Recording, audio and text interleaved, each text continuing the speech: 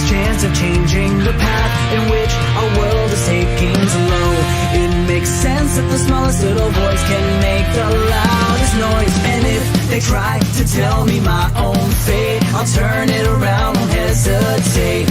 What's the point of tomorrow if it's a future missing you? Bring it on, cause I'm just gonna grow up in the battle, A. Gonna let the darkness keep on burning my fire. Ain't nobody gonna stop me. I gotta stop this nightmare, because I'm dreaming of my future. Past, future, present is the world that we live in. I ain't scared of my past, because tomorrow keeps approaching fast and screaming out from my pride. Now I need you to wipe away your tears. The time has come to face our fears. To know I'm never falling down, I'll keep on sailing. Now this is my destiny. defy the world to make you smile. If it keeps you around a while, don't go. I gotta shake off the pain for you and me. May our failures all rest in peace. We'll strike back.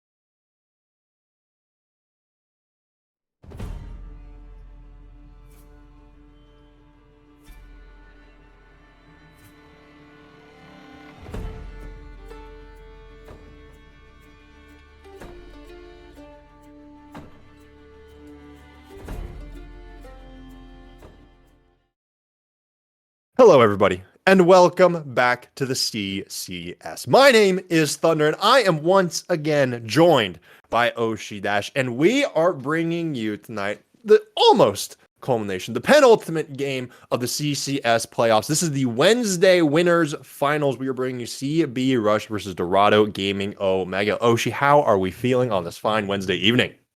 It's a Wednesday, man. You know, it's the middle of the week. Everybody kind of hits that little it's not Monday, Tuesday, so you're feeling okay, but it's just it's not Friday yet. Yep, But it doesn't matter because it's CCS week, exactly. right? So CCS day, yeah. CCS day, no, CCS week, every week is CCS week.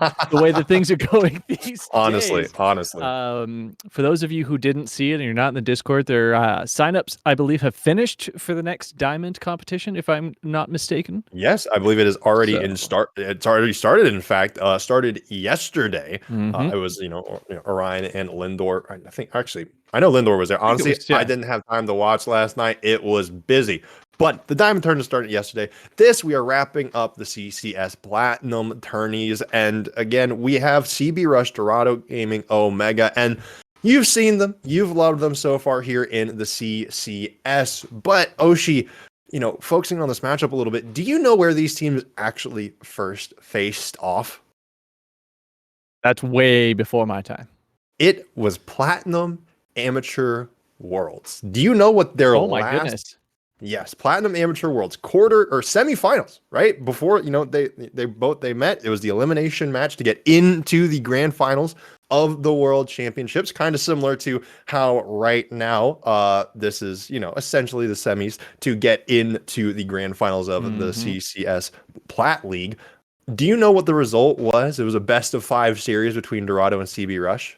I think at this point, anybody who has watched a single game involving Joker knows what the result was. It was in fact a 3-0, and it wasn't particularly close. Like, no, this is not the knock on CB Rush, but that Dorado roster was something else. Joker performed very, very well.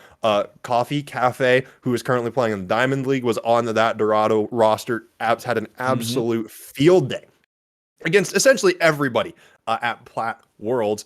And now we are getting the rematch. They're coming back into a best of 5. Both of these teams, they were in the same group. CB Rush lost to Dorado, but they've had some new faces come in since. Namely, I believe Hunter Wolfsteele just came in for playoffs. And then, of course, Coach Pizza down in the support position, filling in now in these last few playoffs series. And CB Rush, they don't look like a team that's about to get 3-0'd, Oshi. This looks like a very different beast than what we saw even at the start of playoffs.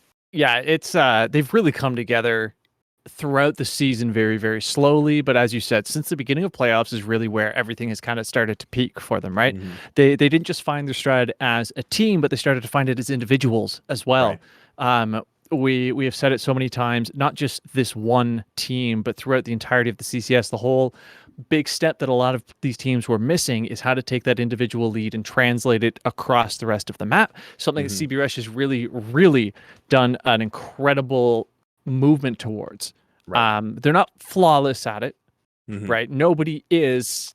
Omega's close, but I mean, CB Rush has come so far, and we have such Right. high expectations um, that they actually reached out to you and I in the chat, kind of being like, "Hey, we need your help, kind of keeping us boosted."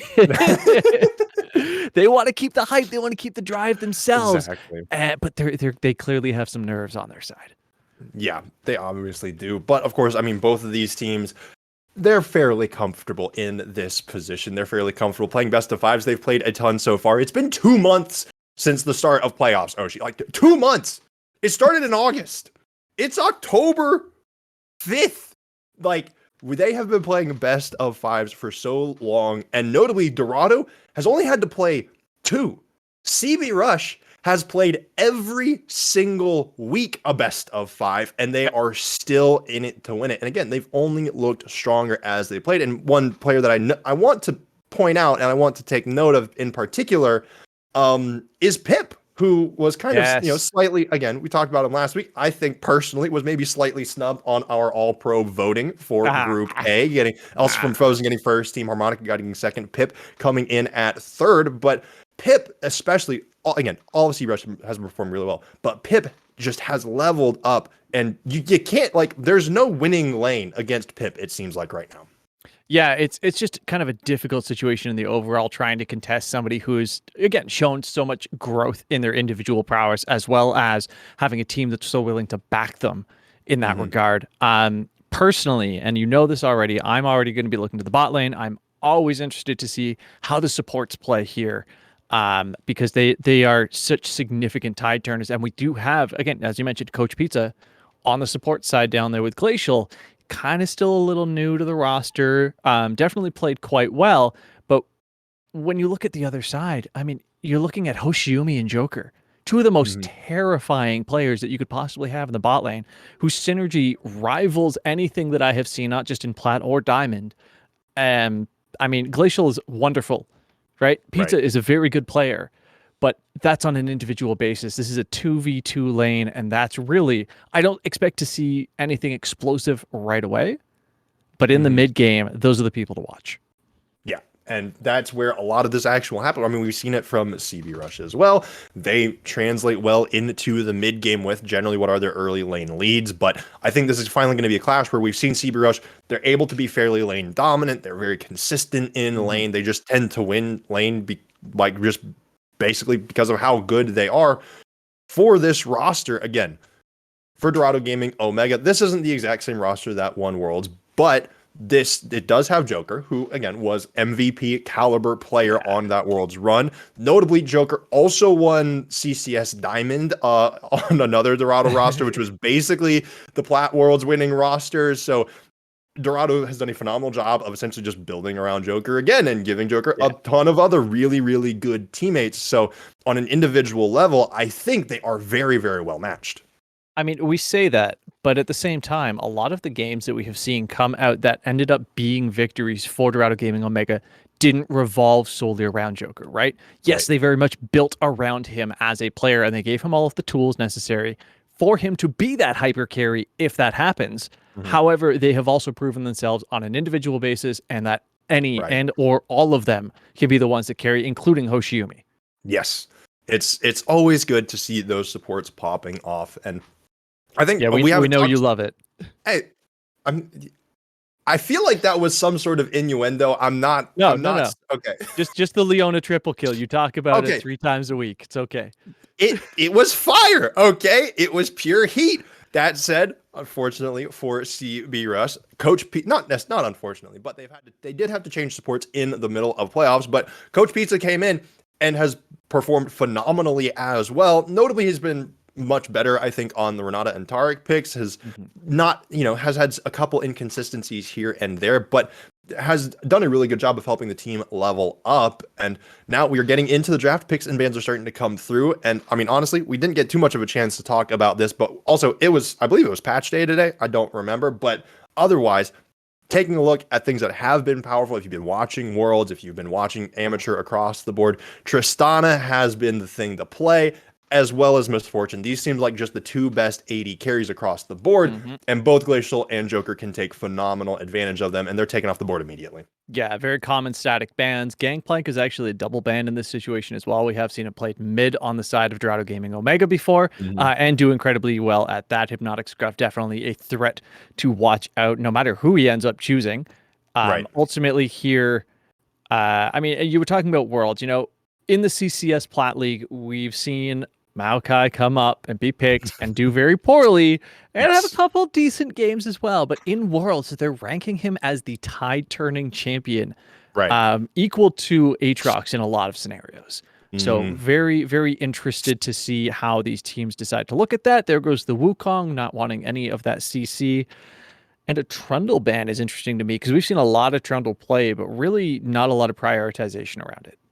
Right. It was something that was really good for a long time so far on the last few patches. It's fallen out of favor a fair amount, but Stunna performs very, very well on it. It's something to keep an eye on. But as we get into this very first pick, we've seen in a lot of series that whatever gets B1'd is just what gets B1'd every single game. It's it's just the priority pick. Both teams decide, all right, that's it. That's the most important champion for this entire series. And CB Rush are taking their sweet time with it. And okay, you know what? I was hyping it up. It's a Sejuani. Who knows? Maybe that'll be the thing that they first pick every single time, but it's a cold one. It's a cold one. That's for sure. Sejuani is incredibly useful. And when you have a Trundle ban, and again, they're the ones who ban Trundle, right? Right. So CB Rush banned the Trundle and then said, we want to play something tanky in the jungle that has mobility and good CC. Banning away the Trundle means that Sejuani gets to keep all of the defenses that she builds throughout the entire time, which means she's going to be very difficult to kill. However, they do trade off for the Maokai this time around. So Omega, obviously has been watching Worlds, obviously been paying attention to the nerfs and buffs that come across with every patch. I mean, every good player should, and there's a lot of good players on both these teams.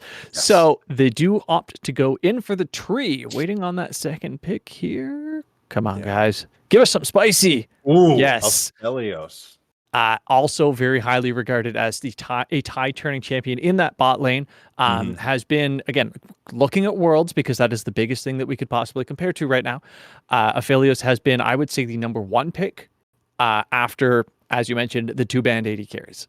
Yeah, and it's consistent. It's a consistent hyper carry. Is always going to be able to pump out that effective damage. Is also very good at taking objectives once you can get the chakrams rolling. Overall, very solid pick, but that is the Nyla in response, the newest ADC, and there's the Nyla Tarek bot lane that CB Rush have played so much. And not just played a lot, but played with great success and incredible efficiency. You were saying having Coach Pizza on the Tarek, very good. He's unquestionably a very strong defensive support player.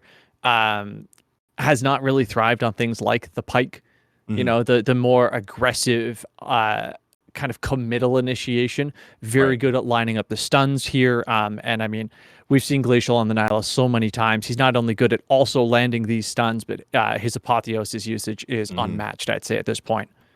It's been absolutely phenomenal. Both both a damage source and an engage source. You love that out of your AD carry, but that is the Graves pickup. And honestly, I feel like that is a Stunna champion through and through, Oshi. Yeah, without question. Stunna is not the type of jungler that just wants to kind of farm up and provide a little bit of CC first team, right? He is in your face all the time and wants to be able to duel anybody on the other side. And quite frankly, when you have an Aphelios, who the entire purpose of this champion, the entire purpose of having them as an AD carry is, as you said, building up those chakram stacks and then really being able to deal damage after that and being a phenomenal late game shredder. Right. You need that mid-game persistent damage, and that's something Graves does give to some extent. He is technically a marksman, is technically an AD carry of sorts, very burst front AD carry champion. So again, Super useful in the mid game, though. So really going to provide a lot more time for Aphelios to come online by providing that damage that they're going to require to get through the Sejuani and the Taric in the mid game. Right. And I think notably, I mean, we have a couple of flex picks technically for Dorado. I feel like we've seen, Oshi, you mentioned it, we've seen the Maokai go in the jungle. I think we've seen the Maokai top as well. And it just wasn't as effective as the Maokai sport, at least in these low elos. And I think it's partially because, again, you've talked about it a ton. Those saplings provide so much just free vision coverage. So I'm interested to see where it will go. Meanwhile, mid lane pools are getting banned out for both sides. Silas and Vel'Koz banned by Dorado Gaming Omega. They do not want that in the hands of Rutledge. And then the Cassio and the Veigar banned away from Hypnotic Scruff. Both these mid laners are extremely, extremely strong. And I will say just, more about the CB Rush Dorado Gaming Omega. Both of these teams had first and second all pros, jungle through ADC. Dorado had the upper hand, and CB Rush, I think this is their chance to kind of say, all right, hey, you know what? We are the better team. We can show that we are a level up. But Dorado, they are picking the champions. They want to show that they can outplay, and that is an Akali pickup. So one of the things we talk about and have since the origin of League of Legends is your composition needing your backline damage, your frontline damage, but most importantly, a tank, right? Right. You can have all the damage you want to. If you don't have a tank, eventually you just get outscaled because you can't kill a tank. Right. The thing that I find Maokai provides, because of the massive AoE route and the duration of it, is you don't need more than one tank all the time. Right? Because he has so much lockdown on his own that, yes, he will front tank what he needs to while also locking down the rest of the team very safely. So being able to play Aphelios Graves Akali in that situation is very, very useful. Now, again, the Akali could go top, could also go mid. It's not uncommon to see there, right? The Galio pickup in response to that, I love. Left the Aatrox up, though, so that is a terrifying top lane if the tree is going there, even more so if it's the Akali. And again, for those of you who have been watching Worlds, there has been no good answer. Yeah, it's consistently been just the best top laner. There's not much that people have been able to figure out. That said, that was play-in stage. Maybe once we hit the group stage and the overall level of the teams increases, people might have the answers. But right now, we're not expecting too much out of it. But this is, this is an epic. This is an epic battle. It's red versus green. It's sword versus hammer. Aatrox versus Mordekaiser. Alive versus dead. Yeah, okay. Look, it's this is going to be an absolute brawl in the top lane, and I expect everybody else to just do their thing, and the top laners are going to be duking it out. But that said, for CB Rush, this is a very beefy and very short range comp, Oshi. Yeah, it's they've really put themselves as front heavy. They have a significant amount of engage though, and a lot of CC on top of that, right? They're definitely not lacking the hard engage. They have the ability to just launch out this Sejuani ult and kind of lock it down and have it go. Right. And then from there, everybody just follows up. Nyla being able to dash in with the mobility that she has, etc. Very useful. However, it's really going to be interesting to see how they get to that point, right? That's the difficult part for them, is can they survive long enough for that 5v5 all lockdown kind of fight come through? Because you're going to be fighting through a Graves, and you're saying, oh, top lane, I expect them to be left alone. If a 2v2 happens top lane, Graves provides a significant amount of damage. Even against an Aatrox, right? That is the persistent damage. That's what you need to take down an Aatrox. You can't necessarily burst him because he burst heals in return. So it'll be really interesting to see how these fights happen, and if these fights happen, and where.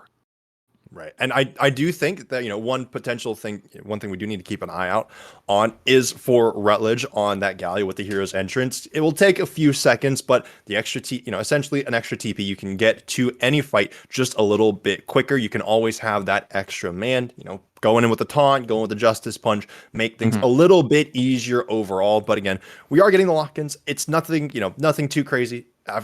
As we have gone farther into playoffs, as we've gone farther into the CCS, we've started seeing a little bit less of those just wild compositions, those wild flexes as teams, they become better at executing better comps, I think. And, at the end of the day, I think the main thing that I'm looking at right now is for Joker and Glacial. right? A lot of weight lies on Glacial right now to be able to pump out a ton of damage. It is on Glacial, it is on Pip to be the carries for Dorado. Any lane, any position can be that carry right now, can pump out that damage. And so this for Glacial, like I'm not gonna mince my words here. Glacial got gapped in their last best of 5 against Dorado. Glacial was not really able to outperform Joker when they played in the regular season. This is kind of now the challenge. This is the gauntlet. Glacial has looked much better over these past few series, and if he wants to really make a name for himself and put himself on the map, this is where he has to start showing up and taking down, what has kind of been the thorn in their side. Exactly. But as a result of that, that's part of why I really love him being on the Nyla, is because it takes a lot of carry pressure off of him and allows him to perform at a much higher level from what we've seen, right? He's very, very good at this character, right? He's incredibly well versed with her and has a very, very strong engage ability. Sorry, folks, I'm just having issues with my client right now. Thunder, if you could just... I absolutely will. So part of that, we talked briefly about Glacial and Joker, of course. And again, Glacial on the Nyla, it does take a lot of the pressure off. Glacial has been performing extremely well on the Nyla. I'm honestly surprised that it wasn't necessarily banned away. I'm also surprised that Omega didn't really care to maybe target Coach Pizza's pool a little bit. Again, it's kind of been the Tark and the Renata that have been really strong. But Omega, they definitely have their game plan set, and I think they've shown that it's very, very effective. They know what they are doing, and they know how to execute any of these compositions properly. I think one thing to note, if you are Dorado Gaming Omega, is that your hard CC is a little bit limited. You do have your Maokai engages, but there's not that same type of Sejuani ultimate point and click CC that's quite as effective on their side, which is a little bit harder for them to engage in team fights, but it also might be a little bit more difficult for them to then, if they are on the back foot and having to run away, to get that disengage. Graves, Akali can get away pretty effectively, but for that Aphelios, you get Flash, maybe you'll have your cleanse, and other than that, you're kind of going to have to be hopeful that CB Rush have already used too many other cooldowns. Yeah, well, moreover, it's not even just a matter of not having CC, it's the types of CC that are incredibly important as well, right? You mentioned taking the cleanse on the Aphelios. This really is going to be necessary. I mean, you get caught by a Sejuani ult, you have to be able to cleanse that out for sure. But you take a look at the other side, there's no stuns.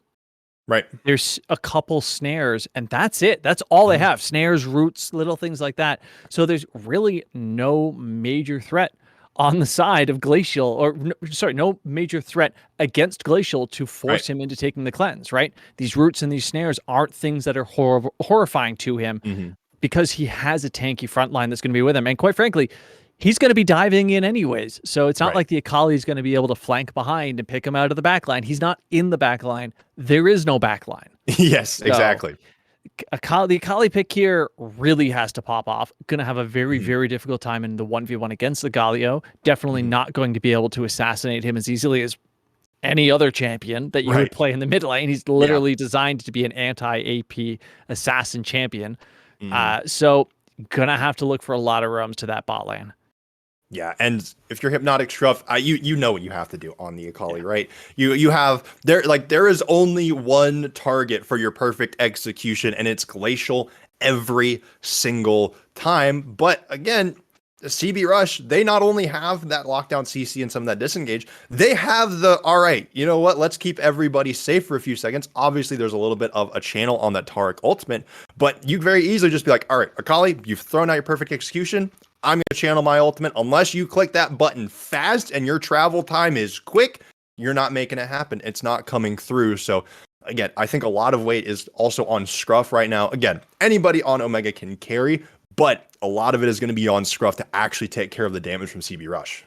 Yeah, I think Scruff is going to have to really hold out in the mid game, in tandem to Banger on the Graves there, right? That's what we were saying is, Stunner really has to pull through, has to do incredibly well in that mid game to kind of fill in the role that Aphelios isn't going to be filling early on. In the late game, though, they have to use everything that they have. I'm going to say it right now. Scruff basically has to buy a Rylai's. I hate saying it on Akali. But you basically need a Rylai's or something of that sort because you have to act as Peel in the late game. Because like you said, if you try and dive in with the perfect execution, Tower Cult exists and everybody there has a knock up and a stun. You're SOL. Right. You're probably just not getting the kill, right? So you have to then additionally play Peel for the Aphelios, who's going to be your tank shredder, who's going to be able to take these fights front to front, I guess, because as I said, there's no backline. So he's really going to have to focus that target selection properly. He's going to have to make sure that he has the right guns online for the right fights as well, right? It's really going to be the key of red and white do not fight on the side of CB Rush. Otherwise, they should be fine. All right. Well, we'll have to see which team is going to be taking this first game. Again, this is a best of 5. This is the winners finals. This is the culmination of everything that we've been working towards for the Wednesday bracket. Whoever wins this will be our representative in the grand finals, the platinum grand finals, which will be next week. We haven't confirmed a date for it, I don't think. I asked Flay and he said no. So there you go. But for these teams, we'll have to see if CB Rush can end their drought of winning against Dorado Gaming Omega, or if Dorado Gaming Omega will continue their winning ways. But of course, before we go on a brief break, you can always check out our wonderful sponsor, ProComps. ProComps is the all-in-one drafting tool, first of its kind, aimed for competitive and solo queue play. ProComps gives you live feedback and analysis on your drafts, even giving you matchup recommendations, what you should ban, analysis on the enemy team's win conditions, and much more. You get a phenomenal advantage if you use ProComps, and you can use our code CCS at checkout for 50% off your next order. Go do that. We'll take just a few minutes before we get into game number 1.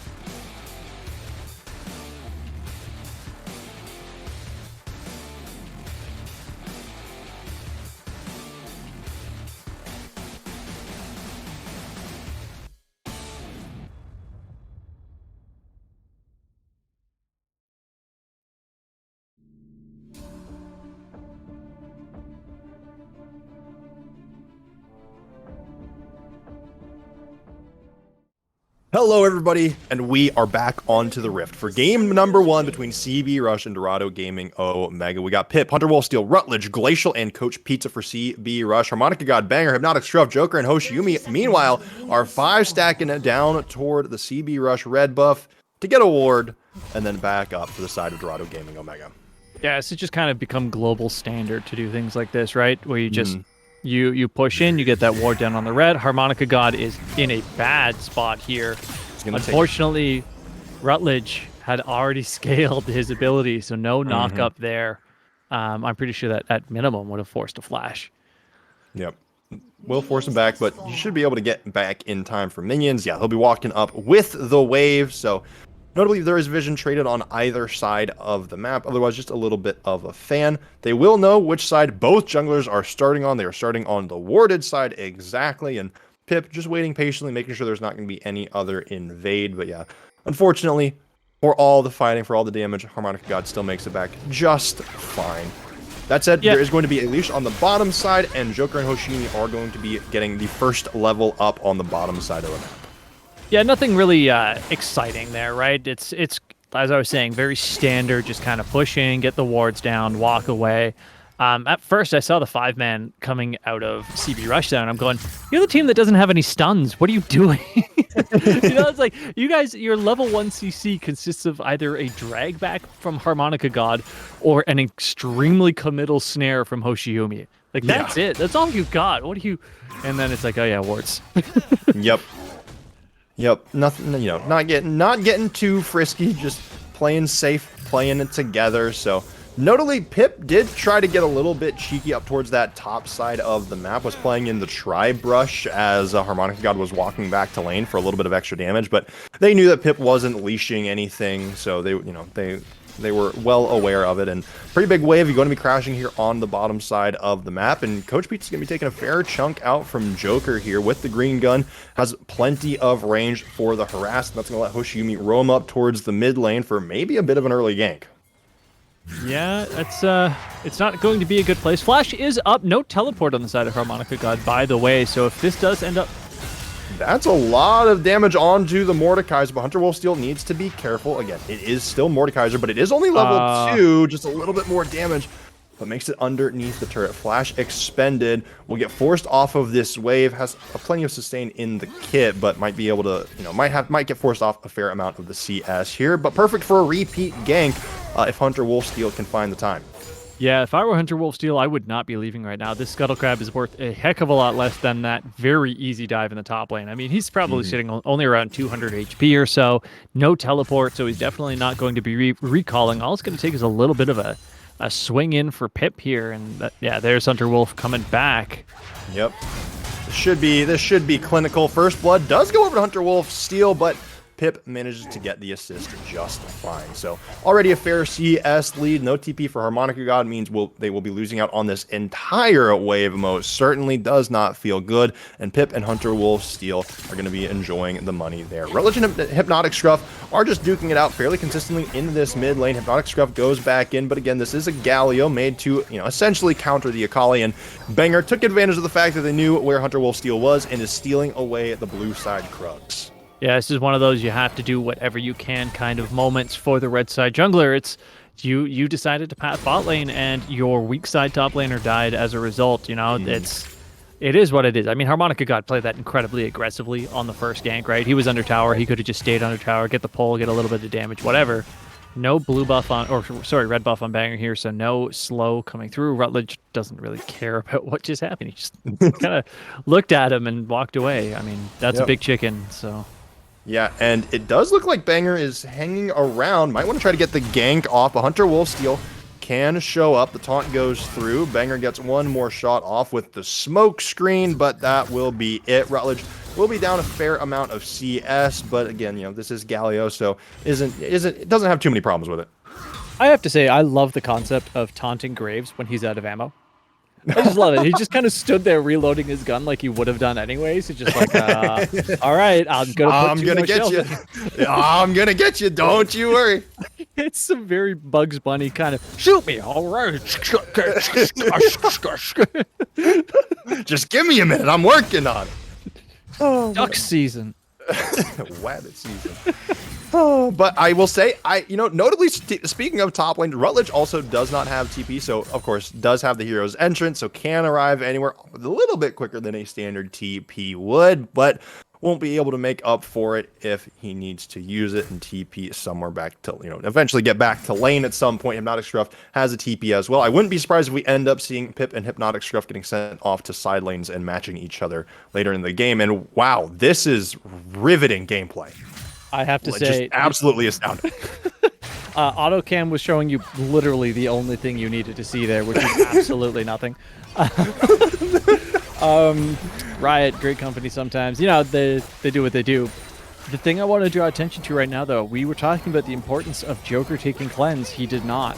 He opted for the Ghost Flash, which is the same as what Glacial has as well. And Harmonica God in a bad spot again. Yeah, still no flash. Pip's Q should be coming up in just a moment. Hunter Wolf still doesn't get the stun, and they both get yanked back. Harmonica God didn't even really need Banger to show up there for a clean out play. I gotta say, that was a beautiful use of the snare right there, just kind of pulling him all the way away. Nowhere near where he was anymore, but he is in a terrible situation right in that top lane right now. Honestly, Banger, you got to put some attention up there. You really got to make sure that wave gets pushed in and crashes as we get a fight in the mid lane. Coach Pizza's in a little bit of trouble. The Dazzle does not quite land on Hypnotic Scruff. The ultimate isn't out yet as the exhaust is used. The heroic entrance is invested, but Rutledge doesn't get a chance to land. There are 3 members in the mid lane now chasing down the Galio. Harmonica God, meanwhile, dies on the top side. Rutledge still with Flash. Flashes back underneath the turret. We'll see if they go for a repeat dive, but it's a 1-for-1 across the map. Coach Pizza for Harmonica God. Yeah, it was, that's a lot of assists that went over on the side of DoG right there, as well as a full 300 gold. It was only 270 for the kill on Harmonica God, and again, only the 1 assist went over. But the big thing is the overall denial. I mean, we've had Mordekaisers take over games numerous times, right? We've had Mordekaisers play to the extent that we've literally said that he has his own tax that you have to pay. Oh no, Scruff. Oh, this is going to be bad. Hunter Wolfsteal is making their mark on the map. Rutledge is going to be just fine. The Akali is taking down, flashes away, and Hunter Wolfsteal with the Glacial Prison puts Akali into the dirt. Back to the fountain you go, and again, just the most riveting gameplay up here on the top side of the map. And Dragon goes over to the side of Dorado. Just the downtown ult's still killing me. Just fade away. It looked like she threw it over her shoulder and everything. Just hook, catch. Just a nice little cleanup. Yeah, this top lane is awful for Harmonica God right now. 2 levels down, 40 CS under. I mean, this as an Aatrox, you couldn't ask for better. Right? Like, you have a good lane 99% of the time anyways, but this is insane. This is reminding me of the Teemo that we saw. But that's neither here nor there. It's brutal. You pick a tanky, sustain bruiser, and one right now is just better on the patch than the other, and Harmonica God hasn't really been able to skill check Pip, partially because Hunter Wolfsteal has also been making trips up to the top side, but that's, you get the Aatrox ahead of the Mordekaiser and feels pretty good. Hoshimi, meanwhile, goes in on the bottom side of the map. Top laners are continuing to trade out. Pip wins these every day of the week, has the Iron Spike Whip and the Caulfield's Hammer. Harmonica God with only the boots and the Doran's shield, and looked like Banger was thinking about making a play on the bottom side, but decided against it. And Pip now with a 2-level lead. Harmonica God is not feeling good with the 30 CS deficit.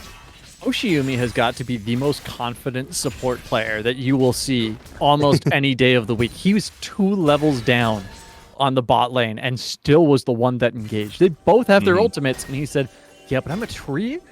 So, oh, Harmonica God, no.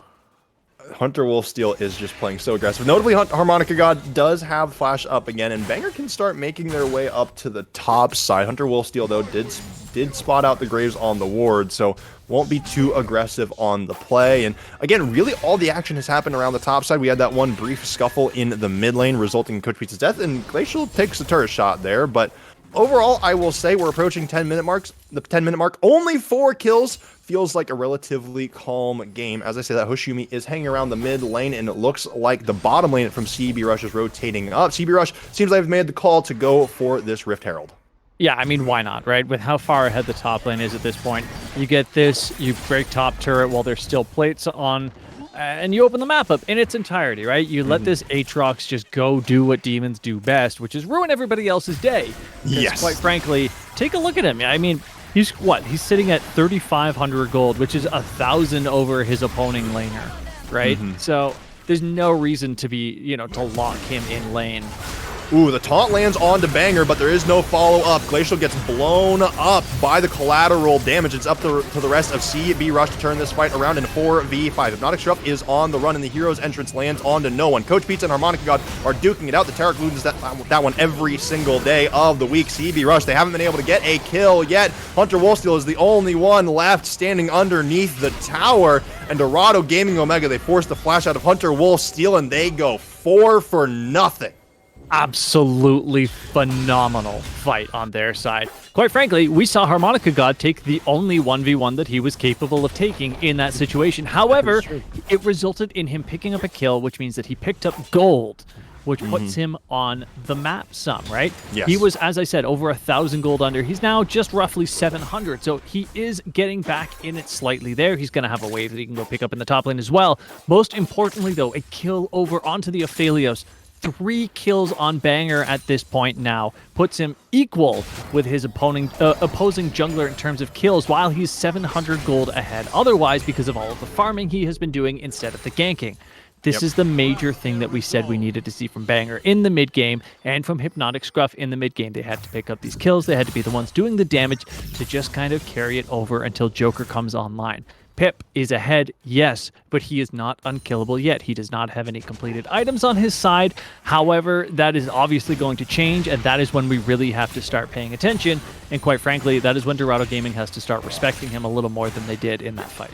Yeah, exactly. If they get into that situation again where Pip is just in the middle of 4 of them and can get off a few Qs as well as a Gore Drinker, then I mean, we've seen Aatrox's heal up from 10% all the way to full just off of that, and if Pip continues this momentum, should be able to get to that point. Now, notably, Hunter Wolfsteal was still able to pick up the Herald, so they lost the team fight horribly. They still got the objective, so they can still get money off of that if they use it wisely. Now, one thing to note is that while Pip and Hunter Wolfsteal were putting a ton of pressure up on the top side of the map, they weren't actually able to get a single plate yet. They killed Harmonica God a couple of times, but that was the only major result from all of those repeat ganks.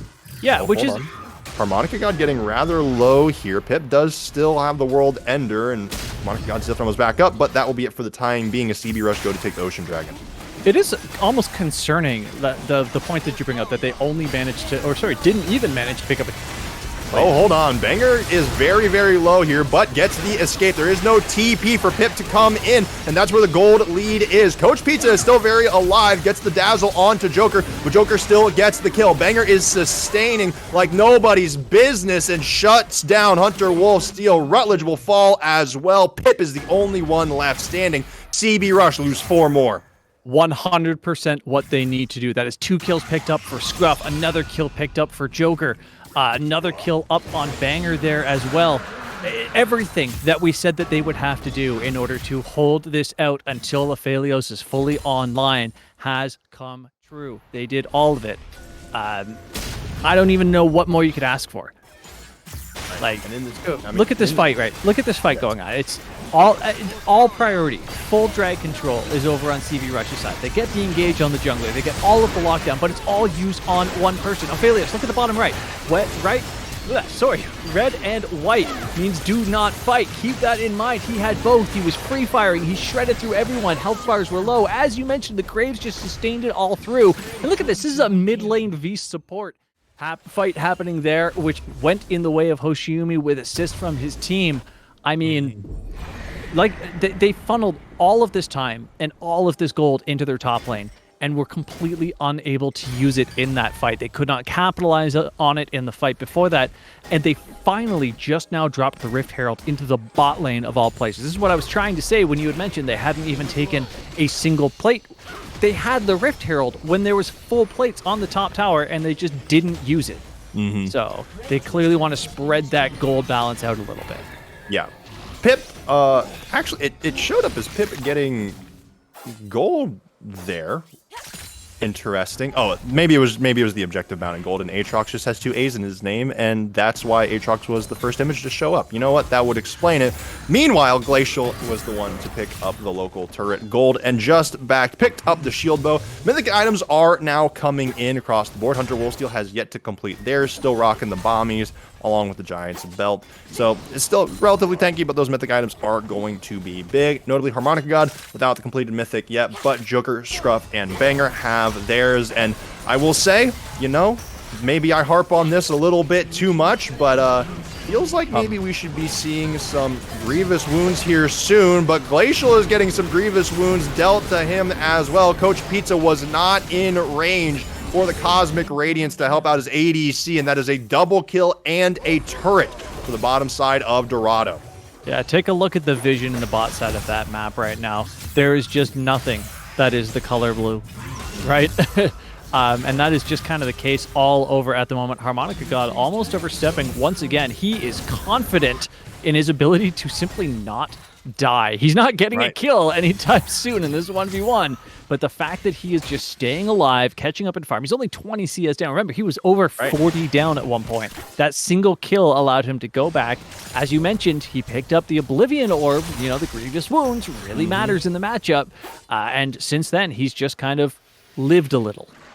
Yeah, Pip is maybe in a little bit of a predicament. The chains do land onto Harmonica God, as does the World Ender. It's the dueling top lane ultimates, and Harmonica God flashes away from the Q2. Pip is very, very low and is losing out in this battle as they come out of the Death Realm. Hoshiumi is the one to pick up the kill. Coach Pizza now is under fire. Hypnotic Scrub is in the middle of 2 and is taking down the Taric. Rutledge is running away, and Hypnotic Scruff gets the kill with the perfect execution. Hunter Wolfsteal is on the run through his own jungle and gets knocked back and forth, pinballed all over the place, goes across the wall. Hypnotic Scruff follows with the flash, but doesn't have enough damage to get the kill. It's 13-3 in kills. Dorado Gaming Omega are dominating this game. You know what? I cannot stress enough how incredibly well played that original fight was by Harmonica God, okay? He was dead to right. When you took a look at the situation there, he looked like he was just completely SOL, did not stand a chance. But again, Realm of Death gives you 10% of your opponent's core stats, okay? Yep. Keep that in mind, because what does that give him? That gives him armor, MR, move speed, sure. It also gives him the lifesteal, right? Right. Which is what Aatrox thrives on. Oh, Coach Pizza with the dazzle into the flash. Hypnotic Scruff is very, very low, but isn't dead yet. Is on the run and is throwing out a ton of damage. Hunter Wolfsteal is the one trying to get the kill. This was so much invested and not a kill to be had yet. Hunter Wolfsteal in with the flash, but Hypnotic Scruff is healing up, is not dead yet. Pip might be the one to end up taking the kill, but Banger is on the way. Coach Pizza falls in the mid lane. It's 3v1. Joker versus 3. Hypnotic Scruff still isn't dead. All that work, all that engaged for absolutely nothing but your support's death. Exactly. Worse than nothing, right? You lost a teammate. And Joker picked up that kill in a 1v3 scenario in the mid lane, showing the prowess and really showing that, hey, guess what? Aphelios is online, right? The threat has arrived. If you weren't scared in the first place, you should be now. 502, 160 CS. This Aphelios is very close to breaking 10k gold, sitting at 8,400 right now, picking up their third Drake to put themselves up onto Soul Point here. I mean, everything that Hypnotic Scruff did there was incredible to watch, right? All of the mobility, using all of the what are normally very offensive abilities in an incredibly defensive manner. Yep. Which, for the record, he's sitting on a 10-stack Magi. By the way, if you were wondering where all of that damage came from, but not just that, his ability to choose his direction so wisely. He didn't just try to run in a straight line back to tower, right? He said, no, I'm going to go upriver here towards my team. That way, even if you do decide to, that way, in the situation where you decide to overstep, we pick up something else out of it. Hilariously, what they picked up was in the complete opposite direction anyways. Yeah, with just a phenomenal outplay by Joker. Hoshiumi is, just getting vision onto Hunter Wolfsteal, who is in maybe a little bit of a predicament, but Coach Pizza is here to help. Speaking of predicaments, Hypnotic Scruff, again, these heat-seeking goggles that are set to exactly the body temperature of Glacial on this. Nyla had to use the flash and the ghost to get out of there. This is... I mean, now we're starting to see, Oshi, the lack of range on this team composition. They just can't walk into Joker, Scruff, Banger without losing half, if not all of their health bar before they can even get any damage or CC onto them. Take a look at the levels here, right? You have a level 12 Joker to a level 10 Glacial, a level 12 Joker to a level 12 Pip, okay? A level 13 Hypnotic Scruff. Hunter Wolfsteel's level 9, the same level as his support right now. Right. Oh, goodness. And Hunter Wolfsteel is the one getting caught out right here. Harmonica God has arrived and takes one of them into the Death Realm. It is Hunter Wolfsteel on the Sejuani. So plenty of stolen stats that are used, but Hoshiyumi with the Nature's Grasp locks down the entire team, and Coach Pizza again is not able to get anybody else into the Cosmic Radiance. It's already a double kill over to the side of Dorado Gaming, a third. That one's Glacial. There we go. That's a triple, I believe, going over. No, just a triple going over to the side of Banger, and Pip once again is the only one left standing. That's going to be Baron basically on spawn for Dorado Gaming Omega. They have a 10k gold lead. They're looking to grow it even more and break open this base. Just a phenomenally executed fight. I mean, everything that we're seeing right here, it isn't just... it's so hard to say this, but it isn't just team coordination that we're seeing come out of Dorado Gaming Omega here, right? That's not just the reason. They are winning on an individual level. Yep. Right? When you take a look at these two teams and you take a look at the team fight capabilities of them, you go, oh, I mean, CB Rush has all the CC and all the AoE. Surely they'll be winning all of the fights. But then you just take a look at the positioning of Joker. You take a look at the in and out gameplay of Scruff. You take a look at Harmonica God, who was so far behind, who is now, where are we sitting here? He is 400 gold ahead of his lane opponent now. Yep. Despite all the babysitting, he is now ahead. But his knowledge of the champions, of the fights, of the matchups, and his ability to ult the right person at the right time to pick up the stats, not just to survive, but also to put that person in a situation where they can no longer help their team on in a game where team fighting is the entire point. Yep. I mean, again, it's just an individual, overwhelming basis where now Joker is the only hyper carry in the game. Right. And he is so far ahead of absolutely everybody. He is 3,000 gold ahead of Pip. And we talked about Glacial and Pip being kind of the 2 points of damage, the 2 points of pressure for CB Rush. Glacial, the bot lane received 0 attention. Glacial wasn't able to make anything happen on that bot side because Hunter Wolfsteel was on the top side the entire time, and because of that, Glacial is only 0-4 and 0. Hasn't even been able to get an assist, and we see here, there's no good wave clear. They just don't have the range to even walk up underneath their own turret and try to clear out a wave in the slightest. And Harmonica God now invests onto Pip, and this is a massive amount of healing coming out of Harmonica God, and it's just not getting stopped by absolutely anything, and he can just walk out scot-free. And quite frankly, even if he did think, oh, I'm not in a good situation, his team is so close that he can just ult someone. He can probably 1v1 just about anybody at this point in time. So he just ults them, and it just buys him time for 10 seconds of sitting in the death realm. Yep, Nature's Grass comes out. Banger is going to be taking a couple of tower shots here. Might get shut down, but dashes away. The shutdown comes in from Glacial with the Apotheosis, though. That's 2 that go down. The Cosmic Radiance works this time, and Harmonica God is in the Death Realm with Glacial. This is a 1v1 that Nyla actually wins. The Dazzle comes through. Pip takes down Hoshiyumi with help from the turret. That's an ace. Hypnotic Scruff actually still alive, is dashing away, dashing back, still taunting in the mid lane, but forward for nothing. CB Rush punished Dorado's overstep. They get the fight they need. No chokes, none of this fancy footwork, no flanks, just a straight heads up, hard engage, 5v5, and it works out flawlessly for them. Absolutely everything got dropped. All of the ults are on cooldown. Everything hit all of their targets. Everyone played that perfectly. Glacial got in for a phenomenal Apotheosis as well, which is what we said we needed to see out of him. It was what we said was so key to him being a strong player in this game, is being able to use those abilities. Here we see it again. They're just setting up. There's a little bit of just kind of walking around trying to figure out what's going on. And then look, Banger steps one far too forward. Like, just gets engaged on. Boom, there's the 1 stun. There's the 2 stun. Look at this Apotheosis. Whoa, pulls them all right into the chains of the Aatrox, and then, as you said, the Tower Gold over the top keeps everybody not just alive, but beyond healthy at that point in the fight. And the only person that walked away is the person whose job it is to kill Glacial, and he didn't have the chance. Yep, there just wasn't enough time. And again, Hypnotic Scruff, even if he had the time, Glacial was either immune from the Tark ultimate, or was completely out of his grasp in the Death Realm for just a massive majority of that fight. And everybody else for Scruff to try to kill is just a big meatball with a ton of HP that makes it very, very hard to get that perfect execution, to get that just clean kill on. But CB Rush, while they did win the fight, objective bounties are still going to be up for a while here. They're still currently essentially 8,000, nearly 9,000 gold down, but they're still trying to make up for that. They know right where Hypnotic Scruff is, and Hoshiumi is taking a ton of damage. The Nature's Grasp is invested, as well as several other ultimates, but Hunter Wolfsteel did not use the Glacial Prison yet. Hoshiumi is going to have to back for the time being to try to get nice and healthy again as the wave clear continues. And there's still a lot of standing gold for CB Rush on the map. It's just going to be a matter of, can they find another team fight that will let them take it?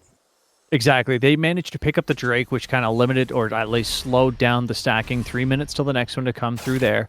But they weren't able to pick anything else up. You're right. They got a bit of a push down that mid lane, but the outer tower on the top lane still stands. There's only the tier 1 taken on the bot lane as well.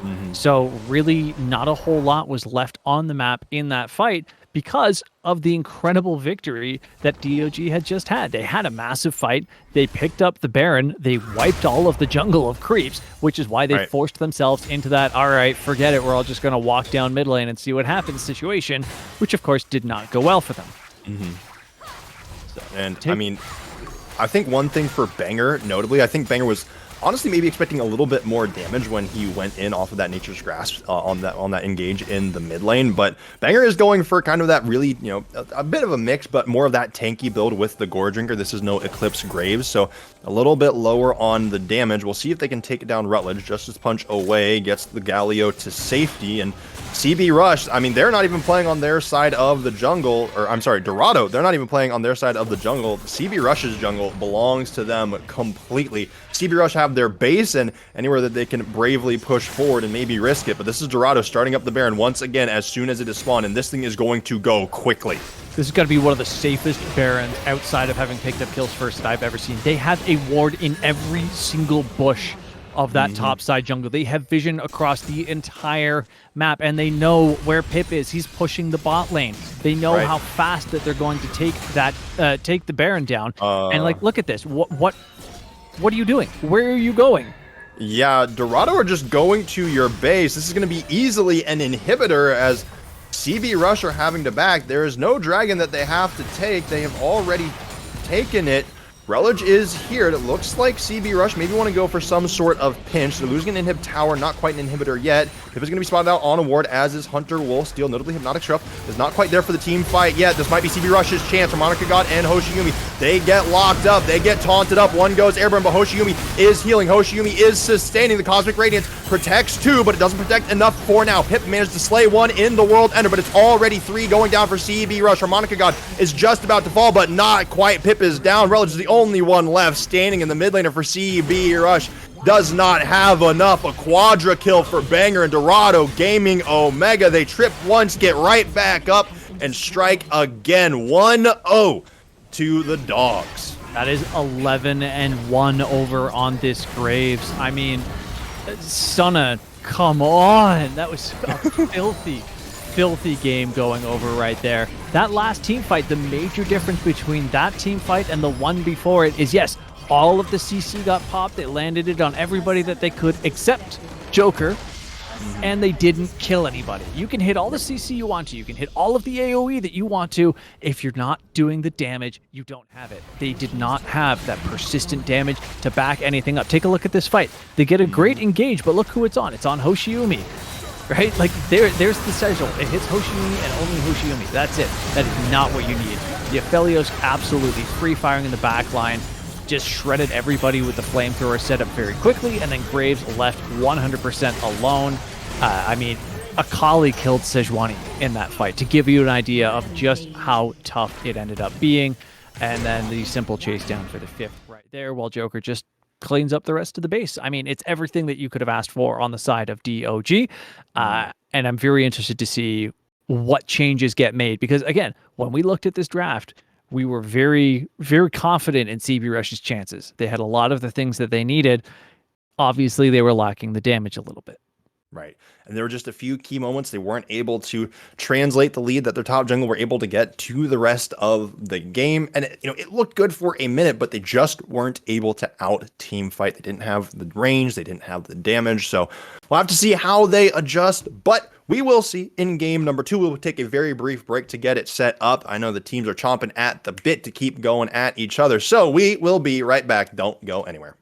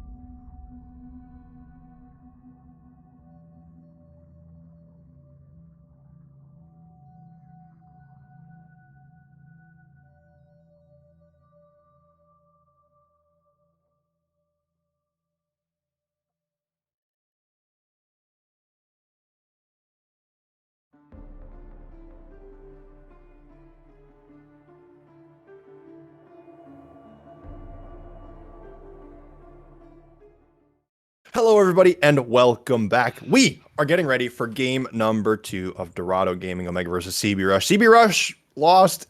It was it wasn't very pretty in the previous game, and they have selected to be on the blue side yet again. The bans are coming through. CB Rush, they've taken away the Tristana. Dorado Gaming Omega, they've taken away the Misfortune again, and I'm going to be honest, I don't think Glacial's Nyla scared them enough to ban it. Nope, I don't think really anything that they saw there is going to draw a ban, except maybe the Aatrox, because dealing with Aatrox is just kind of a pain. The Maokai did get banned out. They definitely saw the power that came through with that. At the very end of the game, you saw Hoshiumi being incredibly tanky. I believe he ended up with almost, if not more than, double the ward score of his opposing support as well. So the vision advantage, we mentioned it in that Baron take, but it was enduring. It was the entire game. Yep. Sejuani being the first pick yet again. See what Omega decides to go for here. Right. If they look towards to picking up that Aphelios first pick. I mean, it did wonders. Joker absolutely played out of his mind, picked up phenomenal damage and kills. Or maybe they're going to go, maybe the Graves again, because the Graves not only did incredibly in all of the fights, but also did a very good job at countering Sejuani when he was actually there to do so. Exactly. But notably, Amumu was left up a premier support pick right now. Usually, a fairly consistent pairing with the Misfortune, but Dorado took it away. And again, CB Rush, this is their second time picking up the Sejuani. They said, okay, this was not the problem in the last game. That went pretty well, and it did overall. Those Glacial Prisons were pretty consistent at getting picks and kills, and in the one team fight they won, it was a phenomenal engage tool for them. So we just have to see how they round out the comp. Again, I'm expecting some changes, but we'll have to see. For Dorado Gaming Omega, though, I mean, they've swapped their support, and now they pick up the Graves again for Banger. It was the tank Graves. There's multiple options to build it, but either way, this pick is phenomenal. Yeah, it's just, we saw the strength of it, right?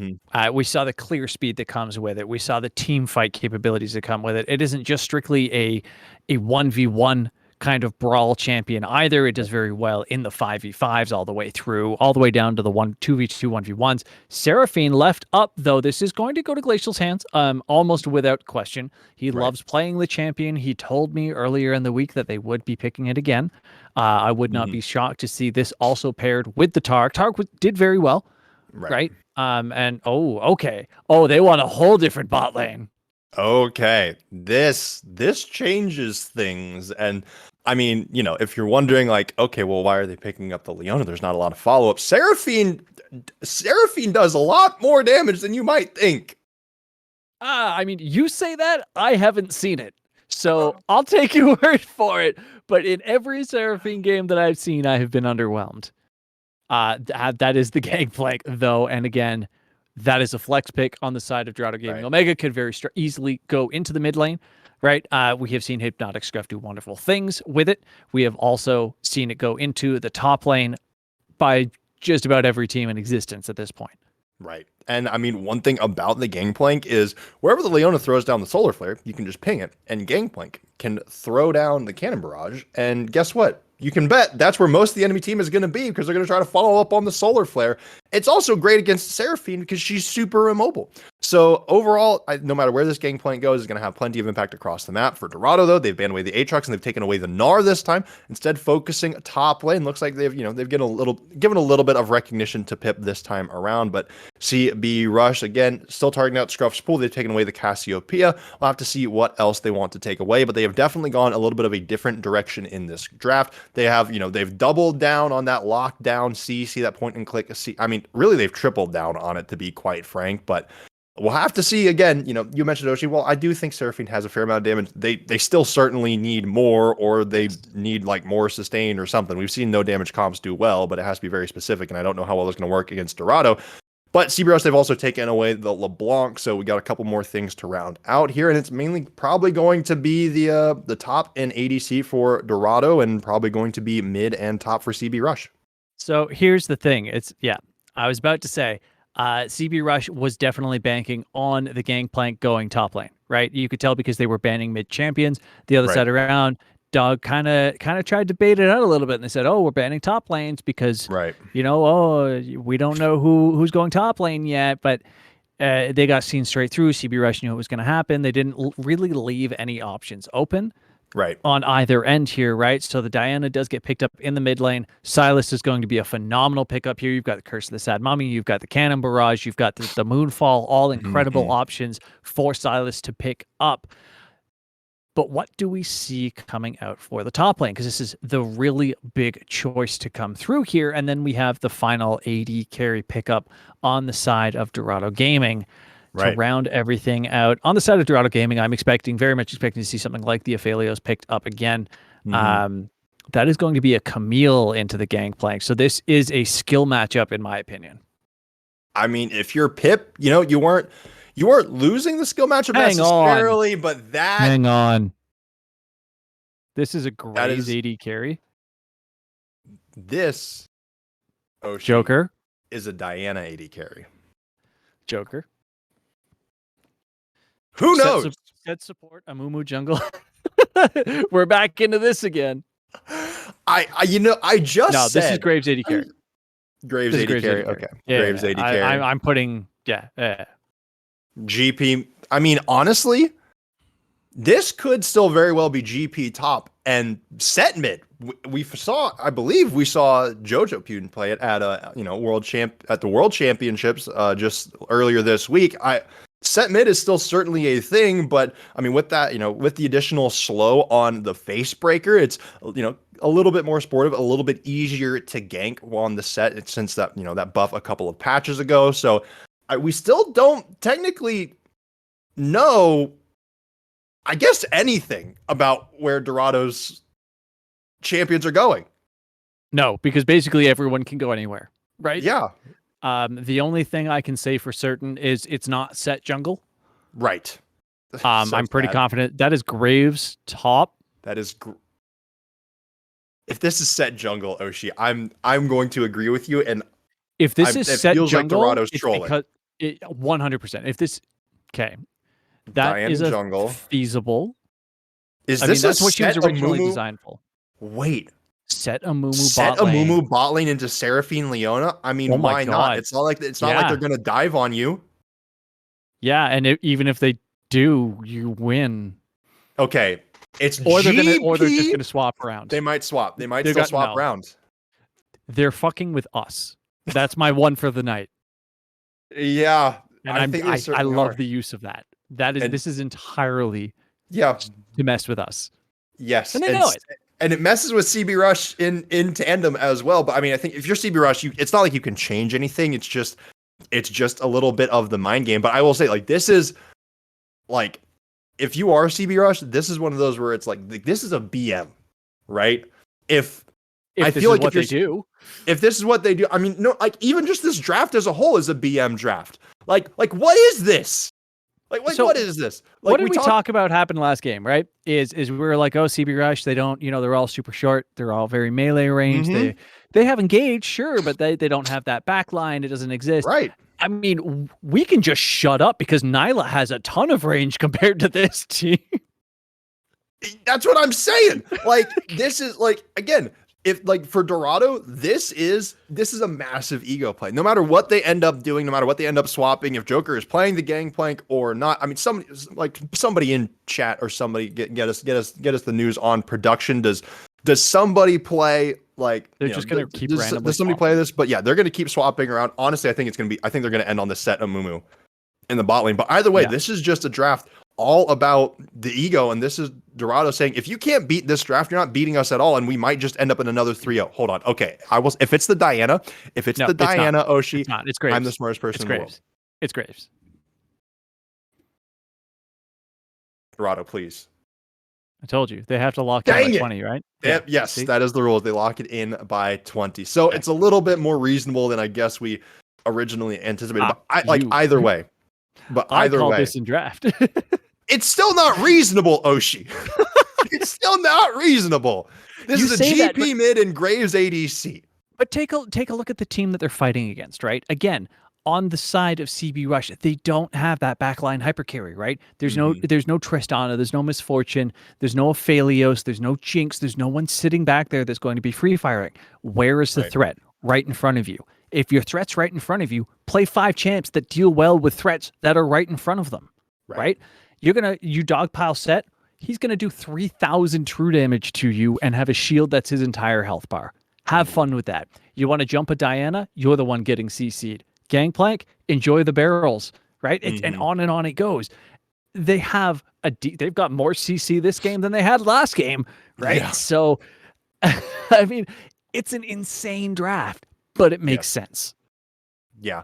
I mean, again, if you are CB Rush, you're looking at this just like wondering, what do you like? There's no way you've scrimmed against something like this. There's no way you've tested against something like this. But I mean, you probably had to be ready for again, this feels like the BM. You all did not have chat open for all to see, but the teams were exchanging words, and it wasn't really the teams. It wasn't teams. It wasn't even a team. It was one particular player. I'll let you figure out who it was, but they are, like, I will say, Dorado are playing the mental game, and I think this team comp is just, if Dorado win this one, Oshi, I think this might be another 3-0. I mean, if they win this one, I can't wait to see what they do next game, right? That like, if they win with this comp, the next game is going to be something like 5 Yordles. Look, hey, that's a real comp, Oshi. That's a more viable comp than whatever this is.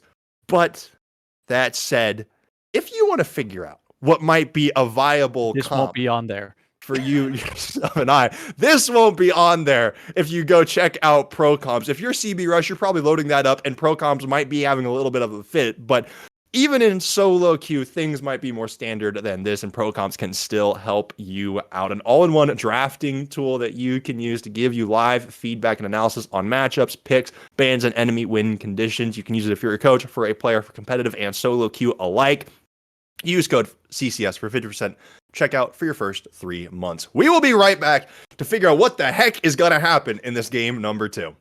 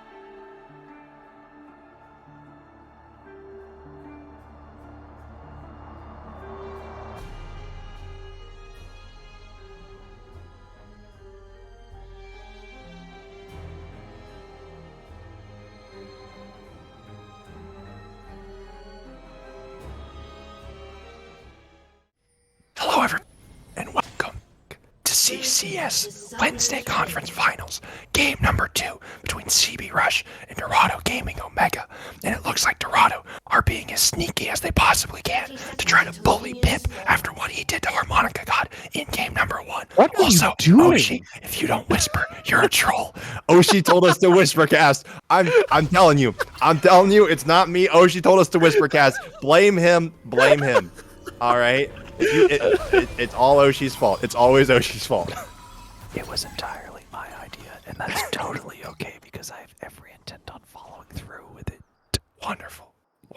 Anyways, that being said, Dorado have once again correctly called which side of the map Hunter Wolfsteel is going to be starting on, and this time there was no, near-death experience for Harmonica God in this situation. But Hunter Wolfsteel looks like we'll be pathing down to the bottom side, and it looks like this is, I'm going to be honest, having the Graves in the bottom lane is going to be extremely confusing for me.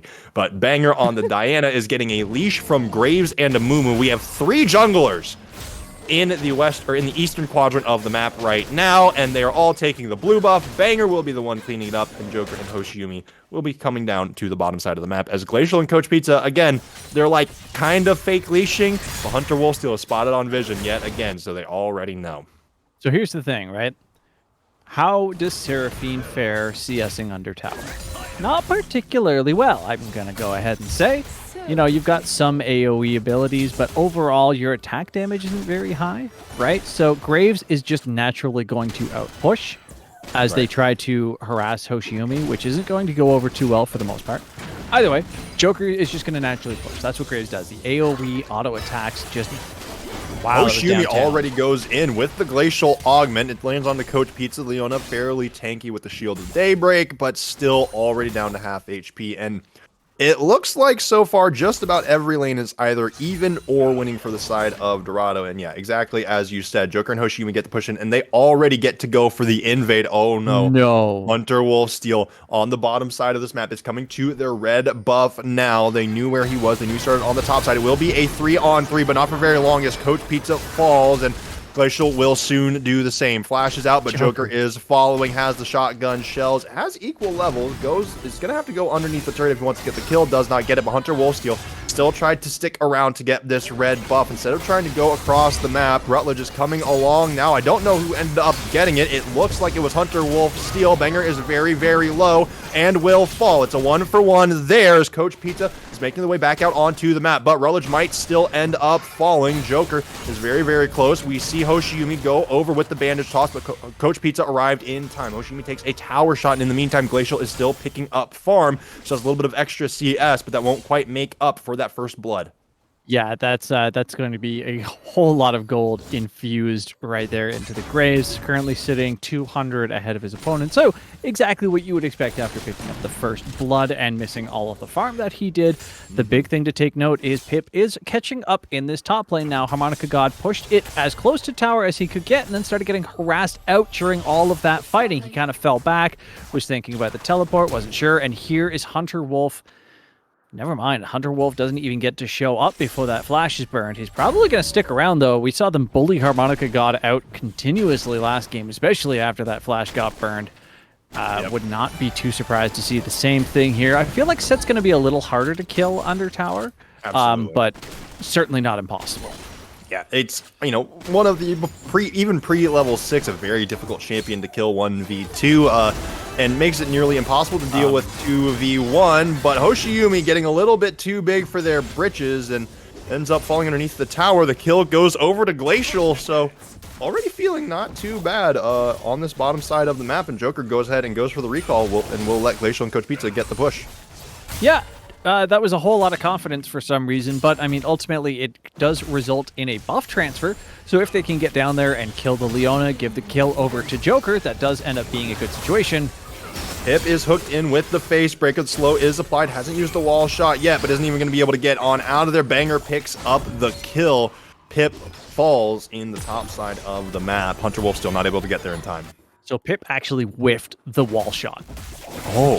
Just as Harmonica God hit the pole backwards and Banger showed up, the wall shot missed the wall Just a shot in the end didn't actually do. Oh my goodness, Hoshiumi. Hoshiumi is just going to die from the double bandage toss and Hypnotic Scruff hitting a couple of Qs, and Rutledge is in a very, very rough spot in this lane. That is essentially 2 free kills now going over to the side of Dorado. Rutledge, again, is not having a great time against Hypnotic Scruff in this mid lane matchup.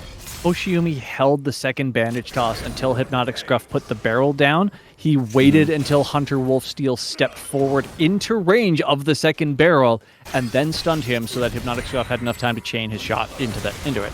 Absolutely insane. Phenomenal team coordination overall from the side of Dorado. Yeah, it's little things like that, right? It resulted in a kill. It results in some additional gold. The kill did go over to Hoshiumi, by the way, there as well. He's currently 2-1-1 on this Amumu. So that is going to be a very, very tanky Amumu in the end. Rutledge, very bad time in the mid lane, but Pip doing quite well in this 1v1 now. He's actually able to out-brawl the set presently because he has that Sheen on his side as well as the Doran's shield. I mean, I say that, and then Harmonica God, just proves me wrong. Yeah, and Harmonica God does have the ultimate. Pip again whiffing the wall shot and is just going to have to run away, but Harmonica God with the Q into the W, but 95 damage. Yeah, if that grid is not built up, that is, I'll say it, it's pitiful. But again, when that grid is built up, you've all seen it wipe out an entire enemy team. It's the dichotomy of being a set player. That said, the set Camille matchup gets a lot more difficult from here on out. Camille's legs are just longer than Set's arms. What can I say? But that being said, Harmonica God is going to be able to catch up on CS pretty much perfectly here. Both top laners have TP, but Pip is the only one that has burned it so far.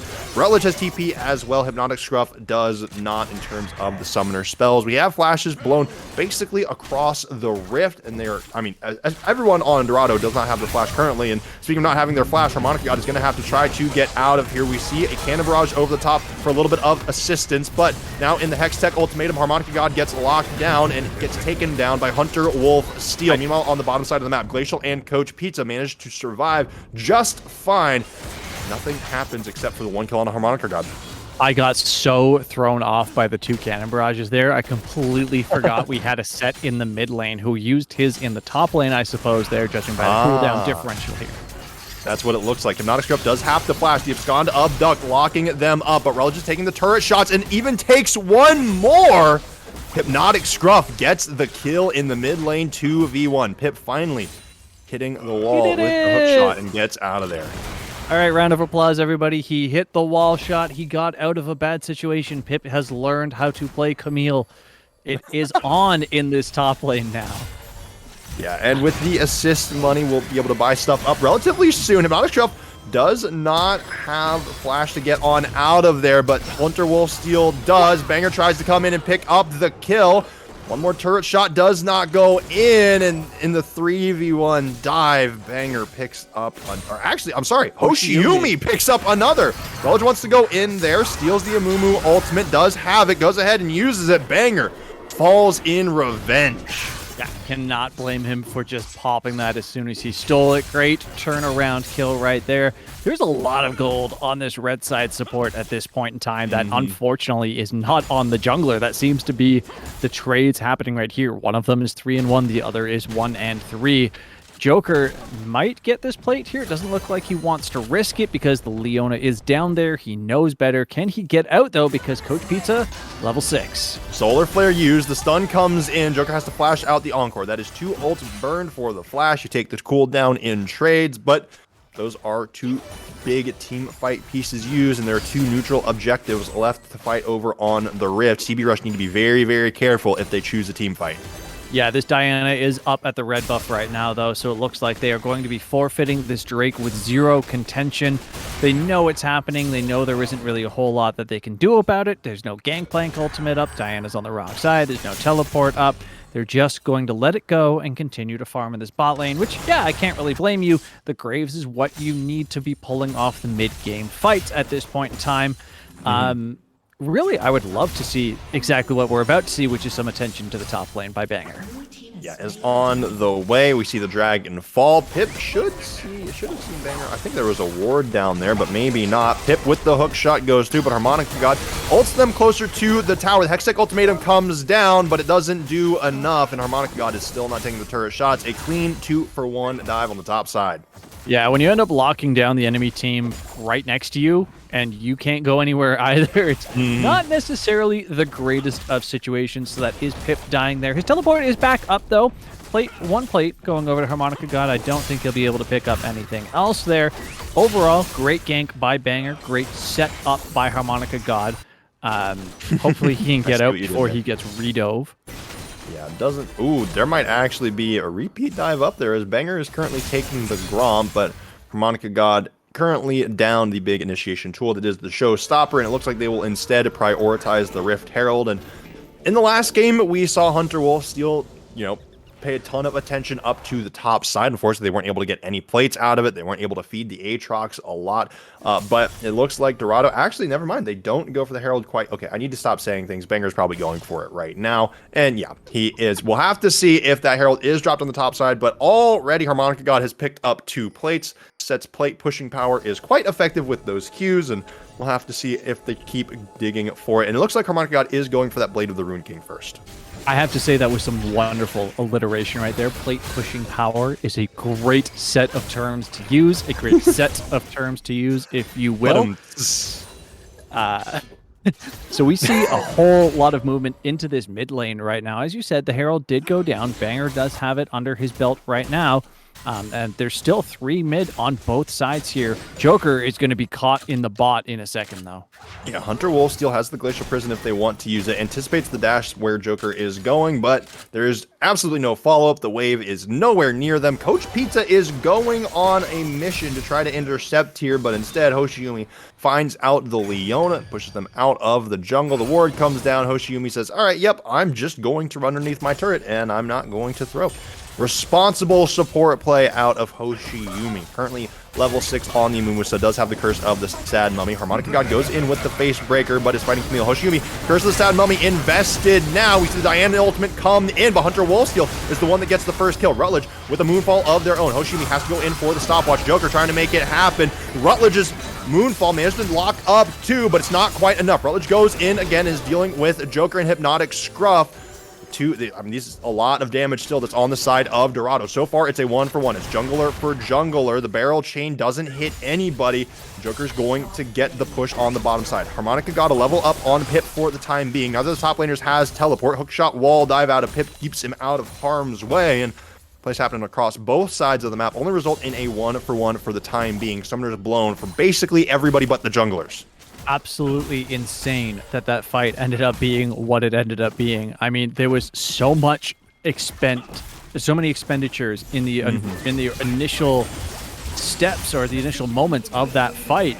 I mean, you expected someone to die. All of these health bars were so incredibly low, and instead just one apiece, right? I mean, for the most part, everybody walked away with like less than 200 HP per side. The biggest thing that I have to take note of there, a significant amount of turnaround damage did come out of CB Rush. However, they were only able to burst a single individual after Banger really overstepped and went in alone.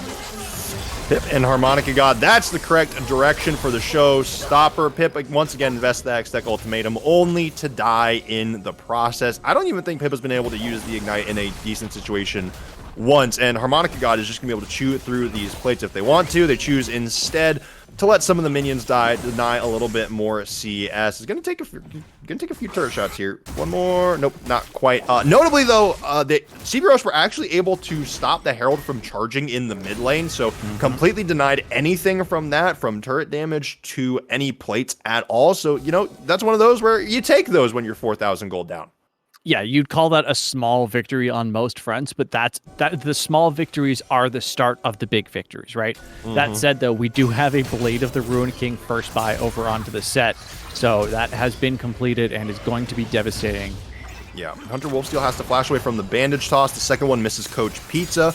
Rutledge has stolen the cannon barrage yet again, and Glacial is alone on the bottom side of the map. Item spikes have come in for basically everybody on Dorado outside of Hoshiumi, so CB Rush, I believe they've seen every single member there, so they are well aware of this item benefit, or this item differential. I doubt they want to go in for the fight. That is Rutledge using the GP ultimate to help clear out the wave while Diana solos the dragon, and it looks like Dorado Gaming Omega, they want to go up to protect their top side and middle turrets.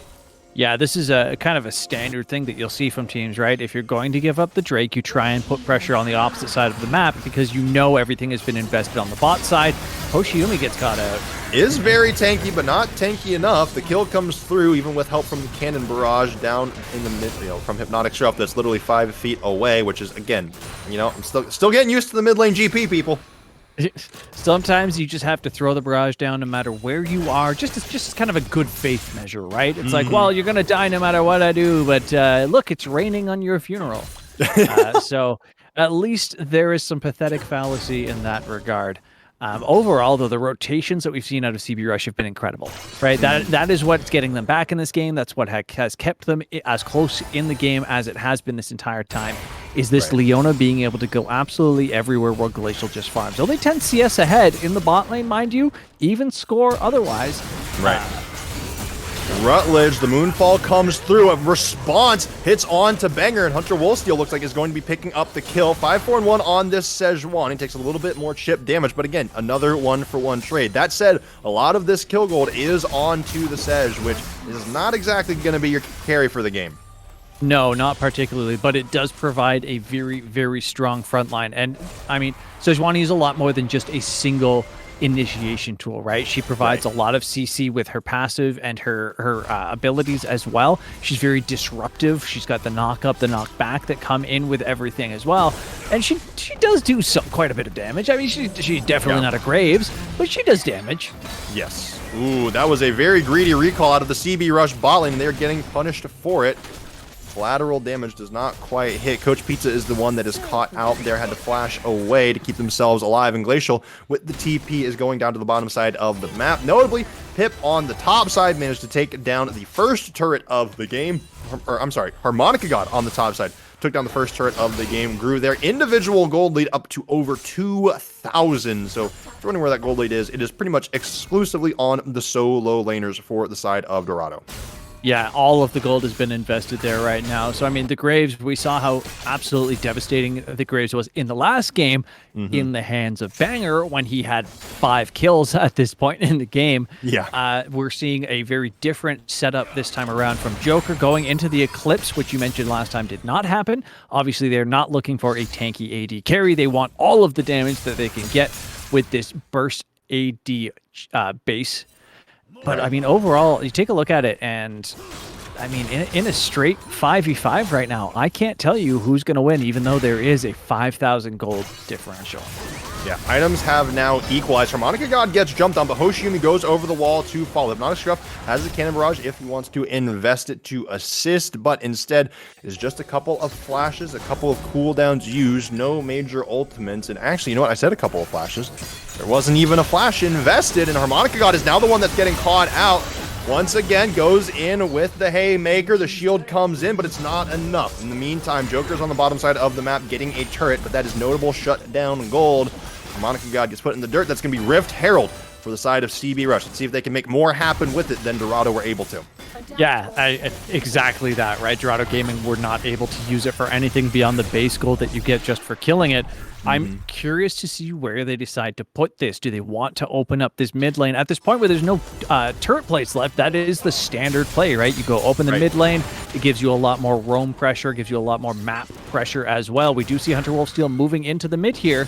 Hasn't dropped it yet. If they do drop it, I would assume that they're going to wait for the next wave. Meanwhile, Rutledge, left alone in this bot lane, picks up the Amumu ultimate. I doubt we're going to see it used anytime soon. He's going to hold on to it as there is a minute until Drake spawns. Yeah, currently looks like we're getting a little bit of the 1-3-1. Coach Pizza and Hunter Wolfsteal have teamed up to give themselves, a little bit of a gank squad rolling through the rest of the Rift. And CB Rush, they're not exactly in, alarm bells ringing, all defensive measurements must be taken forward, or, back, rear shields locked on, whichever shields you need up. They are, they're still firing some shots. Look, the Star Wars lingo, sometimes they say all power forward shields, sometimes it's all power real shields. I don't know. All right. I was trying to be smart and I'm sleepy. It's hard to be smart when you're sleepy, but That being said, Baron is now appearing onto Summoner's Rift, and notably, that's where, like, mostly none of the vision is. It's all on that bottom side jungle, and Glacial doing a pretty good, a little bit of chip damage onto Harmonica God, but nothing too crazy, and Rift Herald is just kind of dropped here. It's not going to get escorted in, but I don't think Dorado have the CC to lock it down. Hoshiumi, though, certainly has the CC to lock down CB Rush, and Joker has taken down Rutledge. That is the mid laner for CB Rush, gone and dusted. Pip takes down Hoshiumi, but on the backside of the fight falls the Joker yet again.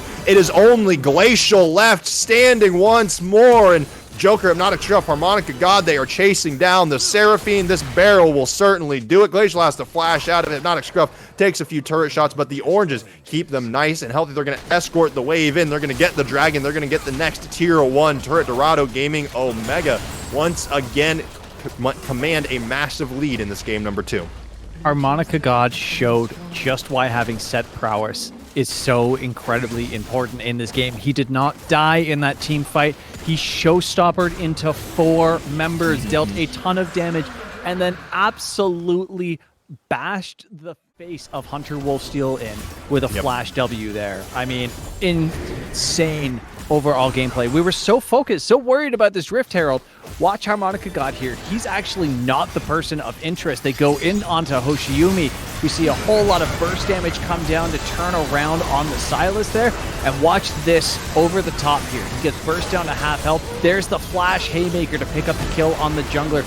Even if they lose the fight at that point, as long as Banger stays alive, the Drake can't get taken by CB Rush. That is an incredible overall gameplay awareness maneuver right there. Just being able to say, even if I die, even if we lose the fight, forget about it. Your jungler's gone. Ours isn't. Yep. And now, once again, CB Rush, they're going into their 1-3-1 composition. And for Dorado, they've now put the Gangplank back where he belongs in the top side of the map. And Pip needs to be very, very careful here. The Ignite was already used, pushed in the wave, but I mean, CB Rush, they weren't able to get a single turret plate in, when plates were up. I think the only real damage they've gotten onto these turrets was with that Rift Herald charge. Otherwise, like, these objectives for Dorado have been defended flawlessly by this very bulky, very bruisery comp. The set gets locked down again, but Full Grit is stacked up. Curse of the Sad Mummy, basically everything laid on top. Hypnotic Struff tries to assist with the Cannon Barrage, but that was an ult and a half invested. Harmonica God is down, and now CB Rush, they want to keep going in. They want to push for more. That is a very, very big threat for Dorado that has been neutralized. See the Solar Flare go wide, but it forces Banger to flash. Rutledge has taken the collateral damage. Hoshiumi goes in with the bandage toss. He's going to try to follow up with a second, and we see a moonfall on the backside of the fight. Joker goes on a rampage. The junglers are in the middle of the fight. Pip is trying to take down Hypnotic Struff and Joker, but in the 2v1 falls. It's 3v2 on the map, and CB Rush are the ones that are running. Joker has plenty of damage, but Coach Pizza goes in. Glacial trying to pop up over the edge with additional damage. Rutledge is melee and is very, very low. Cannot dive in, and Joker and Hypnotic Struff, they win the 2v3. This is the difference of having consistent damage versus burst damage. That's what we saw there. The team with all of the burst damage won the upfront fight, but then when you take a look at who's left, I mean, that was a 3v2 in the end of that fight, and they can't do anything when it comes to the Graves and the Gangplank. These two pirates are so front-loaded in persistent damage in comparison to the burst of Rutledge, the burst of Glacial even. I mean, Glacial built burn, but okay. Harmonica God again. Set can run pretty quickly, but I don't know if Set can run fast enough. Gets charmed up, stunned up, knocked up, and taken down. Rutledge with the kill. Now 3-3-8 on this Silas. And that is the pings towards Baron. Hoshiumi was in kind of the right place, didn't actually get any vision down. They do know they're there, though. He did see them walking in. I mean, this won't take too long to go down. There is the Divine Sunder on the Camille and the burn damage from the Leandri's Anguish as well. But I mean, it's not quite the same. Hypnotic Struff is here. Banger is on the way. I don't know if they will be here in time. Hoshiumi falls. Harmonica God not up for another 10 seconds and doesn't have TP to try and join the fight. Banger can absolutely try to flash over, dash over, and try to get the steal. Has the Moonfall, and CB Rush are dangerously grouped up. Joker with the collateral damage might be able to make something else happen, but CB Rush, they turn and they still get the Baron. That's another kill. Hypnotic Scruff and Harmonic God are the only ones left standing. That is Baron for 5 kills for CB Rush. They are right back into this game. Absolutely incredible rotation out right there. Yes, Rutledge turned. He dove in onto Joker. He CC'd up the Graves. And I mean, I respect Banger for it. That was the perfect time to dive in. Baron was about 3,400 HP or so when he decided to go in. He burst it down, and it was sitting at about 1,100 if I saw correctly. And then Hunter Wolfsteal went auto smite. Yep. And there was nothing Banger could do about it. He didn't have the timed burst coordination of having a team with him in that moment. Right. Lost the Baron, and this is a huge tide-turning moment for CB Rush. Yeah, now, not only do they get more defensive power, but they can finally take all of this gold that is standing on the map. If they take it all in a timely manner, the objective bounties, well, okay, you know what? Never mind, I shouldn't have said it. The objective bounties have now fallen off, so they will not get that additional gold, but they will still get the gold from those first turrets if they can get these waves pushed out and get these first towers picked up. But again, they have to pick up these towers, which is the challenging part. Infernal Drake is spawning here, so it looks like they're going to try to contest that first and foremost, but they have to win another team fight here, which is going to be very, very dangerous. Yeah, and this is a nice little camp moment right there for Banger and for everyone else. Hoshiumi, big engage. Goes in a 3-man Curse of the Sad Mummy, and over the top, okay, you know what? I'm going to be honest. I was going to call 3 different things there. I was going to call the Moonfall. I was going to call a Showstopper. They all happened in such beautiful coordination. And Dorado Gaming Omega get 4 quick kills. Glacial, the only one left standing. I mean, there's a lot of times where there's a fight, and I would love to see a replay because I want to see all of the little things that happen in it. There was nothing little about that fight at all. Hoshiumi had a godsend of an engage. A 4-man lockdown ended up in a 3 or 4 person Moonfall. I mean, as you said, we saw the Showstopper over the top. We saw the collateral damage come right through. The health bars just absolutely vanished on the side of CB Rush in that fight. I mean, I've said how many times, oh, CB Rush, they're the team with the burst damage. Okay, never mind. Yeah, Moonfall plus Showstopper. That's explosive to say the least. Solar Flare does force a flash out of Hoshiumi, and CB Rush, they're trying anything. They are scrapping for this game. They're back down to 8,000 gold down. They have lost the soul point fight, and after a fight like that, it's very, very difficult for them to really be able to say, all right, yes, we can win a team fight, right? Because you just won a fight, right? You just were able to get the Baron, and now you're going to get the tier 1 turret, which, hey, you get objective bounties after they had just previously fallen off. They are back, but it felt like the game was getting close, and it was maybe doable, it was maybe achievable to get this comeback, and then you're literally blown up. That makes it very hard to keep that mental up, especially since Dorado have been trying this whole game to affect that mental game. So I want to point out the items for a second. Take a look at this Graves. He has Eclipse and Bloodthirster, okay? So that is a disgusting amount of heal that he has coming through, but because he built Eclipse, he's currently sitting at 30, what did I see? It was 40% crit, by the way, just to start things off. And where am I? 36% armor penetration. 36% armor penetration, okay? Take a look at how much armor has been built on the side of CB Rush. And most of it gets ignored at this point. Yeah, that's a lot of damage.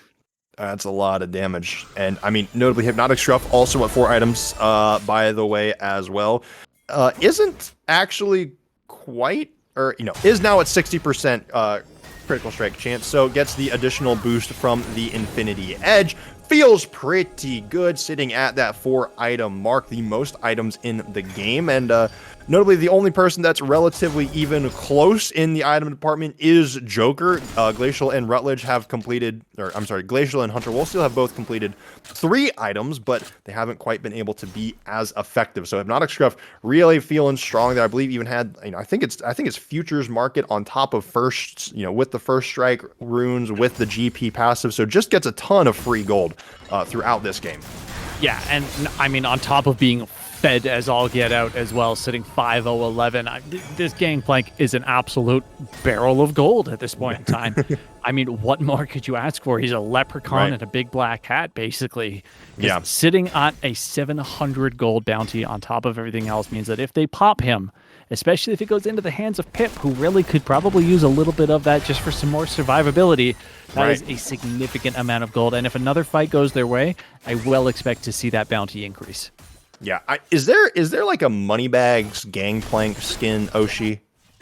That would be incredible. But I mean, he's a pirate, so it's just kind of implied. Okay, you know what? Understandable. Rutledge is in a bit of a rough situation up against Scruff. You never like to, you never want to just be running away. Harmonic God looks like Harmonic God's being a little bit more, respectful after, dying 3 times, getting caught out. So, your team probably pinged you a few times saying, okay, dude, like, we know we're trolling a little bit, but only a little bit. This might be a little too much trolling. So they've called him back. He's playing a little bit more responsibly. Infernal Soul spawns in a minute, and CB Rush, again, they have to find something to get themselves back into this game. I will say, notably, Rutledge's Zonias hasn't really been effective at all because he's just died too fast. Seraphine just bought a Mage Eyes. Hey, it's 10 stacks. Yep. 3-0 and 8. Glacial hasn't died yet. You take those. Yeah, so that is upgrading the ring to the Mage Eye, sitting on the 10 stacks right now. That is something that we're going to have to pay attention to because, hey, guess what? That's a great way to do a lot of damage on a Seraphine is with the Mage Eyes there. We do see the Drake coming up in 30 seconds now. Baron is up, and hey, so is your favorite thing that you kept trying to talk about, objective bounties. Yes. And, CB Rush, they were able to take the 1 turret with the objective bounty, so they recouped a little bit of gold. Again, it's still only an 8,000 gold lead. It's been the same for most of the game. It was cut in half very, very briefly, but Dorado were able to expand that much higher. Rutledge does actually see Hoshi Yumi, but Rutledge also just dies. No Zonias again. Hunter Wolfsteel is the one that goes into stasis, but it just doesn't matter. A double kill over to Hypnotic Scruff, and Joker picked up the CB Rush jungler. Glacial and Pip, they don't even get time to try and help their team. Glacial can't heal anybody if they die instantly. The inhibitor is respawning right now, but Dorado are going to be able to take it down the moment it appears. It's going to be on the Glacial and Pip to try to get this wave clear up against 5. Hoshimi has just respawned and is currently just sitting in the bases, walking out now. Probably picked up a little bit of gold on those items, and Banger wants to go in. Banger gets 1. The second one comes in as well. Pip managed to get the shutdown, but it's too little. It's too late. Dorado Gaming Omega 2-0 in the Wednesday Winners Finals. One more win, and they take it home. That last fight is absolutely mind-blowing, right? I mean, again, I spent so much time saying, oh, burst on this side, persistent on the other, which clearly it wasn't. I didn't mean it in its entirety, but okay, we're just gonna get the inhib and the final takedown here. I mean, so what did I say would be nice if, let's say they get the 700 gold over to Pip. That would be pretty useful. I mean, too little, too late exists as a saying for a reason. There it is right there. And that was a 900 damage haymaker by the by. So set ended up being absolutely nothing to slouch on. Did incredible, sitting at 17,000 damage, 5,000 over his counterpart in the damaged zone. However, gold star goes out to Hypnotic Scruff, sitting at 34,000 damage, double the top laner on his team. Only kind of closely followed up by Glacial, who was at 20,000 on the Seraphine, which ultimately, I mean, it did some damage, but it didn't carry anything. It was useful, but in that last fight, we saw Rutledge go down so quickly, but all of the ultimates got used. That's the crazy thing. The Glacial Prison got thrown out. The Solar Flare was definitely down. The Encore went across as well. And they hit basically everyone. Right. But there was no damage on the side of CB Rush. It's the same problem both games. Yep. They need to fix it. Yeah, and this isn't a team comp that has like, a Swain in the mid lane that will just infinitely heal or something that can, just constantly sustain itself. And it didn't really matter. Like Silas has plenty of healing in the kit. Hypnotic Scruff, the one barrel from the GP did 60% of Rutledge's health, and then Rutledge just immediately died after from the showstopper. Like there was just nothing that CB Rush at the end of the day could just do into those team fights and do into those compositions. And now they are down 2-0. They have to have a reverse sweep, and clearly they need something else in their back pocket. Yeah, it really does come down to where is your damage? Right. It's a very simple question, but it's a very big problem that we see in League of Legends as a whole, right? You Right. want to pick a composition, you want to pick champions that are going to survive, but you still need that backline. They've played two frontline heavy compositions. And sure, I mean, even on the other side, it was a frontline heavy composition, but you still had Gangplank Graves, right? That you still had that persistent attack damage going on. And Graves at that had the second longest range in this game. Yeah. Right? And when the only person that outranges you is a Seraphine, 9 times out of 10, you'll take it. Yeah, exactly. And we'll see if Dorado are going to take this winners bracket finals for the Wednesday side of things, or if CB Rush are going to be able to claw their way back, send us to Silver Scrapes, maybe even to take it home. But we got one more game coming up, at least, maybe 3. I ain't going to jinx it. I will say this is the first time that I voted for a team in the predictions and they won. So First maybe time Dorado. ever. Not ever, but like it feels like for the past 2 months. So Dorado, you've broken the curse. We'll have to see if CB Rush can make it up in game number 3. Don't go anywhere.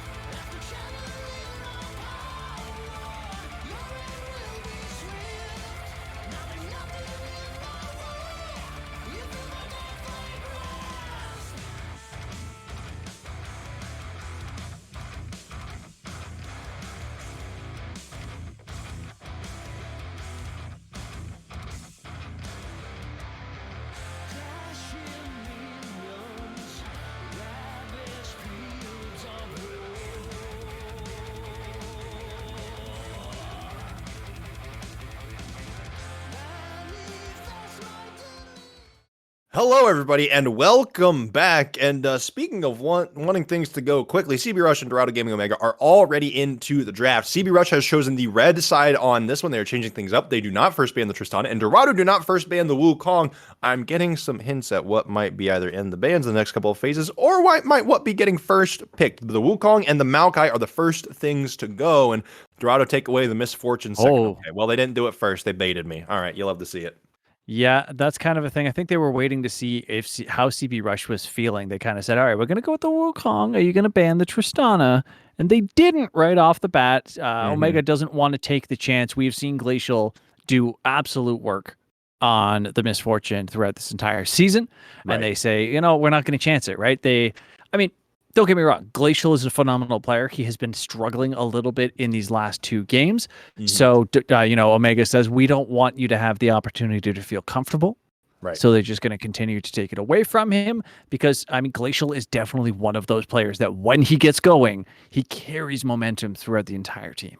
Exactly. And we talked about he wasn't really able to do much. It's like in the last game, it's not like he was feeding, right? It's not like he was in the first game he was kind of he died a lot. Second game he didn't really die at all up until the very end there, I don't think. I think he died once, he just didn't have the damage output. And like we were talking, like we kind of want to see damage in other places for the side of CB Rush to give them that carry potential if Glacial wants to play something more supportive. CB Rush, they wrap up the bans, they take away the GP, they take away the Amumu and Dorado Gaming Omega. They wind up banning out the Misfortune and the Seraphine. Tristana is the thing CB Rush were banning.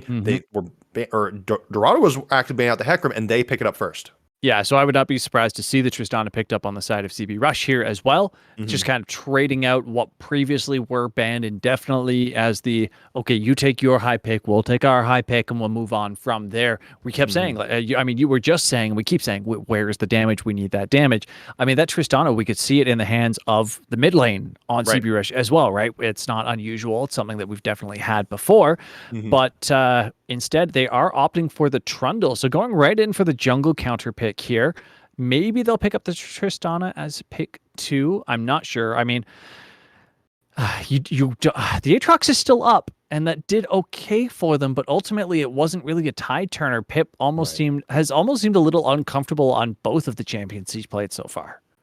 Right, but CB Rush, they once again go in for the Leona. Again, they had the iconic triple kill play, but Oshi already got on to me for talking about that. So, I didn't mention it last time. I had to mention it this time, but they've picked it up again. The Leona Trundle combination is here. We're going to have to see what Dorado want to pick up again. Tristana is still up for them as well. And CB Rush, they didn't ban it. They were banning it before, and they don't pick it up. Dorado, they say, all right, fine. We'll just take it from you. You can't put it into the mid lane potentially, or you can't play it as ADC. And Joker's perfectly fine on it. Heck, Scruff's perfectly fine on it, so Mhm. it could still go in either lane.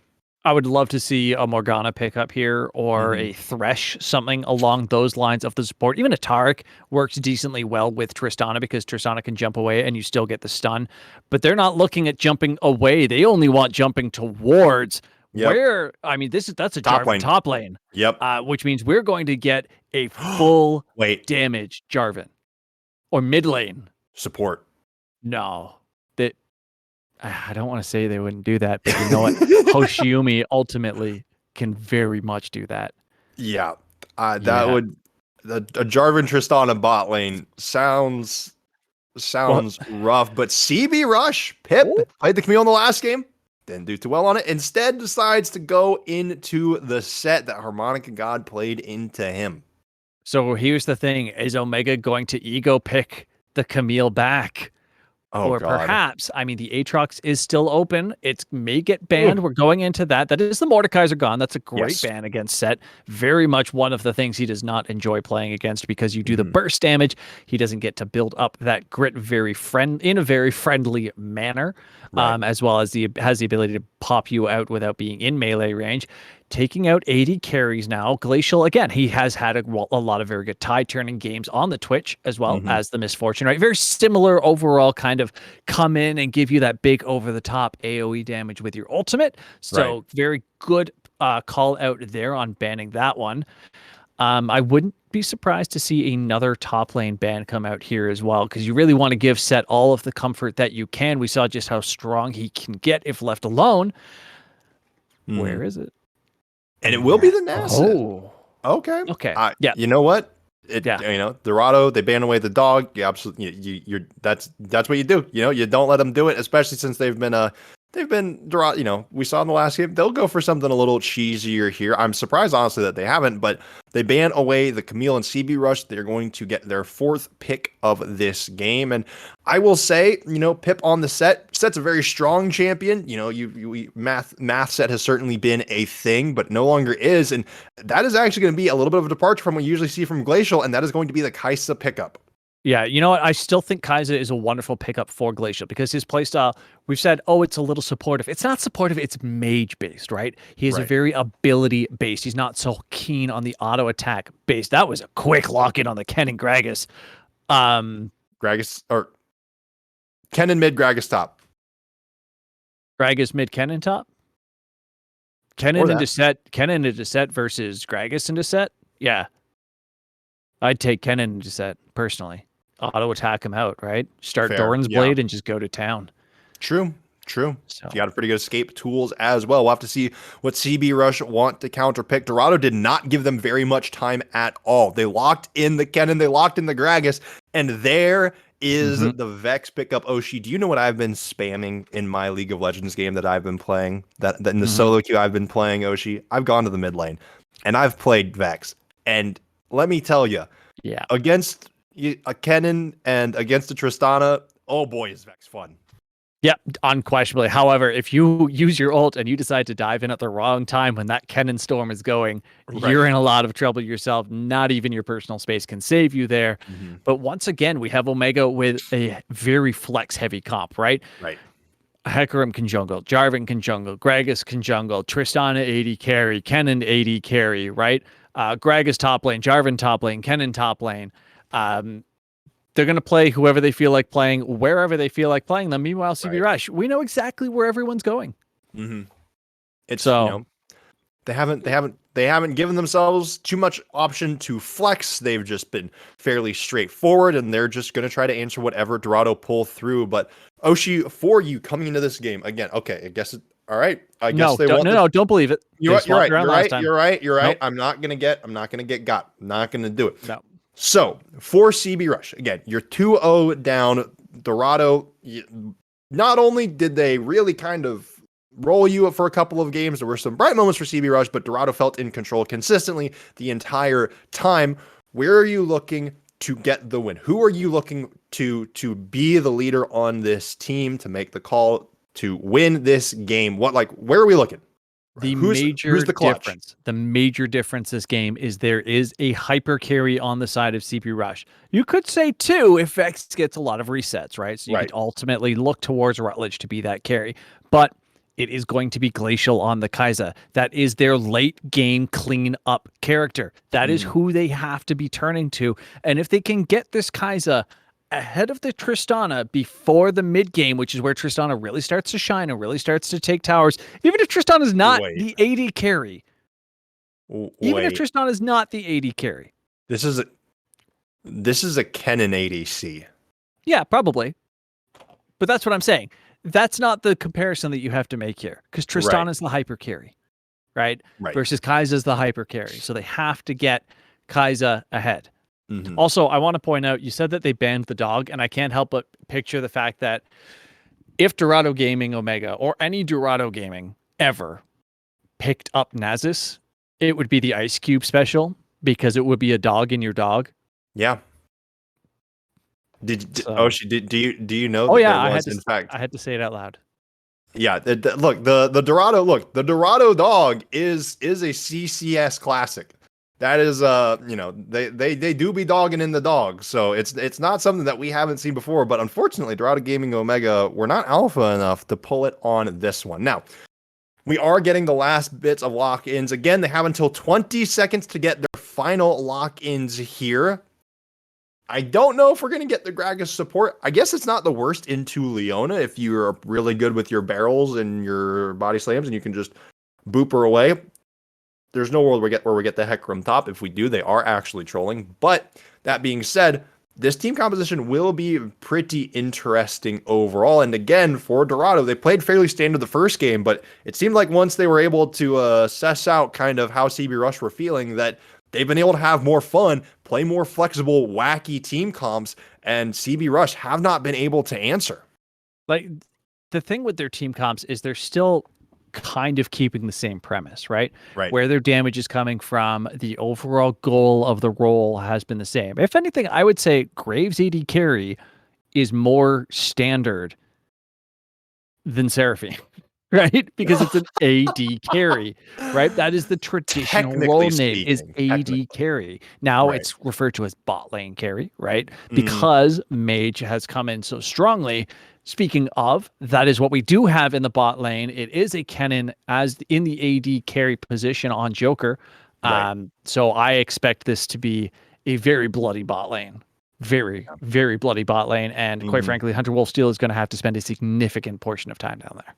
Right. We've seen Hunter Wolfsteel pay plenty of attention up to the top side. We've seen Banger affect literally everywhere across the map, and we've seen Dorado really dominate these last couple of games. Again, in their last 5, best of 5 that they played was at Worlds. CB Rush lost 3-0. CB Rush, they've been on the rise. They've been doing well. The underdog story was going so well in these first 2 games. It certainly has not. Now, we are going to go on our brief 2-minute break, but once again, you can go check out our sponsor, Pro Comps, in the interim, an all-in-one drafting tool for both competitive and casual play for coaches and players alike. It can give you matchup analysis, notes on picks, bans, opponents' win conditions, all of the like, and all of the above. You can use code CCS at checkout for 50% off your next 3 months. Again, strap in. We're going to see if Dorado can send us home for the night, or if CB Rush will finally stick their claws into this game. Don't go anywhere.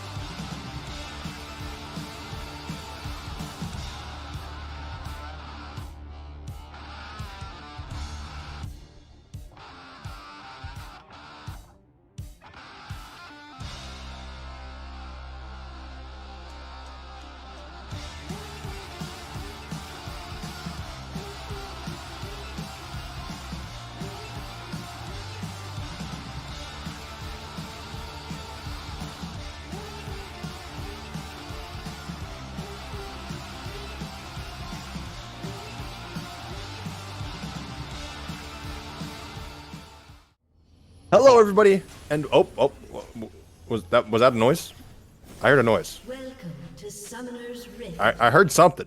Anyways, we're back. Okay, all right, we're back out onto the Rift, and Dorado once again. They are 5, meaning towards CB Rush red buff, and CB Rush they haven't had an answer to this literally at all. Not a single time have they tried to answer this. They've just 5-point fanned out and said, "Yep, you can absolutely place that ward." They do not even have a sweeper prepared for it, even though it has been placed every single game. Hunter Wolfsteal takes the smallest amount of damage from Harmonica God, and that is that. The first strike rune, getting that +1 gold. Harmonica God feeling good.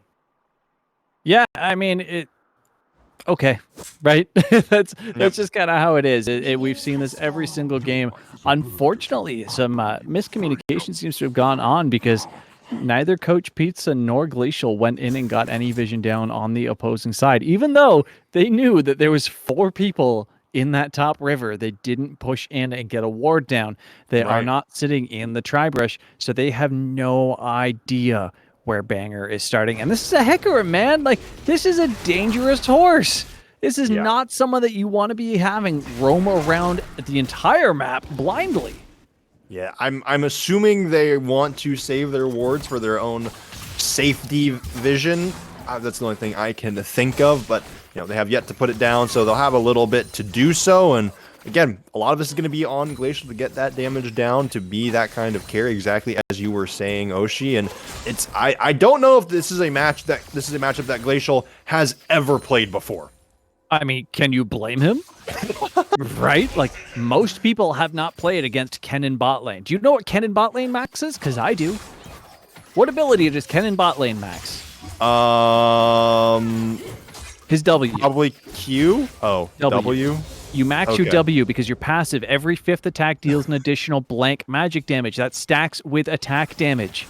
So you max your W out. That way, as you are just baseline auto-attacking, you just do a ton more damage. There's an invade in this bot side jungle. Yeah. The camera wants us to watch Pip kill minions instead. Hey, you know how it goes. The camera loves the top side. You know, we got to have a little bit of time on the island up here. But Hunter Wolfsteal is the one that gets dived on, has to flash over the wall, and all of a sudden, the 4v4 has turned into a 4v2. Coach Pizza flashes away as well. Joker and Hypnotic Scruff, Banger all used their movement abilities, and Hoshiumi invested the Ignite, and meanwhile Coach Pizza and Hunter Wolfsteal are the only ones that used the flash there. So overall, a little bit of time wasted for CB Rush, but they got some pretty big summoner spells out of it. Joker flashed in that fight, which is going to be a huge thing. I don't know how many people watched Worlds, but a massive conversation point in the RNG versus who was it? The Shang was it not best of 5? Was it best of 5 or? Yeah, it was a best of 5. Oh, shoot, it was the DFM game. Yes, thank you, DFM. Yes. One of the main talking points that they had in that game was how critical having flash on Kennen is for the ultimates, and this is probably something that it isn't going to matter immediately, but the fact that Kennen doesn't have a flash right now gave us the opportunity to talk about it, in that those flash ultimates, even with the ghost, the ability to flash on top of an opponent, especially one like a Kai'Sa, means that you can lock them down and kill them before they have any chance to do anything about it.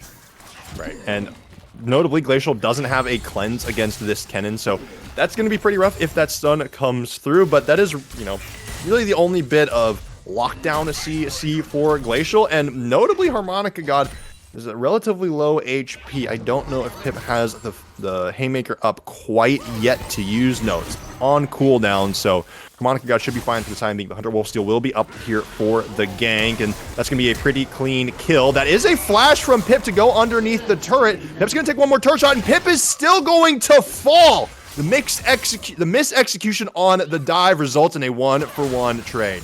Rotating out turret targeting is so difficult, unfortunate for CB Rush in that situation. And on top of that, the kill does go over to Hunter Wolfsteal, not Pip himself. First blood gold was theirs, which is very good. But, I mean, Harmonica God played that incredibly well, used the flash at the perfect time, got the body slam and the W down to get a bunch of burst damage. Not even the Haymaker could keep him alive. We have seen this happen so many times, and they just have nothing more to say except one more. Pip locally, notably did not TP back into the lane as the wave would be pushing into Pip. Facebreaker goes in for a little bit of damage, and Harmonic God is getting it shipped down. The E not used yet. Hunter Wolfsteal is back for the repeat gank. The pillar is there. Harmonica God slurps up, drinks up, and gets a fair amount of damage, and Pip taking turret shots again is in the middle of the minion wave. Harmonica God, one good barrel here will take out Pip. Again, Harmonica God, very, very tanky in these ganks, and CB Rush, they are just not able to make this topside effective for Pip again. And how confident, how unbelievably confident that DoG is in this top lane. Take a look at what Banger has been up to. Look at where Stunna is. He is in the red side bot jungle, taking everything. He didn't try and make his way top lane. He didn't even recall. He said, nope, jungle's mine. Thanks, go next. Yep. Look at this massive wave. Pip is going to have a very difficult time picking this up without losing a few minions. That is, notably, there is a CS lead for Pip, so it's not the end of the world, but Harmonica God able to stack that wave even with the gank. It's feeling very good. There are a ton of wards now for Harmonica God up on the top side of the map there. And in the meantime, in the river, we are starting to get some brawls. Hunter Wolfsteal is attacking onto Banger, and Glacial actually picks up the first kill. Joker is going to be here, though. It's trying to get a kill onto Hunter Wolfsteal themselves. Hoshiyumi is the one that ends up picking it up. Coach Pizza and Glacial are running back to the bottom side of the map. It's a trade for jungler for jungler. Glacial gets knocked up, has already invested the flash, has already invested the exhaust. Joker is going to get the kill, Hypnotic Scruff actually picks up the kill onto Glacial, and Coach Pizza is hiding underneath the turret. So much happened right there, and the camera decided to show us top lane randomly as well, because why wouldn't it? It loves the island views, and quite frankly, it's a beautiful thing every now and then. Hold on. Coach Pizza gets a kill onto Hoshiyumi underneath the turret, and Joker wisely backs away. This is now, I believe, 6 solo kills for Leona's underneath the turrets. I mean, okay, it's Leona. Trying to dive a Leona is just dumb. It's like diving an Alistar. It's not going to go well for you. It's not going to go well for your team, and it's going to bring dishonor on your cow to finish the Mulan quote as well. So quite frankly, I don't know why we keep seeing them trying it, but they do. Banger is in his own jungle and is getting caught out the personal space from Rutledge. And Hunter Wolfsteal again is the one that picks up the kill. Hypnotic Scruff is on the way to check things out, and Hoshiyumi is there to back them up. Harmonica God got the first move on Pip. Notably, Pip does still have the ultimate. Hypnotic Scruff has already used the rocket jump. Isn't going to get the reset yet, but Pip takes them over the wall. Hypnotic Scruff is going to be able to escape here. Pip, with a very big misplay, is now underneath the turret. Pip's gonna die, and Hypnotic Scruff isn't. Pip has the grip, but is in between 2 turrets, and Hypnotic Scruff with the bomb takes down the set. Glacial and Joker are duking out on the bottom side of the map, but a terrible misplay from Pip results in his death and nothing else. Yeah, I feel like that was the situation where he expected the showstopper to just push him into the wall. He just a little off on that spacing. Unfortunately, unable to get in and close the kill. Only hit the 1 auto attack there as well, instead of getting both of them and finalizing it. I mean, it's the little things, right? The number of times that we say it, it's the little things. On the note of the little things, so Banger tried to use the Onslaught of Shadows to get over the wall there and failed that as well. Ended up just cutting short and running headlong into the wall himself. I mean, just absolutely insane. But Hunter Wolfsteal has spent so much time trying to be in other people's lanes that despite being 200 gold ahead, he's 30 CS down. Right, and that is pretty notable in the experience. Currently a level down, although jungle EXP is a little bit weird, so clearing 1 camp should get Hunter Wolfsteal back into that fairly even level advantage. And Dragon, CB Rush, they are starting it, but they don't have a ton of vision right now. They got the bottom wave pushed in, but Glacial isn't going to be here for a minute. We see the pings coming through. They saw Rutledge come down to the Dragon, and it looks like CB Rush are just going to be able to get it no contest. That said, Dorado, they are on their way up, but they don't get into the river in time, and CB Rush, they get the Dragon relatively free, and they're able to back out. Yeah, Hypnotic Scruff just opting to push that wave in. He did have that vision plant flower, I don't know what they're called ultimately there, that he could have popped just to kind of Scryer's confirm. Bloom. Thank you, Scryer's Bloom. That is the one, not to be mistaken with Scryer's Orb, which is what I always think they are. So opted not to get in and do that. I want to say in terms of opting to do one thing and not something else, Joker is actually maxing the E, which gives you attack speed as well after casting it. So just, again, same general premise of burst or boosting that overall physical damage status of Kennen. Right. A very, very powerful champion, all things considered. And we haven't really been able to see Joker have too much of an impact yet. But again, late game Kennen is the scary Kennen that, the Slicing Maelstrom is an absolutely terrifying ability once it can get used. Pip goes in with the Face Breaker, but Harmonica God flashes. We see Pip use the ultimate. Harmonica God is slowed by the Trundle Domain, but gets knocked back, and Pip with the Haymaker again cannot get the kill. Flash invested. Flash for flash trade. Ult for ult trade, and it looks like they're going to be trying to get some plates here up on the top side. Yeah, Harmonica God really needs to let this go this time. You've got all the outplays already you could ask for, buddy. Leave it alone. You're going to die at this point. It's okay to let your tower fall. I mean, you're so far behind in this top A lane. massive Solar Flare onto Joker. Does have the Slicing Maelstrom, though, and again, there is no cleanse. The exhaust comes through, so he is slowed. Glacial goes in with the Killer Instinct, but takes a turret shot. Joker gets out alive. Glacial used the exhaust, no flash. Joker using the flash and the ghost to escape. Yeah, everything in his arsenal, right? He popped all of it and just barely got out with his life. So Harmonica God almost got it there, but something he's been very good at is actually popping Pip back into a barrel after it's been sitting there for a while. And again, the longer the Gragas barrel sits, the more damage it ends up doing, right? So he drops the barrel, Pip gets a sidestep, and then he manages to body slam him backwards into it. Now we got a fight over Rift Herald, which we haven't seen. Yeah, Banger is here, and we see the fear come through. The Herald is at very, very low HP. Banger gets hit by the Vex ultimate and falls. Harmonica God gets the 1-for-1 trade. Both junglers are down. Herald is still very much alive for the time being. It resets. Dorado have priority over the pit, and Hoshiumi goes and starts it, but that is a Jarvan, but it is not a jungler. It looks like they're going to back off for now. I think Hoshiumi was just hitting it for the sake of hitting it. just let out a little bit of frustration right there. Hoshiumi, throughout this entire season, and moreover this entire bracket, has been everywhere. Right, he's been a phenomenal playmaker for this team. He has come clutch so many times that I am obsessed with his gameplay at this point. But this game, so far, he has just been 4 or 5 seconds slow to everything. Right. And honestly, look at the gold now. Only 700, 600 gold difference. Like, if Hoshiumi, let's say Hoshiumi gets to that Rift Herald fight 5 seconds sooner. I mean, Banger doesn't die suddenly, right? There's a whole lot of CC that shows up. And I mean, Jarvan, even with no items, does a fair amount of damage. Right. So, yeah, everything is a little different.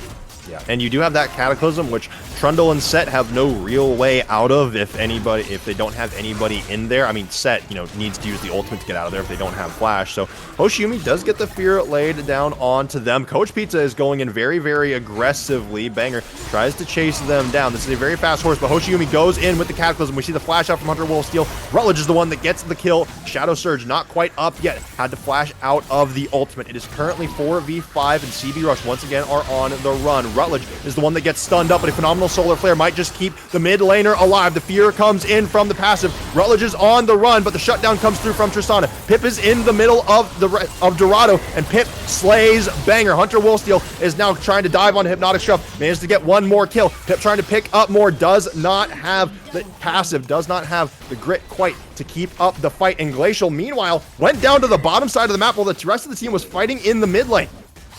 Yeah, that was an incredible overall fight. I mean, first off, I have to say, Rutledge on the Vex, phenomenal. Great pick, without question. But that was a 5v4 fight that traded 3 for 2, right? Yep. The difference, if Glacial had been there, is insane. But picking up that tower is even better because that is gold for the entire team. That is a massive objective that opens the map. And Drake is 5 seconds out from spawning. I mean, maybe they don't get this one as well, but having that bot lane tower down this early gives them insane dragon priority.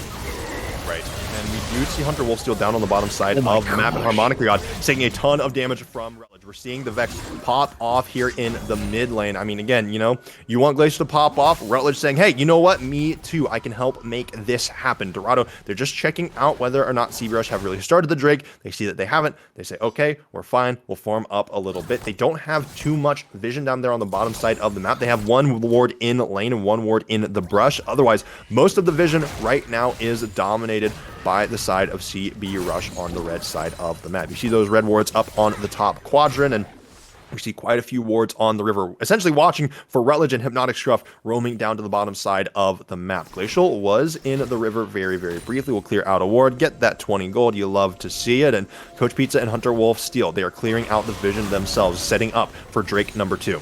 So Glacial on the pickup of this Kraken Slayer did end up upgrading the Acathian Rain just now, so that it's going to be more missiles coming out. That is a significant amount of AoE damage, which really, again, is what this team overall is built off of. If you take a look at them, between the Vex and the Kai'Sa, that is a significant amount of damage. Being able to pick up the... okay, didn't quite reset. A little bit of health did come back. Hoshiumi goes in, the Cataclysm comes through, and Hoshiumi goes into stasis. Hunter Wolfsteal is in the middle of 3, still alive for just a little bit longer, but not quite for long enough. One kill's already gone down. Pip picks up another. Joker gets exhausted, has already invested the Slicing Maelstrom, and Glacial wants to keep going, but has already used the Killer Instinct. Coach Pizza and Rutledge, they're trying to follow through. Glacial taking a lot of damage from the Lightning Change. Joker has to flash away. Banger's going to get taken down by Pip, and this set is going huge. 4, 3, and 2. They pick up the second dragon, and they get 3 kills off of it. Hoshiumi has the right idea for these engages. Obviously, he needs to be the first one in. If he can get a really good lockdown, like when he drops the Cataclysm, if he can get 2 or 3 or 4 people inside of it, the premise is correct, but he's doing it at such a distance that there is no possible way for the Kennen to follow him up. There's no possible way for the Hecarim to get the Onslaught of Shadows across the top. Harmonica God cannot land the barrels in there. He's just too far away. Sure, you had a great engage. You popped the stopwatch. You were totally fine. He actually just finished building Zonias, by the way, on this Jarvan, because he knows he's going to be the first in constantly. Every single time he has to be the first one in there. Unfortunately, the inability of his team to follow him up is paying off for CB Rush. Pip can just walk forward, and if anybody tries to come in, he just showstoppers them back. You're out of luck. Rutledge can just hit any ability. They're all AoE abilities, and there's the fear, and the whole team has no choice but to run away. I mean, this Vex pick hard counters the engage concept on its own, and Rutledge is putting on an absolute masterclass showing of how to use it in such a sense. Exactly, and this Herald, it actually looks like it's going to get a second charge. Hoshiumi and Harmonica God, they're going to have to get real lucky to get that eye hit, and they don't quite do it. But now CB Rush, they need to be careful. They need to back up. That Vex that was so pivotal in those few team fights wasn't able to be there. Rutledge is going to go in with the Shadow Surge. Joker needs to be very, very careful. Flees underneath the tower, but it's taking turret shots. Rutledge and Joker are duking it out, and Rutledge comes out the winner. We know who the leader of Vandal City is right now, and it is not the Kennen. We're seeing some wave clear come through, but overall, that's just a clean 1-for-1. I say it, the little things. It's the little things. It's the little things. Rutledge got the ult off and then stepped backwards so that the fear pushed Joker into the turret. That one turret shot really was the health difference, but I mean, this brawl is about to go insane. Yeah, Harmonica God actually has to flash away from the Haymaker, but the fear comes in. Tristan is the one that gets the shutdown. Glacial is trying to have an impact, has the range, but isn't quite able to join the team fight. Rutledge does not have the TP to come over there, but Pip is the one that falls. That is shutdown gold going over to the Tristana. Yeah, that Zonia is just kind of limiting, or rather allowing Hoshiumi to dodge the Void Seeker right there. So there was no passive proc for Glacial to hop into. Had to stay too far away. I mean, what do you want? You just can't get into the fight. It ends up with an even situation. I mean, there's only 3,000 gold difference. I say only because at this point, we're normally sitting around 5,000 or 6,000 gold between these two teams. And it is very solidly on the side of CB Rush. They are looking incredible right now. And I mean, a lot of that is Dorado Gaming having a weird team, for one, but definitely misplaying. Yeah, Hoshiumi, again, you've said it, just a little bit too early. The rest of the team not quite able to follow up, and they're now on the back foot. They're now playing a little bit more defensive. Hypnotic Scruff is on the run. Literally one auto attack to this turret will take it out, so they don't have to worry too much about too many turret shots if they just put it onto the correct person the first time. But looks like they are turning towards the Baron, at least just to get a little bit of vision around the pit. And we see the pings coming through from Dorado going, what? Huh? And yeah, they're just walking past it, just walking through the river as Pip clears waves on the bottom side of the map. Now, just a brief item check-in. Everybody has their first item. Not everybody has the mythic. It is that Zhonya's on Hoshiumi, as you said, Oshi. But we are seeing a couple of second items come in, both of them on the mid laners. Rutledge and Hypnotic Scruff are the ones leading the charge right now. They both have the most gold in the game. They both have the most gold on their respective teams. Rutledge about 500 gold ahead of Hypnotic Scruff. So the major difference, do you know what the major difference is in this game compared to every other one so far? CB Rush have range? Banger's scoreline is backwards. Ah, yes, that too. At this point in the game, Banger has had 5+ kills in both games so far. This game, they 100% shut him down. From the very beginning, Hunter Wolfsteal has had more success in all of his ganks, but more importantly, his lanes have been able to survive all of Banger's ganks. Stunna has not been able to do anything. Stunna is Banger for those at home playing on an alt account because they don't like us. They want to confuse us. So that is the major difference here. Hunter Wolfsteal getting in on Hoshiumi. Hoshiumi does have the dash and dodges right past the Shadow Surge with the flash. That is a fairly long cooldown, and with Drake spawning in 5 seconds, Rutledge isn't going to be able to get any resets. Passive is not burned yet, so the fear is still applicable if he is able to hit any of his abilities. And again, the personal space is pretty big. Dorado, they are on the way, and Joker is the one on the flank. Rutledge, Coach Pizza. Rutledge wants to go in. We're seeing some damage onto Joker, but has to flash and ghost away. That gives Dorado priority over the Dragon. We see the engage coming in from Harmonica God and the Cataclysm as well. Hoshiumi uses the Zonias to go golden, and Rutledge is on a killing spree with some help from Pip. The Showstopper already invested. Banger falls. Hypnotic Scruff is on the backside of the fight. Nearly got a kill, but didn't do enough. Hunter Wolfsteal with a triple. Joker is on the run at very little HP. Kaisa trying to chase him down, but that is going to be Infernal Soul point to the side of CB Rush. Glacial goes in and gets the kill. That's the ace for CB Rush. I mean, that dive back in there by Glacial was an ego kill.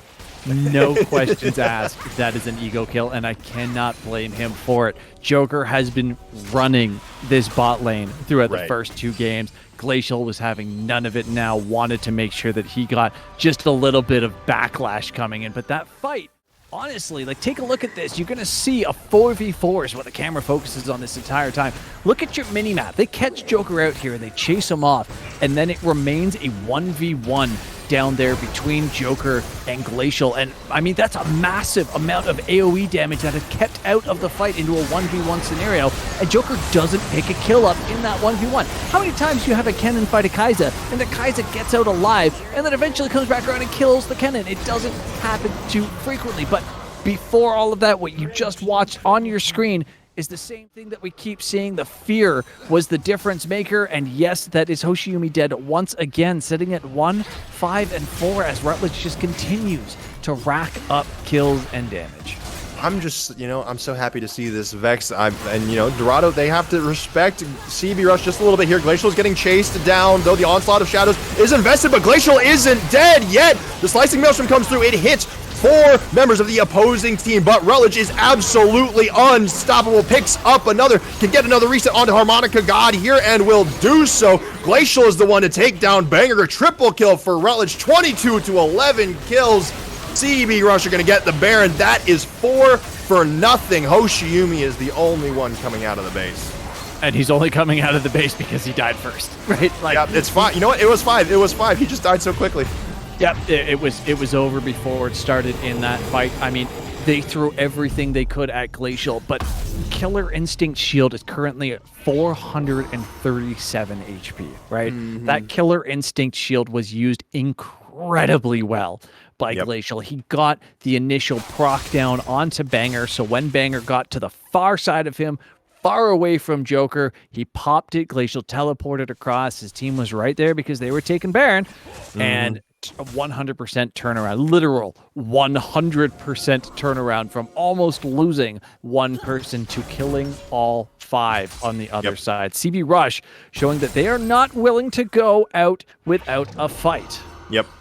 And I mean, notably Glacial, there's this was one thing I didn't mention too much because I didn't think it would matter for Dorado. Oh, hold on, Joker slicing Maelstrom. Hunter Wolfsteel is going to get hit up. Glacial does hit the ability, can go in with the killer instinct in just a few seconds, but I think that will not, I think it'll wear off before then. And we see Coach Pizza going in onto Harmonica God, very tanky, but not too tanky for Rutledge, who just absolutely devours the Gragas. We might see that Shadow Surge get fired off one more time, just for, just to get the poke down. We see it go, we see the Solar Flare, and we see another kill. Glacial goes on a killing spree, and Rutledge is still alive. The Shadow Surge is still active. It goes through, it hits Joker. Rutledge goes in, the fear comes down, and he blows him up with the Mistral Bolt. Rutledge and Glacial have taken over this game. Pip, Hunter, Wolfsteel, and Coach Pizza bolstering them ahead. It's up to Banger and Hypnotic Scruff to clear this wave. There's one minion left. They have a cannon. It looks like they're not getting too greedy. They're going to clear away this top tier 3. They're going to get 2 inhibitors. They're going to keep pushing forward. Harmonica God and Hoshimi are respawning now. CB Rush. They have a 12,000 gold lead. Infernal Dragon spawns in just over a minute. They are in command of game number 3. You can take a look at the number 1s across the number. Oh, Banger. Banger wants to go in and immediately dies. Hunter Wolfsteel is on a rampage. Hoshimi and Harmonica God are layered on top of each other. Hoshimi goes golden, but it doesn't matter. Glacial is on a rampage, and Vex blows up another. These Mistral bolts are shooting them down. Scruff and Joker are on the run. Slicing Maelstrom is available. Pip is very, very far forward. 1 kill goes over, but Hypnotic Scruff will still fall, or Hypnotic Scruff is the only one not to fall yet. Joker went down, and that is the ace for CB Rush. They take game number 3 and keep their hopes alive. I mean, so at a certain point, ego gets the best of us all, right? And honestly, that's what we started to see here. This was an ego draft. We knew it was an ego draft as soon as we got into it, just based on what the picks were, and more particularly the way they picked them, right? But take a look at this. Watch how quickly this Gragas does. Harmonica God built full AP. He is not tank Gragas at all. He built all damage. I'm talking about ego picks. That's an ego build, without question. Well, like Hoshimi. Hoshimi was spamming dance this entire game. Look at this. Ready, set, 5. I mean, they dropped everything on him. Why? Because they could. Immediately after that, we saw the ultimate, the personal space, deal over half the health bar. I mean, that's a lot. Rutledge was so far ahead in that game, and I love the composition they drafted. Right, I love seeing him on the Vex. I love the Kaiser pick. It worked out perfectly for them. I mean, you take a look at it. Rutledge dropped 31,000 damage. The next highest in the game was 17. Okay, that's what, 92%. Yeah. That's double. absurd. Yeah. Or sorry, 192%. So 200%. Sorry. So there's that, but then you also, on the other hand, take a look at the itemization. Joker's playing Kennen. He built AP Kennen. Okay, sure, go ahead, totally. Where's Eusonius? Yeah. I mean, it didn't exist. Went Void Staff second, not even a stopwatch. No, the one person who built Eusonius was Jarvan, who built AP Jarvan. Okay, sure, I guess, whatever. He started Spell Thief's Edge even to just build that with the like the flag drops to just pick up damage and pick up easy gold that way. I mean, all in all, they got outplayed, right? Yes. Like CB Rush did the work they needed to do. They just have to do it 2 more times, and more than likely against a normal composition.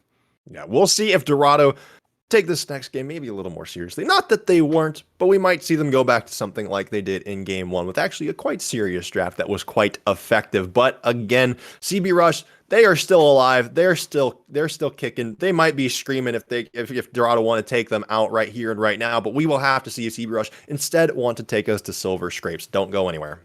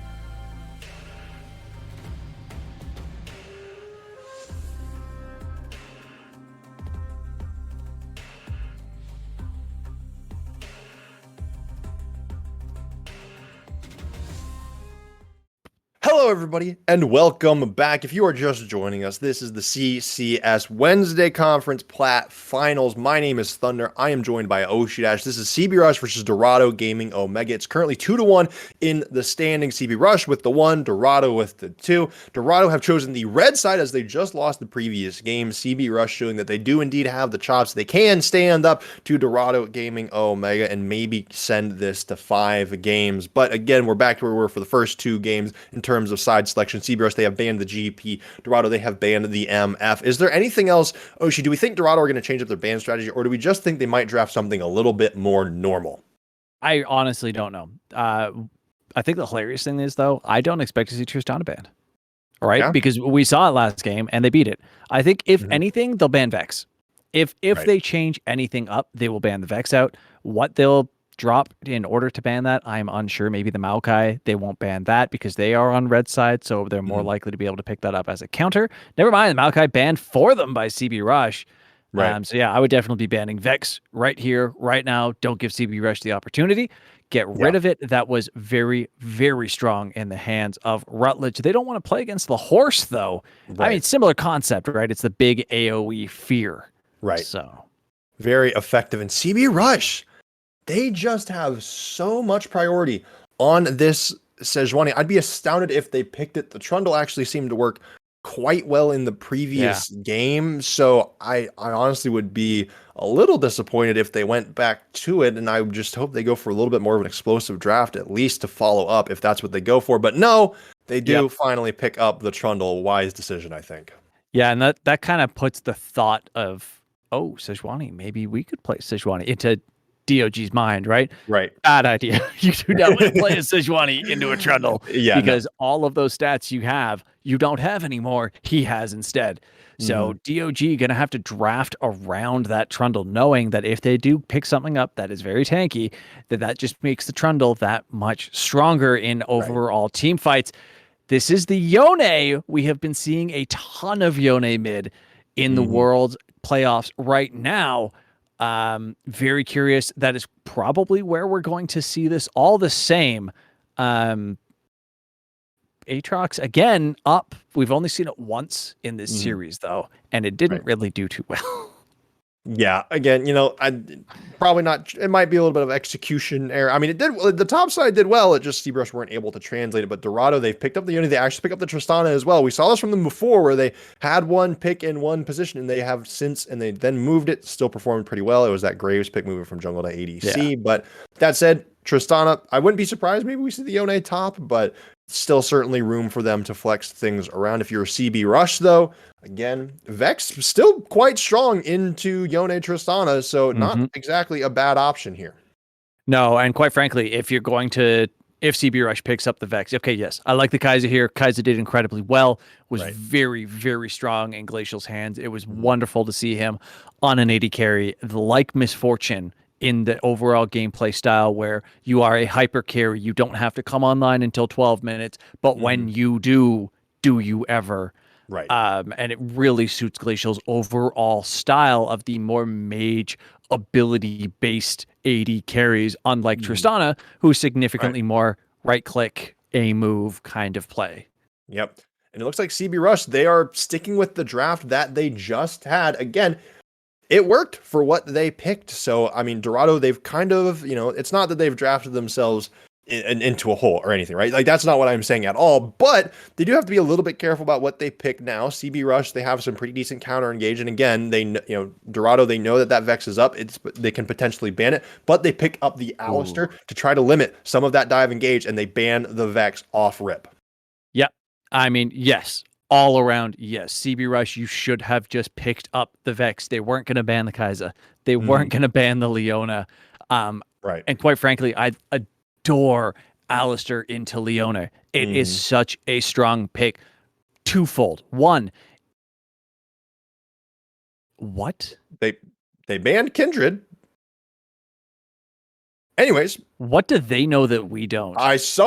They know. I hope they know something that we don't. Either way, what I was going to say, though, the Alistair into the Leona is a classic counter because if the Leona decides to dive too far and you don't want to fight it, you can just punch her away. If she dives too far and is in a bad spot, then you punt her towards right under your tower. Yep. Alistair also has very much matching CC styles to the Leona. More importantly, in a good engage by the Leona, you can just headbutt the Kaiser away, in which case you're now in a wonderful situation. If you have a Tristana, for example, to just shred all of the armor that the Leona has and then blow her up. Exactly. And notably, Dorado, they did ban away the Silas, which smart. Yep. Silas has several good ults to steal, and Dorado now Set has all of a sudden shot up in priority. Hey, I'm happy about that. I love the big cat boy. I know he's technically a bird, but it's cat ears. All right, deal with it. So we'll have to see now. You know, Pip's answer before was the Camille. Actually, let me check. What was the Set? Actually, the Set was drafted last. Previously they picked Set there you into go. the Camille, but there is the Aatrox pickup that we wanted Dorado to do in the last game. No, the Camille was drafted into the Set. It was the last game that Set was the last pick. Set was last pick for Dorado. Was it? I definitely game number 2. So yeah, I saw the draft walls pulled up. Yep. Cool. Misremembered. Either way, did incredibly well into the Camille. Yes. Right. We saw the Aatrox in game 1. We were even talking about it just after the Yone pick. I mean, it's a good champion. They put a lot of attention into Pip on this champion in game number 1, and it did not pay off in the slightest. So very interested to see how it pans out against the Set this time around in the same situation. Is CB Rush going to put time up there or not? We see the Lissandra come out, similar overall concept to the Vex, I guess, and a Swain in the mid lane. So is this set jungle? Jungle? No. Alistair jungle? No, so this is going to be this is Yone jungle. Maybe that makes more sense to me than Set, because I'm going to be honest, Set jungle right now is rough. I would bet that this is Yone jungle because of all of the champions picked here, he's the most likely to have usable CC in a gank. Right. So we're going to have Set top, Swain mid, Tristana, Alistair bot, Yone jungle. Almost a normal draft. It looked normal until the Swain pick, really. But honestly, Lissandra picked into Yone. I don't want to play Yone anymore, right? Yeah. I can't blame them for that at all. Yeah, and the Lissandra Swain matchup, I'm not too experienced in how that goes. I don't think it's necessarily super one-sided, but I will say with stuff like Aatrox, Leona, Kaisa, Trundle that all want to be on top of you in the thick of it in a team fight, Swain, again, is one of those champions that you just hit the R button and all of a sudden nobody wants to be around you anymore. Very, very strong for that. Alistair, also a very similar situation. Set, also a very similar situation where, and Yone, also a very similar situation where, okay, you want to jump on top of us all. I mean, Yone has all of the tools in the world to just kill you while you do that. Alistair is going to keep you in the air the entire time. Set's just going to have fun, quite frankly. And as you said with the Swain, the birds do all of the work. Right. So it'll be very interesting to see how CB Rush plays this out. And more importantly, will they be able to get to the back line of the Tristana? Right? There's a big range difference between the Tristana and the Kaiser. There's also a very big gameplay difference between the two of them as well. Kaiser, as you said, very much wants to be on top of you. Tristana wants to be a little further back, just kind of free firing. So if this Tristana has the opportunity to go to pick up the Kraken Slayer, maybe pick up, probably going to go IE, maybe Phantom Dancer after that as well, just really rack up the attack speed, really rack up the percent base damage through that, but also the overall physical damage as well. It's going to be a lot to try and deal with in the late game. Yeah, this will be a very different, I think, a very different overall game than the previous one. Not to say Dorado were funning it in the last one, but they were definitely playing very fast and loose. I expect things to tighten up quite a bit here. I think they probably wanted the 3-0 again, but they were denied it. So I don't think they want to even give CB Rush the possibility of a reverse sweep. They don't even want to give them that momentum. But I will say one thing that I do kind of want to look at. We might see some swaps here. I doubt we will. I think Dorado again, I think they're done with their trolling. But I will say Rutledge on the Vex previously. Do we think the Lissandra will provide him with those same types of tools? Obviously, I don't know if we're going to be getting the 31,000 damage. Maybe we will, right? Maybe we will. But do we think Rutledge might still be able to make those types of big impact plays? It's a different type of impact plays that we're going to be looking for, right? When you're with the Vex, the biggest thing that he did was he had that fear to counter the engages, not to counter engage, but to counter the engages. Every time Hoshiumi came in, he didn't try to fear Hoshiumi. He threw the fear past into the rest of the team. So Hoshiumi either popped Hourglass and then did nothing because he's a Jarvan who's already used all of his cooldowns, or they just killed him and then moved on. In this situation, this is going to be Rutledge having to be the one in causing disruption, right? Be it ult. I mean, if he drops an ult on Joker, that'll be huge, right? Unless Joker has cleanse or picks up the QSS, or if Mikhail's is picked up in those situations, it's going to keep Joker out of the fight for several seconds. And that's what I was saying is Joker being able to sit there and free fire is kind of the whole point, right? The other side is the W is a massive lockdown, the E maneuverability and the slows that just come built in. And okay, maybe he doesn't have the resets, but he does have the frost zombies, which do a fair amount of damage as well. So in the situation where he can pick up, and it's just an assist in that case as well, he picks up the assist, the kills start coming through, he can definitely snowball an entire fight still. Well, we'll have to see if CB Rush can maintain this momentum or if Dorado will shut it down. But of course, before we go into our game number 4, please check out our wonderful sponsor, Pro Comps. Again, CCS code at checkout for 50% off your next 3 months for an all-in-one drafting tool for coaches and players alike to improve your drafting, your gameplay, everything you could possibly look for, because it will give you pointers on what your enemy team's win cons are, where you need to attack. It'll give you analysis and advice on your drafts and what you should ban. Go and check it out. There's a link down below or in the chat. Log in, sign up, go ahead and pay for it. We got a couple of minutes. We will be right back for game number 4 between CB Rush and Dorado Gaming Omega.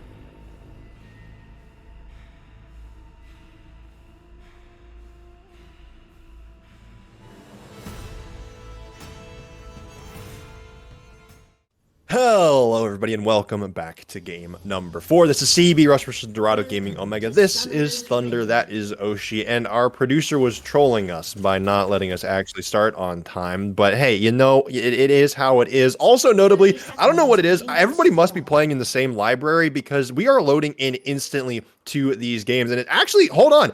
I thought this was Dorado doing this. It's CB Rush going for the 5-man push into the opposing side jungle.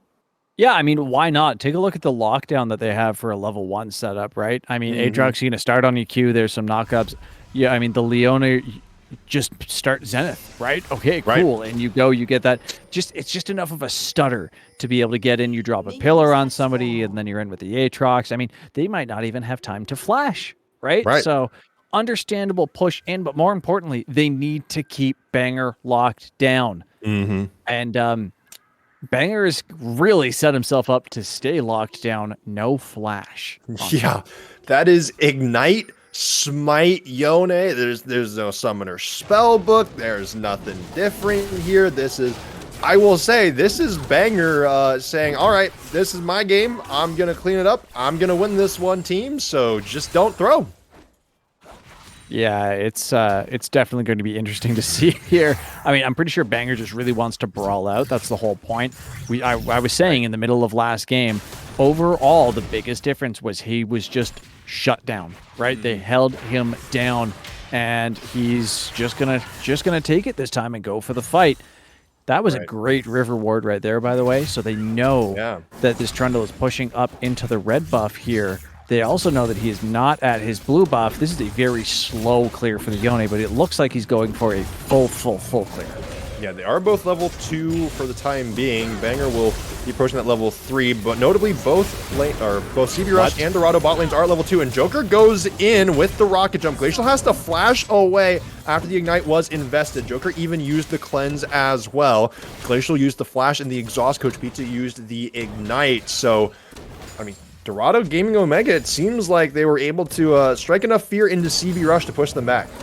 Yeah, but at the same time, it really looks like Glacial did so much work in the last game with Coach Pizza on these two champions that DoG is kind of feeling the burn, right? They say, okay, we got to get in here. We got to keep Glacial back. We have to take full advantage of the power that we have every time we have it. They hit that level 2 like 1.5 million before CB Rush did, and they went right in, zero hesitation. Right, so Hunter Wolfsteal has cleared no camps except for the 3 buffs. Banger has cleared 1 buff and is getting everything else. Hunter Wolfsteal just said hello up at the top side, but again, said is notoriously hard to dive, especially early in the game. Pip with a little bit of a knockup, and Hunter Wolfsteal is now going to be picking up a crab. Notably, the rest of this clear is going to be very, very slow, so while Hunter Wolfsteal did get multiple buffs, is still 2 CS behind and is going to be about an even level with Banger. Harmonica God is here in the middle of a 2v1 right now. The Faceberg comes in. That's the double stun. The grit is stacked up, and Pip with the Qs is going to try to get the first kill. First blood goes over, and Pip flashes away. Banger is going to be able to snap back underneath the turret, is going to be coming up to try and clear out the wave. First blood and an assist. First blood again going over to Hunter Wolfsteal. I think that is currently 4 for 4 on Hunter. Yeah, I mean, Harmonica God, I appreciate what you were going for, especially after the last game. You had the big outplay to trade kills when you were on the Gragas. This time around, you were in the middle of the lane, though you were just too far from your jungler. You needed to move back a little bit. Unfortunate, it is what it is, but we have seen Harmonica God come back every single game from these deficits. As you said, those first bloods on Hunter Wolfsteal, we think 4 for 4, and it's always on the top lane. Right. It's very consistent. But again, you know, ideally you would get your first blood onto the Aatrox, right? That's the ideal world that you would want to live in. But at the end of the day, you know, you'll take the assist money, you'll take the extra long sword over Harmonica God with just the boots. Pip also did invest in the refillable potions, you know, notable, but Harmonica God is duking it out with Pip. The Q2 lands, the Q3 does not. Harmonica God is on the run, is ticking down still from the minions. Harmonica God is going to try to get another trade, but Pip just starts walking away. Harmonica God with the Q had a little bit of extra movement speed, but Hunter Wolfsteal just goes chomp, chomp. Harmonica God falls again. That is learning on the go right there. Pip said, no, I don't want to trade this time, and simply walked away. Now the teleport does get burned out. He had to use it. Losing this wave would have been devastating. And I mean, Hunter Wolfsteal is just going to stick around and harass him. Harmonica God needs to get under his tower. Yeah, Harmonica God is very, very low here. The grid is already starting to fall off. Hunter Wolfsteal flashes away, and Pip is just going to be able to walk forward here, takes a tower shot. Harmonica God is on the run, is using the potions to try to heal up, is going to be underneath the turret. The chains come in. The pull isn't going to come through, though. Hunter Wolfsteal and Pip are currently proxying the wave, and Harmonica God is in a very, very dangerous spot. Currently, it looks like Koshiyumi is coming up here to try to bail them out. And Hunter Wolfsteal with the Giga Brain recall going underneath the turret for the execute. Yeah, you know what? Why not, right? You lose nothing for it. You go back to base just as you would if your respawn time is nada. He's already back up. Honestly, probably faster than recall would have been anyways. Yeah, no. I mean, Pip probably still wins that fight anyways, if I'm being honest. Look at the items. Was at level 6. Yeah, still. I still have some faith right there. That being said, though, during that entire time, Banger was in the jungle of Hunter Wolfsteal, cleaning up everything he could get his greasy little fingers on this Yone. He is just farming out almost 40 CS, and yet still down 300 gold because 2 kills exist over on Hunter Wolfsteal's side. Right, this is very, very similar to where we were at just last game, where Banger was farming, but Hunter Wolfsteal was, helping get kills around the map. Again, it is 2 kills onto the Trundle, which, again, you're not going to be mad about. That stick hurts, right? The club bonking you is not fun for absolutely anyone, no matter who you are. And I will say, I think you want kills on a Trundle more than a Sejuani. Yeah, without question, I would definitely prefer that for certain. Not to say that the Sejuani didn't do well with the kills, but it is definitely going to be more effective on the Trundle. So long as you can keep up with the levels, they just walk in and take the blue buff again. Yep, I think they have denied 4 buffs from Banger, and Rutledge goes over the wall, but Hoshiyumi bumps him underneath the turret with the headbutt. Rutledge uses the stasis, uses the frozen tomb to keep themselves alive from taking too many turret shots, but that is the ultimate invested. Notably, Joker did have to use Flash and Cleanse there. And we have 3v3 on the bottom side. Hypnotic Scruff has come down to join the fight, and we are about to see at least one more as well. Hunter Wolfsteal is here. Glacial, Rutledge, Coach Pizza. We're trying to go in on Hypnotic Scruff. We see the visions of Empire hit one, and the Demonic Ascension pop. The Never Move hits onto Glacial, who has to flash on out of there. We see Coach Pizza go in with the Zenith Blade, and one goes down. That is Banger that has fallen. The Demonic Ascension has not fallen for Hypnotic Scruff yet. It goes down now. Joker with the range is trying to free fire onto Rutledge, who is very, very low. Joker, Hypnotic Scruff, they have fairly high health bars, and they're going to clear out the wave as CB Rush reset, but they got a kill for nothing. And in the meantime, Pip is pushing in Harmonica God on the top lane. Honestly, DoG, they seem to have forgotten their limitations compared to these first 2 games. The first 2 games, everything they did was pixel perfect. They tanked everything in and out wonderfully. They had incredible damage rotations overall, both in terms of dealing damage, but also taking damage from the turrets. Now they seem to be struggling on these slight little execution moments, which are resulting in more deaths than they really need to be having. They're only 1k gold behind. It's not huge, but that is now 3 kills up onto this Trundle and assists across the board. Otherwise, Harmonica God is just getting tossed around in this top lane matchup. This is why Aatrox is such a high priority pick. And Pip, yeah, he's had some help so far, but I don't think he's going to need it for the rest of the game. Yeah, it's played at Steel Cabs versus, I mean, we saw this in the first game as well with the Mordekaiser. Ooh, the Never Move on to Rutledge is pretty big. Hypnotic Scruff does have a level advantage for the time being, but Rutledge doing just fine. But yeah, we saw this in the first game with the Aatrox into the Mordekaiser, but it feels, something about this game feels maybe a little bit different, Oshi. Well, I mean, I dare say set compared to Mordekaiser, not a fair comparison at all. This is going to be the fight onto Pip, though. Pip does have the World Ender and pops it, flashes to get on out of there. That is additional movement speed, and Hoshiyumi is in the middle of 3. A very, very bulky cow, but still goes down. Ground Beef says hello, and Pip got out of that top gank perfectly fine. Again, ult and flash expended for Harmonica God and Banger's flash and ult respectively. Yeah, that is one well-preserved stake between Rutledge on the Lissandra and Glacial as a namesake alone. So very well frozen without question. The important thing there, Glacial was able to pick up the kill actually with this Kai'Sa W from a long distance. Very, very useful place to have that gold go. Now slightly ahead in that bot lane despite being slightly behind in CS. And it looks like both supports just kind of have this agreement of, okay, let's let them 1v1 farm it out. Those two hyper carries down there are going to be more than happy to just keep picking up CS. But you see, Glacial is the one that backs off there, the one that is afraid because his support is the one that is not on the map. Additionally, between these two players, Joker is definitely going to be the one to jump in and try to pick up a 1v1 kill before Glacial would. Yeah, and we are seeing Coach Pizza puts a ward down that is key vision. Hoshiyumi is down here. Dorado are trying to set up a dive, but Glacial and Coach Pizza are playing as safe as they can. That said, that's basically going to give Joker this entire tower along with the plates. Dorado, they are playing away from it, so that way Joker is able to get as much damage as possible without the additional resistances stacking onto the tower. Now, that being said, that is going to give CB Rush the Rift Herald, and looks like they're going towards the mid lane as quickly as they can. Cristano doesn't have the wave quite yet, but they are zoning CB Rush off of a ton of experience and gold. CB Rush, they do drop it in the mid lane. Rift Herald has been summoned. It's going to have to get the charge off here. The eye will get popped. Hypnotic Strap doesn't have a never move to root it down. It takes all the way down to half a plate. But Banger is here. Hunter Wolfsteal and Rutledge need to be careful. The Fate Shield is invested, and the Demonic Concession is popped as an escape tool. Hunter Wolfsteal is alive for now, and Banger is very, very low as Coach Pizza catches him out. Rutledge is here. Rutledge will be able to pick up the kill, but oh, they were trying to gift it over to somebody. Rutledge managed to pick it up, but that not at the cost of Hunter Wolfsteal's life and the first turret down on the bottom side of the map.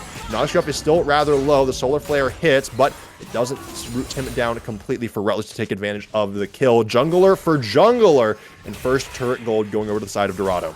An additional 300 gold going over as well, though. Hunter Wolfsteal did have that bounty on him, so that went down. Harmonica God just is not willing to give up the fact that he can contest this Aatrox. World Ender is He picked it up. Yep. He picked it up. Yep. What? That's set. He's over 600 gold behind after picking that up. He was 1,000 gold down and just took on a 1v1 after the Mythic had been fully completed. The Gold Drinker is there, and all he has is the Warhammer and plate caps. Okay, to be fair, Pip just picked up the Gold Drinker when he died. I know. Still, he had all the components of it. Okay. Yeah. Holy cow. Yep. Set is still a very scary champion. If that haymaker is not used, it is not advisable to take a fight into the bowels. Hunter Wolfsteal is just going to be as mean about this as possible, and Harmonica God is very aware of it. So Hunter just says, "Hi, I'm going to bother you, smite you down, keep you rooted in place, delay that back for as long as possible." Speaking of mythic items, ooh, are we going to fight? No, not quite yet. Speaking of mythic items, we have 3 completed on the side of CB Rush: Gore Drinker, Divine Sunderer, and Everfrost completed from the top down. Currently only the Kraken Slayer completed for Joker for the time being. That said, Glacial should be getting relatively close to that Kraken Slayer. Unfortunately, Glacial just doesn't have 5 full turret plates in their back pocket. Yeah, Glacial also actually sitting on 2 pickaxes right now on top of the Cloak of Agility. So as you said, sitting on the components required, unable to combine them thus far. But, he'll make his way there, as one would expect. The interesting thing will be to see, where does the other pickaxe go to next? Is he going to go into the Infinity Edge second, perchance? Maybe we'll see the Blade of the Ruined King. Probably not. But who overall knows? Only him. As it stands, taking a look at map state, look at where the priority lies. The mid lane is where CB Rush is putting all of their chips, all of their wards. And the turret does go down. I don't know if Pip was in range to pick up local gold, but it would have been pretty close. And I think they have all been spotted. Hunter Wolfsteal does clear out the ward. CB Rush are assuming that nothing has happened yet, and they're setting up a little bit of a trap play here, but they pop the Scryer's Bloom, and that kind of reveals their positioning. Dragon is spawning in just a few seconds. This will be their second Drake of the game, and Dorado looks like they're giving it up, and they're letting Harmonica God get turrets on, or getting the turret on the top.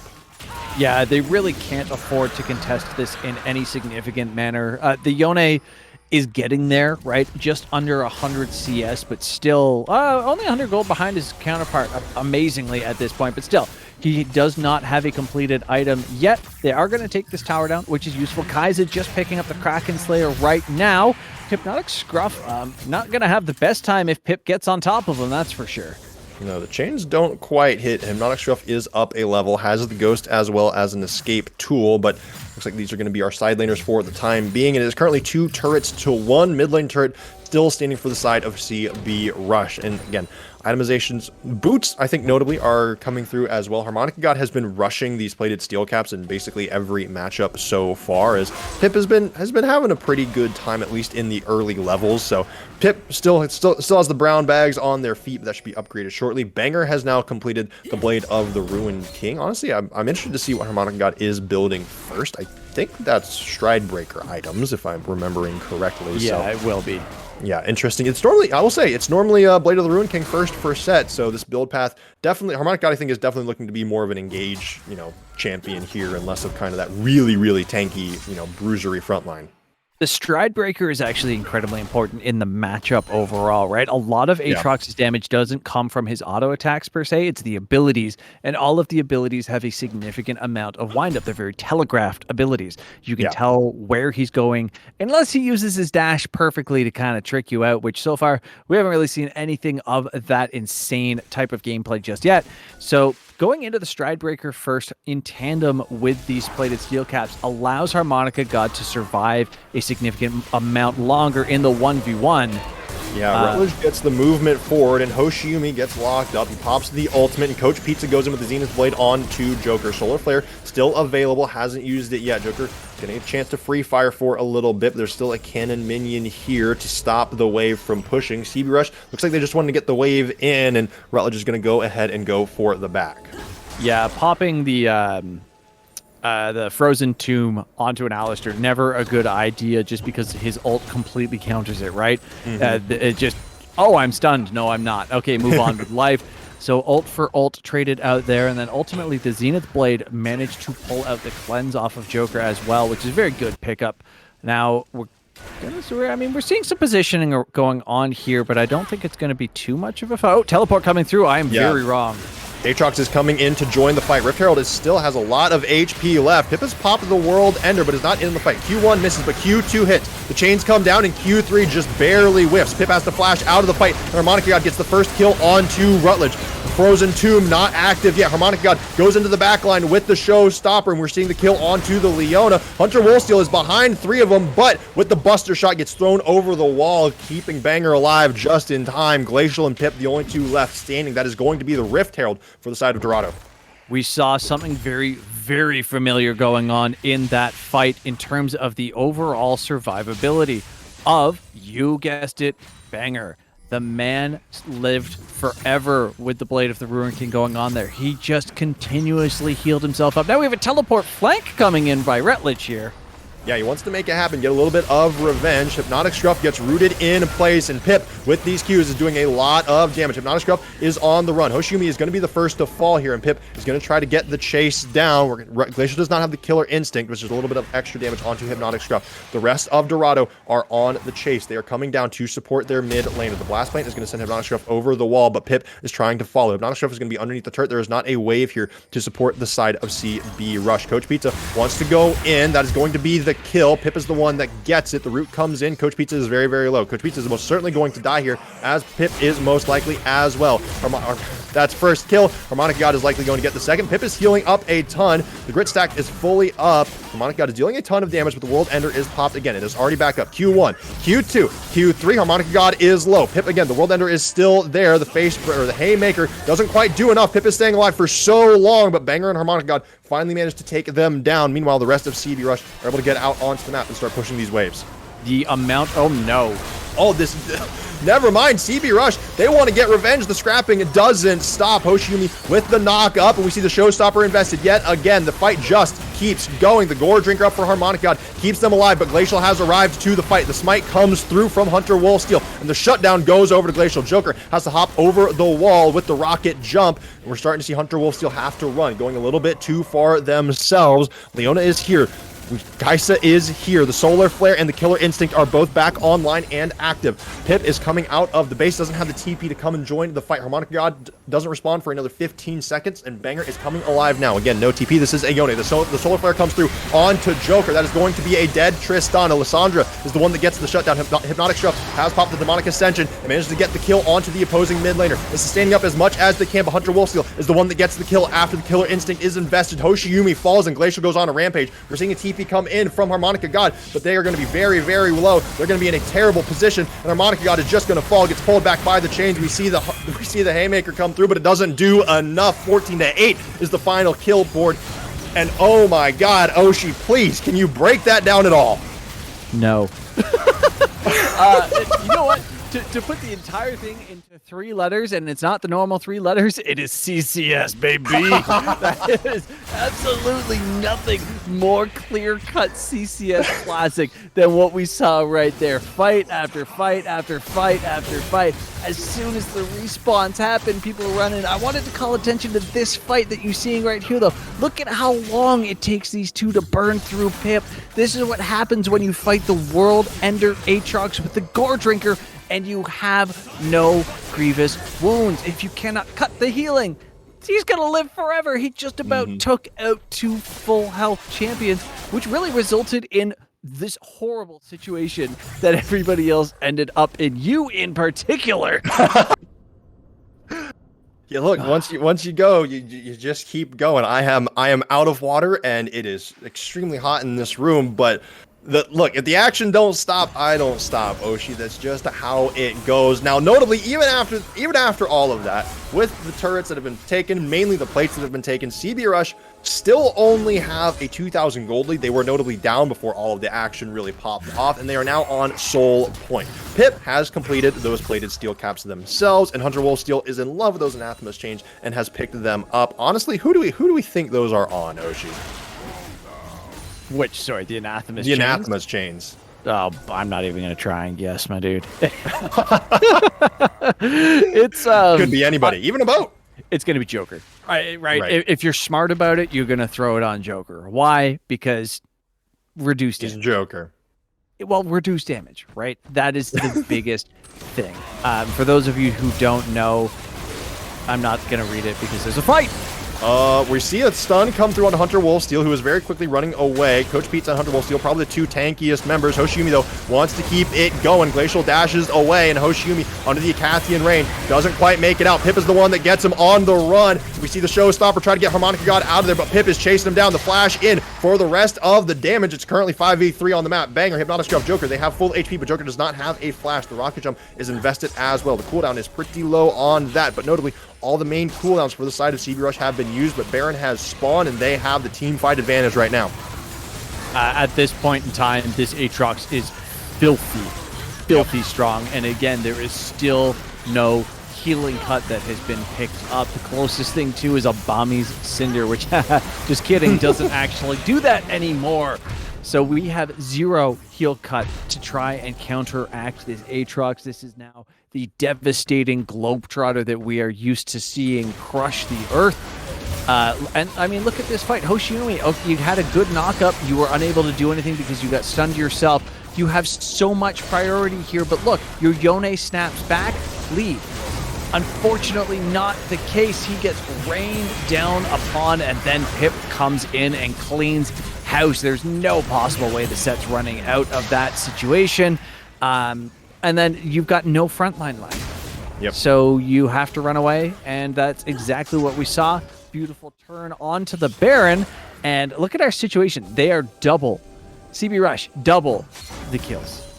Yeah, they're having a pretty good time here. Look, they really want the Silver Scrapes, Osh. They still want to get their revenge here on Dorado Gaming Omega. Now, honestly, after those first 2 games, it was hard to believe that CB Rush would be able to do it, but Dorado, they got, I don't know, maybe it was Dorado, Dorado, they weren't taking it quite as seriously maybe as they should have been. They were playing fast and loose, but CB Rush, they've now kind of turned into that team that we saw run through the lower bracket. It feels like this is what we saw so much of before. They're pulling it out again. Hypnotic Struff is underneath the pillar. Pip goes ahead, pops a couple of Qs, and forces Hypnotic Struff's flash. That is very, very important for the Swain, and Unfortunately, they're not going to be able to get this tier 2 as Hypnotic Scruff does a good job of defending it.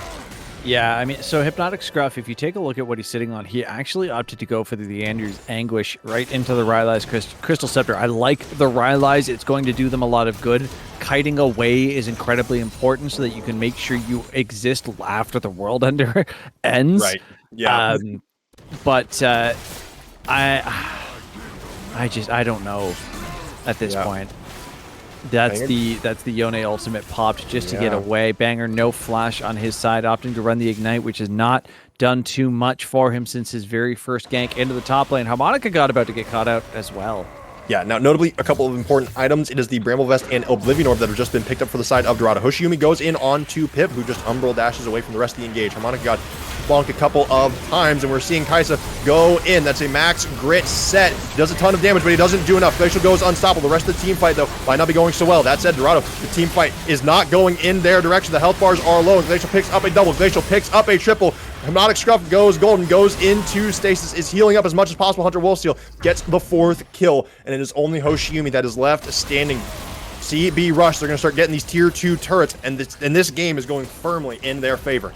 This is an online Kaisa doing absolutely everything that they are made to do in the hands of Glacial. This is terrifying. We asked for a more ability, a more mage-based AD carry for him. We said you need damage, you need a hyper carry. They found that linchpin for their team. Glacial is going insane this game, last game, and for the sake of CB Rush, let's hope next game too. Take a look at this fight. They get in. The pillar is, whatever. Oh, look, maybe we can catch out the Aatrox. You forgot it's an Aatrox and you have no healing debuff. And then, hey, guess what? They just walk on you. Big pickup. Oh, the Haymaker does nothing. That is Glacial picking up 1. Massive ultimate across, picking up the 2. Flashes backwards to pick up number 3, and number 4 gets taken by the jungler. Yep, you know, hey, it happens. And then we bring you back to live. I mean, look at the map state. Amazingly enough, that top lane turret still exists. There is a 2,000, almost 3,000 gold difference between these two top laners.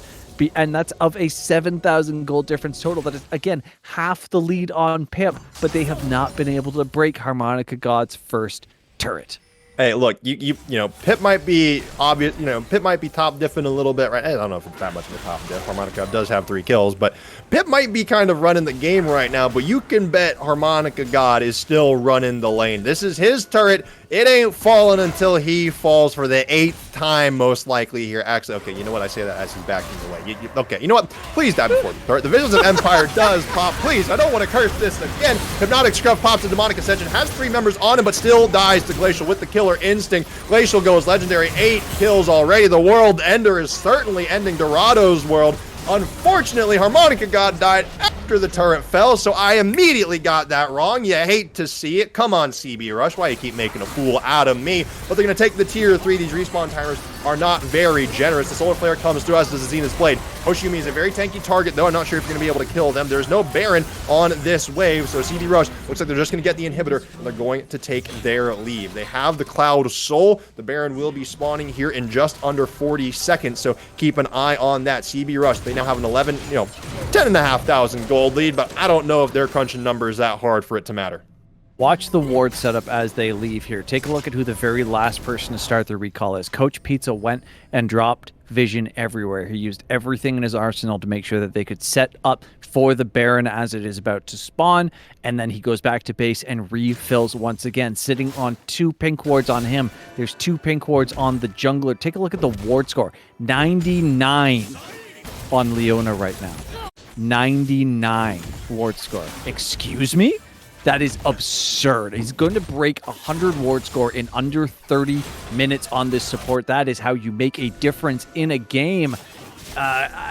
What more could you ask for from a support in that regard? But overall, we have seen a huge switch up come through for CB Rush here. They have just turned everything around. They're playing incredibly well. And let's take a look. Oh, look, there's a Bramble Vest on one person. Okay, Swain, never mind. Finally has picked up the Oblivion Orb. There is a little bit there, but it's still Harmonica God in this 1v1. And this Baron is going to drop so fast because, hey, Guinsoo's Blade of the Ruin King, Kraken Slayer on this Kai'Sa, absolutely shredding health bars. Yeah, in the meantime, Pip is running for their life on the bottom side of the map as everybody but the Swain is down there, and Aatrox gets away, makes the great escape. That's 5 members now with the Baron. There was absolutely no response, no contest. Notably, Elder spawns in just over 2 minutes and 15 seconds. So Coach Pizza might be able to stop this here. Banger instead stops the recall themselves, get away from the turret. I don't think Coach Pizza even saw them. They probably could have completed that recall and gotten out of there just fine. But that said, they need to go ahead and defend this tier 2 turret. Hunter Wolfsteal walking up a little bit too quickly. But again, Baron number 2, I expect more of the base to get taken apart here. Super minions coming into the top side of the map. As we watch this slow roll in with the Baron push right before the fight, fun little fact for everybody at home. There was once upon a time where Trundle's Pillar dealt 1 true damage.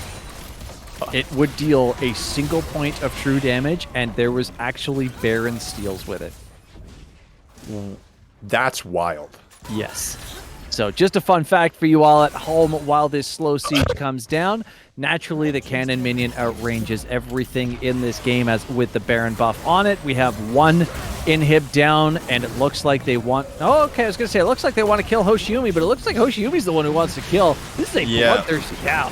Yeah, look, Mad Cow Disease, it happens. The Showstopper comes over the top into the middle of 4, but the double root comes through. Harmonica God falls as well. The set is not tanky enough, does not have the survivability. Hypnotic Strap has so much health, but it doesn't matter because CB Rush do so much damage. Glacial is taking turret shots, and it just doesn't matter. Joker and Hoshiumi are the only ones left standing. CB Rush, take us to Silver Scrapes. We are getting game number 5, and you were concerned about looking like a fool at the hands at the hands of DoG, but instead it is DoG who look like a fool after game 3 where they had a bit of fun. Now game 4 has been spun on its head as well. They have a lot to think about.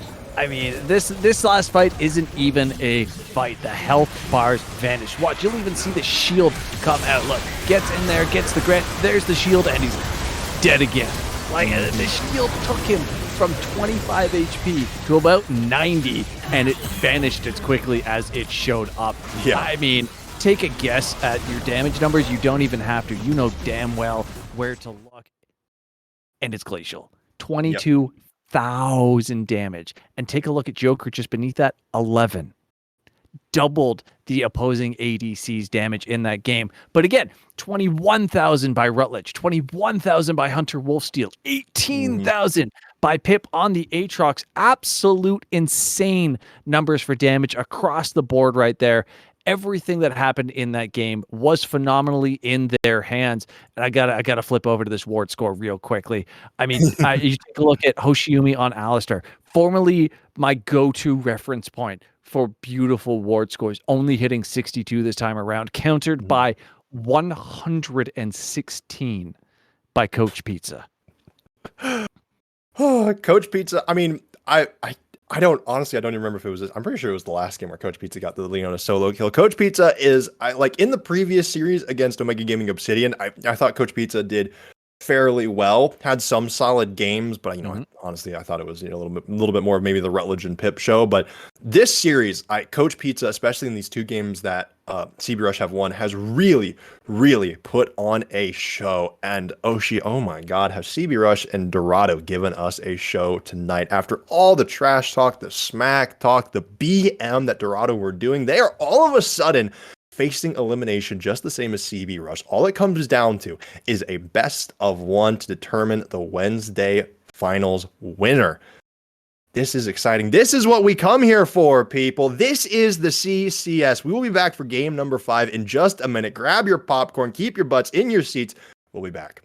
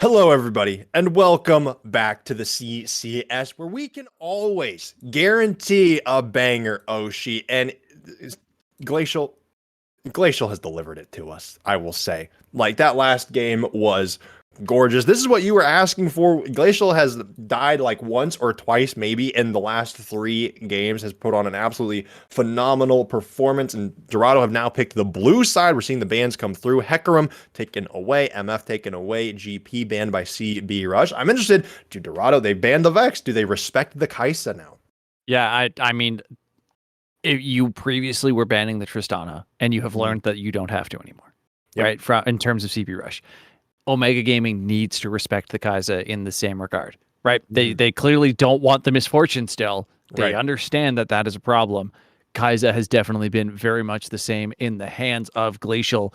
And again, CB Rush doesn't have to care about the Tristana. They've played it, like Omega's played it 2 games in a row, lost both games. Not too big of a threat for them to be concerned about. Omega instead opting to ban the Trundle. Trundle has definitely been a pillar of strength, if you will, in the hands of the CB Rush jungle. I could say He's it an with a straight face. absolute. He's been an absolute king. He's just, Trolling he's the made map, the rift. He's made the rift his domain. if you will. If you will. But I guess that's He's taken a bite out of Omega's force. really seemed like he's kind of just lowered all of their stats. I there was something there. I couldn't nothing come up there. with. We were There was something. Okay, yeah, we were done. But again, we're not done here yet. CB Rush, they banned the Amumu and the Maokai and Dorado. They have left up the Wukong this time around, and they pick it up themselves. Again, Stunna banger in the jungle has been performing rather well, but again, the last two games, Hunter Wolfsteal, who's been getting all of the first bloods. I think it's been Hunter Wolfsteal getting the first blood in every single game, as well as probably the next two kills. Finally was able to perform these two games on the Trundle. The Wukong is picked up. I just really hope CB Rush don't fall back onto that Sejuani. I hope we see the next evolution of what they have been playing. Yeah, I hope that's it. I hope that goes into the jungle because that would be incredible. It does very decent into the Wukong. It's not phenomenal. You're definitely not going to be keeping up in the early game, but in that mid game, they have very similar roles, but itemization favors Diana, right? Being able to moonfall into that Zonias definitely favors AP-based champions versus the Tornado into I have to stealth and run away, essentially. But the double knockup, also very strong. Going back into the Leona. The wife. Sorry. Yeah, so after you, please. That's not a wife. They're sisters, aren't they? No, Oshi, they're gay. Just kidding. They're gay. Just Goodness gracious. But anyways, this is one of Hunter's most played champions. That's Dorado. They picked up the Wukong. They now pick up the Jinx as well. So, that's a very good, if you want something that's hyper scaling, this is something that Joker can absolutely play on. And Joker is, again, back to more standard ADCs. We have a much more standard jungle, if that is where it's going. I fully expect it to go into the jungle right now. That's where Wukong is just best at. And we see the Tahm Kench to give Jinx, most likely, that additional summoner spell, essentially, as protection.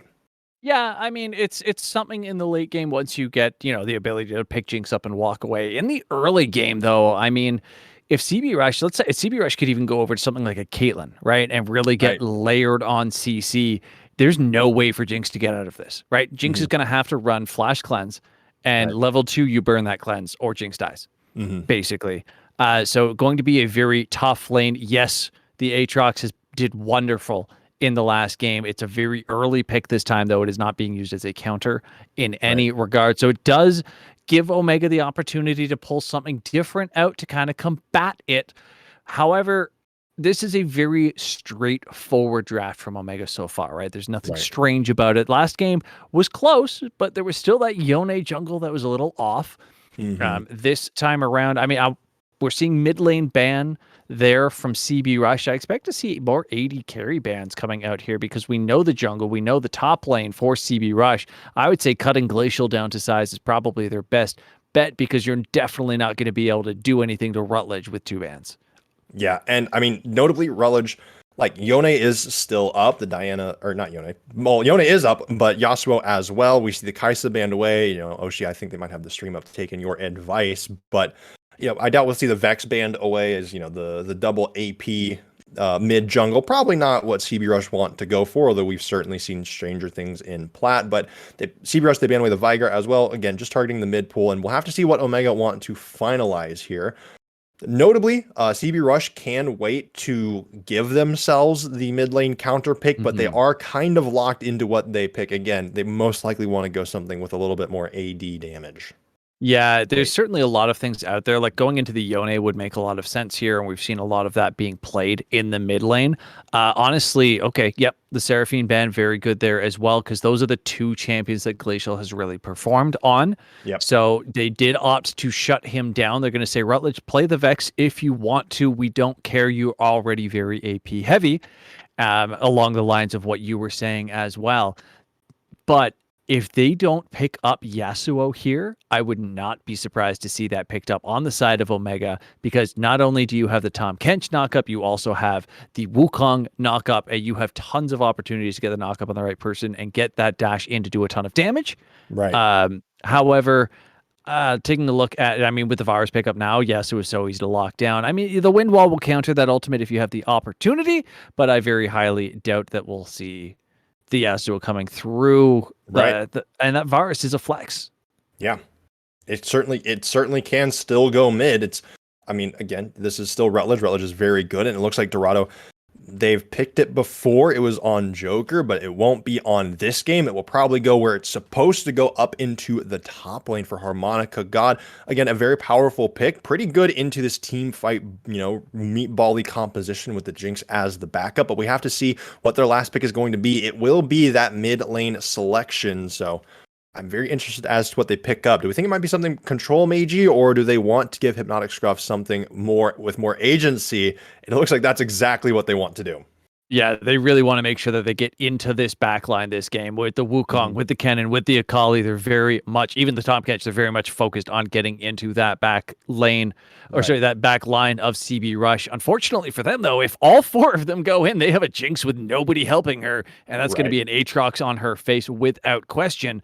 I don't like the Kennen pickup into Aatrox a lot of the time. I mean, yes, you have some early game agency, but it's not going to be ideal. The Vex does get picked up. What did we see happen last time? I mean, Vex was the key to counteracting the heavy engage, the big dive that Omega drafted that game number 3. And I mean, Rutledge went insane on it. So I definitely am not too shocked to see this, but really, Aatrox is the only big source of physical damage, right? Even Varus is relatively hybrid. So it'll be interesting to see how they play around that. More importantly, how Tom Kench and how Wukong itemize around that. But Akali does have a lot of targets this game.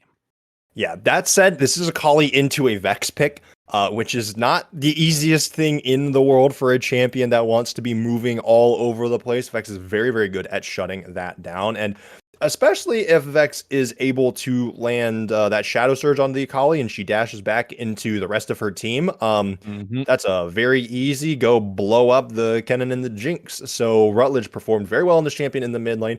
And, to be fair, Hypnotic Scruff performed quite well on the Akali in game number 1, where Dorado took home the win. But again, Oshi, you talked about this. Dorado are now playing something that makes sense, right? They haven't pulled out something weird. They haven't pulled out anything that we're like, okay, we'll see how this works. This is tried and true stuff. They know what they're doing. And it seems like they've said, all right, you know what? We'll just try to make sure we get to the late game. We'll scale for late, and we'll let Joker just win the game.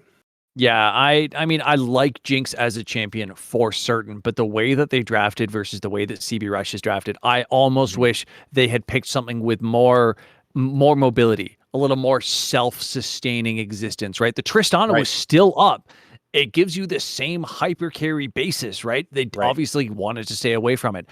I mean, I really don't want to say this, but Twitch was right there. That is true. But Twitch into the Leona, not a good time. Just the same. But for the same reason that Jinx isn't going to have a great time, right? You don't have the mobility to get away from anything.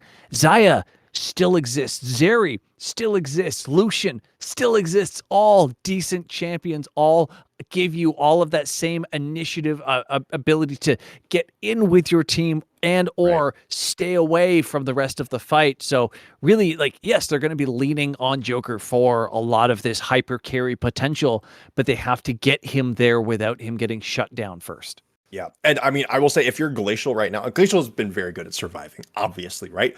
But going from Kai'Sa to Varus, it's a pretty big jump in playstyle. Kai'Sa wants to jump in. Kai'Sa wants to go in. Not necessarily frontline, but be in the thick of things. Varus, you want to be a mile away, right? Not exactly across the map, but you want to be 2 walls away with nice vision to make sure you know what you're shooting at with your arrows so nobody can touch you and you can land your chains and call it a day. So if Glacial can adjust that and still get some really good picks with Varus, we'll have to see what the build is. I know Varus has been kind of tweaked with a little bit. I don't know what the current best build is it right now is. I don't know if it's on hit or if it's, full on crit. We'll have to see. But CB Rush, they have pulled themselves into a game 5. If they win this one, it'll be a reverse sweep against the team that has terrorized them across amateur for the last few months. And for Dorado Gaming Omega, they've put themselves into a corner. CB Rush, while they have played very, very well, Dorado, you can't help but look at them and say, all right, what could that game 3 have been if we played a little bit more seriously? And now they're on the verge of elimination. Now, of course, we have our sponsor ProComps that you can go check out. Again, CCS at checkout for 50% off your next 3 months. An all-in-one drafting tool for you, your coaches, people on your team. Go advertise it. Tell Get our numbers up. We love to see it. Our sponsors love to see it. An all-in-one drafting tool that you can use to boost your gameplay, boost your drafting, tell you, hey, what's your opponent's weaknesses? Maybe CB Rush and Dorado need it right now. It could be crucial in this game number 5, but we will have to see. We'll be back in just a couple of minutes.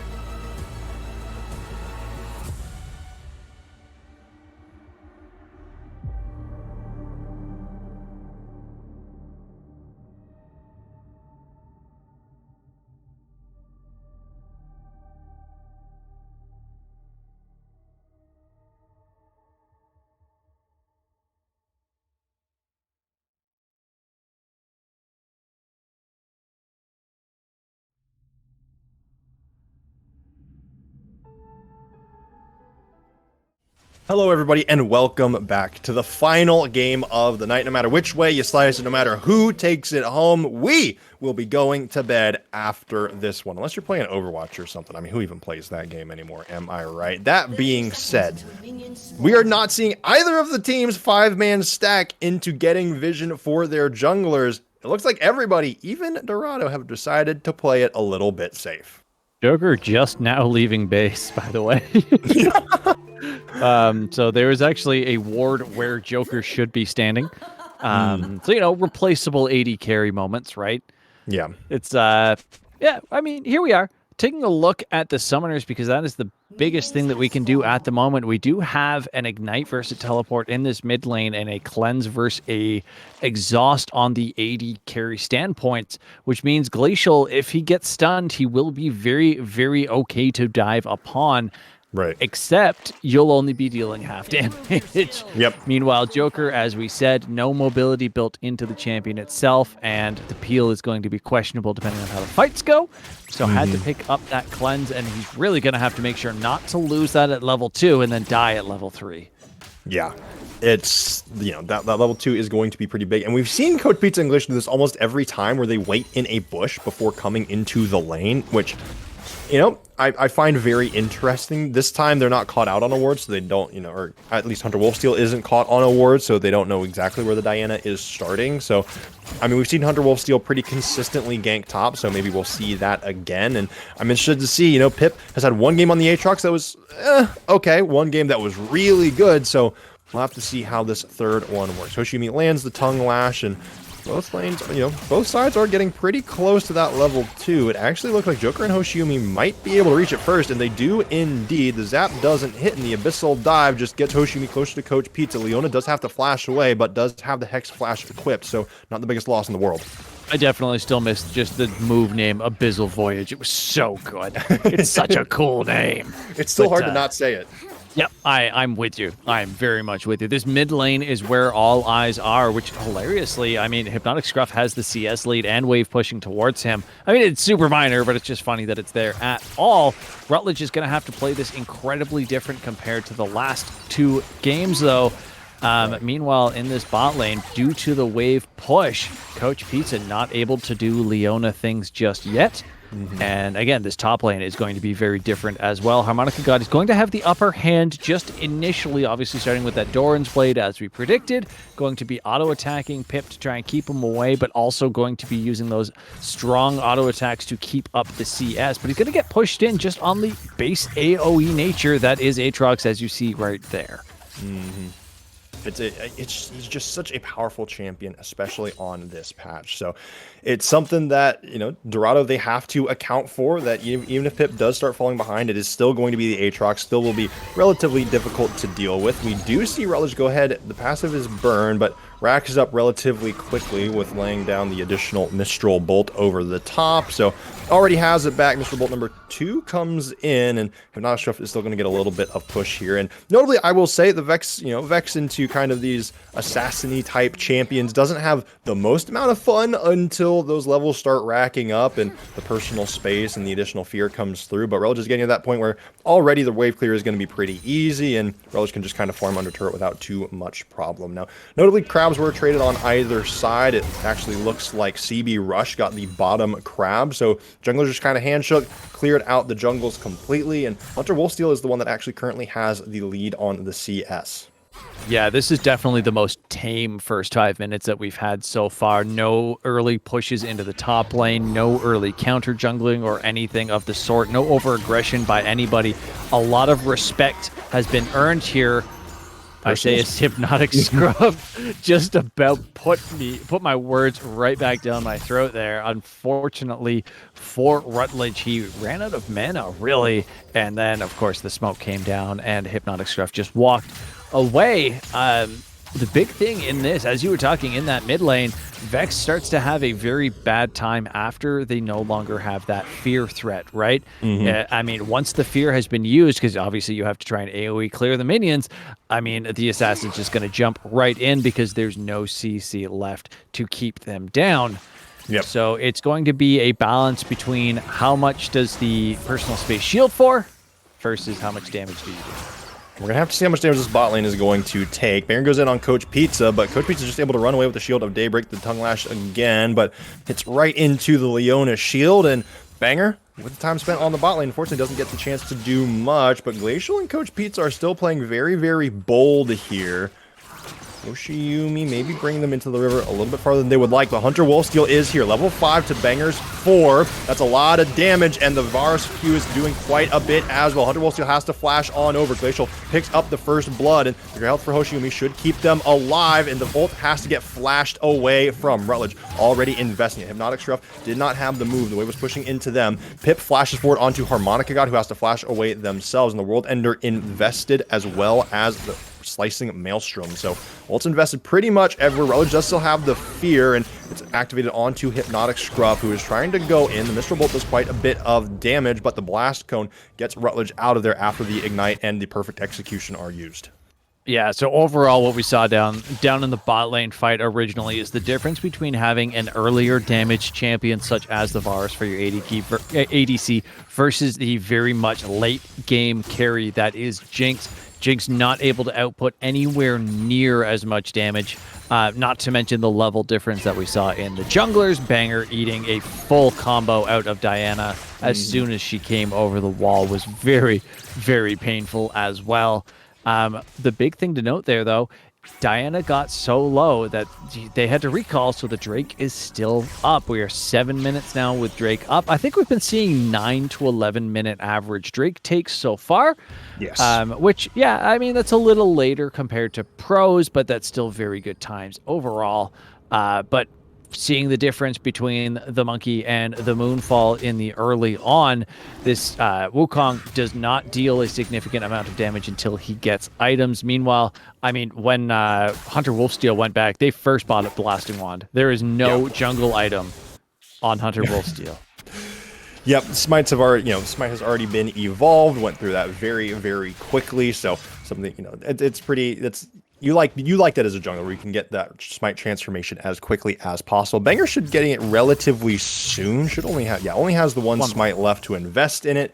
Notably, I will say Glacial did buy a Noon Quiver, thought better of it, and bought the Greaves instead. So is going to be trying to have some fancy feet and be able to outmaneuver any of these skill shots that Dorado are trying to land. So something to keep an eye out on, but it will, will be slightly less effective in the lane, but not too much. It's just picking up CS underneath the turret. Notably, again, Joker is out CS and Glacial for the time being, has about a 2-wave lead on him right now, although about a wave and a half is pushing in. Both junglers are down here on the bottom side, and Rutledge was the one that got the first push out of the mid lane. We'll have to see if they're going to duke it out in the river. They are both sitting very, very patiently near those bushes, and Pip and Harmonica God are still up on the top side. Harmonica God is the one with the TP, though. The Fear and the Mr. Bolt land on Hypnotic Scruff, but that is just the trade. Notably, that is the passive down for Rutledge, so the Fear is gone for the time being, and Pip notices Harmonica God down there by the ward, and Pip is still not walking down to this bottom side. Dragon is still up, and everybody is just positioning very, very carefully. Nobody wants to be the first one to make a mistake.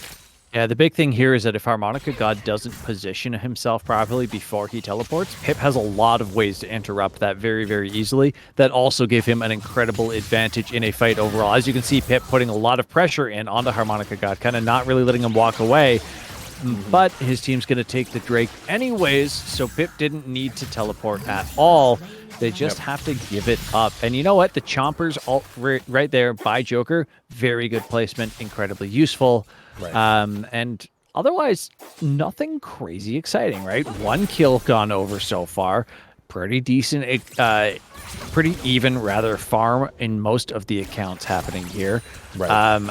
I'm amazed at Coach Pizza and Glacial playing this the way that they have. They have not tried to force anything on Joker.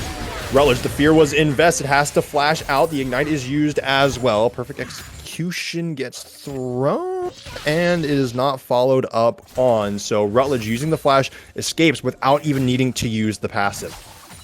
Yeah, you know what? It worked great. right? You were just happened to be in a situation where you could walk away. Having the personal space up on deck was very useful as well. Has invested 2 points into it, by the way, so definitely wants to keep that shield growing, as well as keeping the push potential by maxing the Q, but a very important allocation of points right there, just to make sure for situations like that, and when the Akali gets brave, that you don't get one burst. Yep.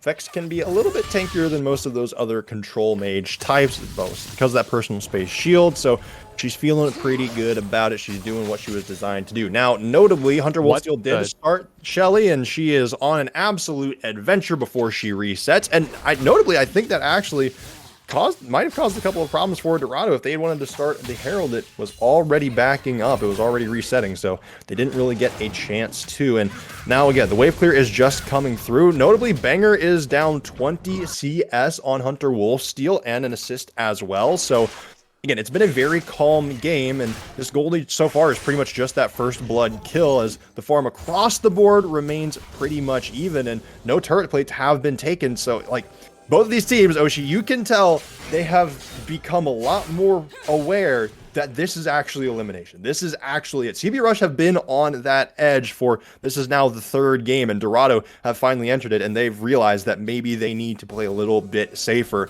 I feel like what's going to happen, though, is there's going to be one major team fight. We saw it in the first game. There's going to be one big team fight that just blows everything open. Look at what's happening, though. In regards to prepping for that one major team fight, we have a lane swap happening on the blue side here. Kennen has moved down to the bot lane. The Aatrox is going to be left in the 2v1 up here right now. They do not want this Shelly to go, because that is a significant amount of gold and map control. Once the Eye of the Herald gets dropped, Hip Notably, just got to keep them busy. Yeah, Glacial is in the mid lane, was getting chased down by Harmonica God. Hunter Wolfsteal actually brings Banger over into the river, goes in with the Moonfall, but there's not a lot of follow-up yet. The Shadow surges it, though, with the range. Rutledge takes down Banger. The second kill comes through. Pip slays Hoshiumi, and we see it go again. Rutledge with a double kill. Harmonica God and the Akali. Hypnotic Scruff. They're trying to take down Glacial. Glacial will fall here, but not quite. Goes back into the pit. Hypnotic Scruff gets hit by the Shadow Surge. Reset. But Harmonica God now with the Slicing Maelstrom manages to take down a second. Rutledge is still very much alive, but isn't going to be able to get the second reset with the Shadow, or the third reset with the Shadow Surge. Harmonica God still trying to get out of there. Will be able to do just that. It is 2 for 3, and it looks like Dorado Gaming are the ones that are going to have a little bit of priority over this river. Once again, we saw Harmonica God pulling something that I pointed out in one of the former games. He popped his ultimate and did everything in his power to kill Hunter Wolfsteal in an objective contest fight. That was his focus. He did not try to get as much damage on as many people as he could. He said, I am killing the jungler. The big thing this time, his jungler was already dead at that point, which means they have respawn priority. Now Hunter Wolfsteal has to try and live up to a different spelling of the last part of his name there, get in and take this. He's just going to let it go. Yeah, it looked like Dorado was briefly concerned that it might happen, but now they're going to have to be able to make the great escape. Looks like Hoshiumi is going to be the sacrificial lamb, but all of CB Rush have gone into the pit. They don't have great escape tools. The Chompers don't make a very good line to keep them out, and Coach Pizza is the one that is running forward. There's no ultimate yet, but Rutledge with the Shadow Surge will be coming up in just a couple of seconds. It is live now. Hunter Wolfsteal is very, very low, and Joker takes the kill. The Shadow Surge comes in. Rutledge falls through onto Harmonica God. The fear lands, and Harmonica God will fall. And it looks like it is only Hoshiumi Hypnotic Scruff left standing. Once again, another 2 for 3, but the Rift Herald goes over to Dorado. Yeah, there's now a 3k gold difference in the hands of CB Rush. However, as you said, the Shelly did actually go over to Banger there. He is sitting on the eye. So really going to be up to them how they choose to open this game up, especially with Drake now respawning. I would love to see them push down into the bot lane, drop the Herald down there. Okay, Scruff, you got quick fingers.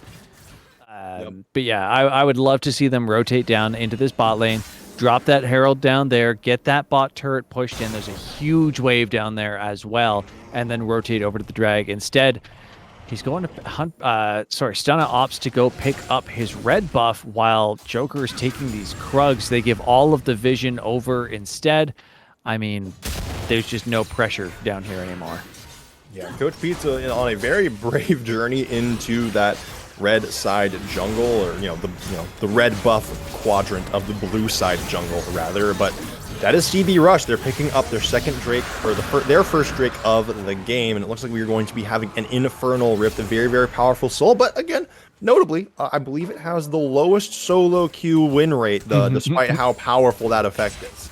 Yeah, it's one of those things where I feel like that soul just doesn't. It kind of gives you that overconfidence, especially something and that is especially something that we have seen a lot of throughout this entire season.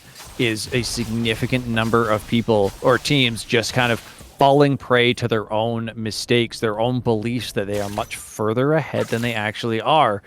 This time around, I don't think we're going to see that this game, the way that it has been played so far, as we have both pointed out several times. Very slow, very respect-based match right now.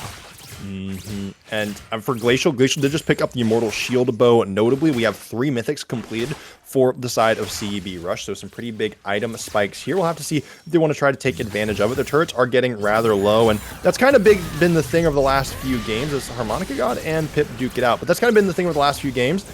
Dorado, they've been really good at taking these turrets. CB Rush have had a lot more priority over some of these neutral objectives overall. So, that gold kind of evens out a little bit. But CB Rush, they're able to stop the turret the Herald from getting a second charge. And Hunter Wolfsteel is sitting on a ward, is revealed now, is going in on Harmonica God. The Moonfall comes in. Harmonica God is trying to dash away. The Slicing Maelstrom comes through, and Hypnotic Struff is going to be able to get the kill, but Rutledge does not manage to hit the Shadow Surge. That looked directly on top of the Akali. Pip is the one that ends up getting the kill onto the Kennen with a little bit of last tick damage, though Rutledge was the one that sent out the Mistral Bolt. Pip and Rutledge are both trying to get over the wall here, but the Cyclone onto Rutledge forces the flash away. Banger wants to go in for the follow, but Pip is still here. The shutdown comes in onto Rutledge, and Dorado Gaming Omega recoup some of their losses, cutting the gold lead down to just 1.4k.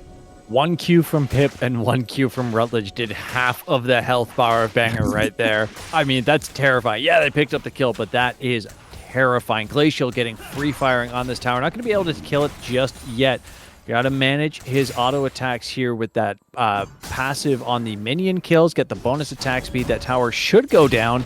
Be the second tower of the game, and this here is the second tower taken down for DoG. 3 top lane versus 3 top lane. I mean, I'd put my money on CB Rush, considering who the 3 were if that fight broke out. Right. It doesn't this time around, and now it's just going to be some minor posturing for the next 2 minutes or so when the Dragon spawns, when Baron spawns. Up until then, it's going to be very much vision-based gameplay. Can somebody get a pick, or is everybody just going to kind of farm away? Yeah, notably, Pip actually completed the Eclipse on the Aatrox. If I remember correctly, we've seen the Gore Drinker every time so far being built for that. So that's definitely interesting. We'll see how that plays out, but overall, again, mythics are completed across the board now, except for Coach Pizza down there in the support position.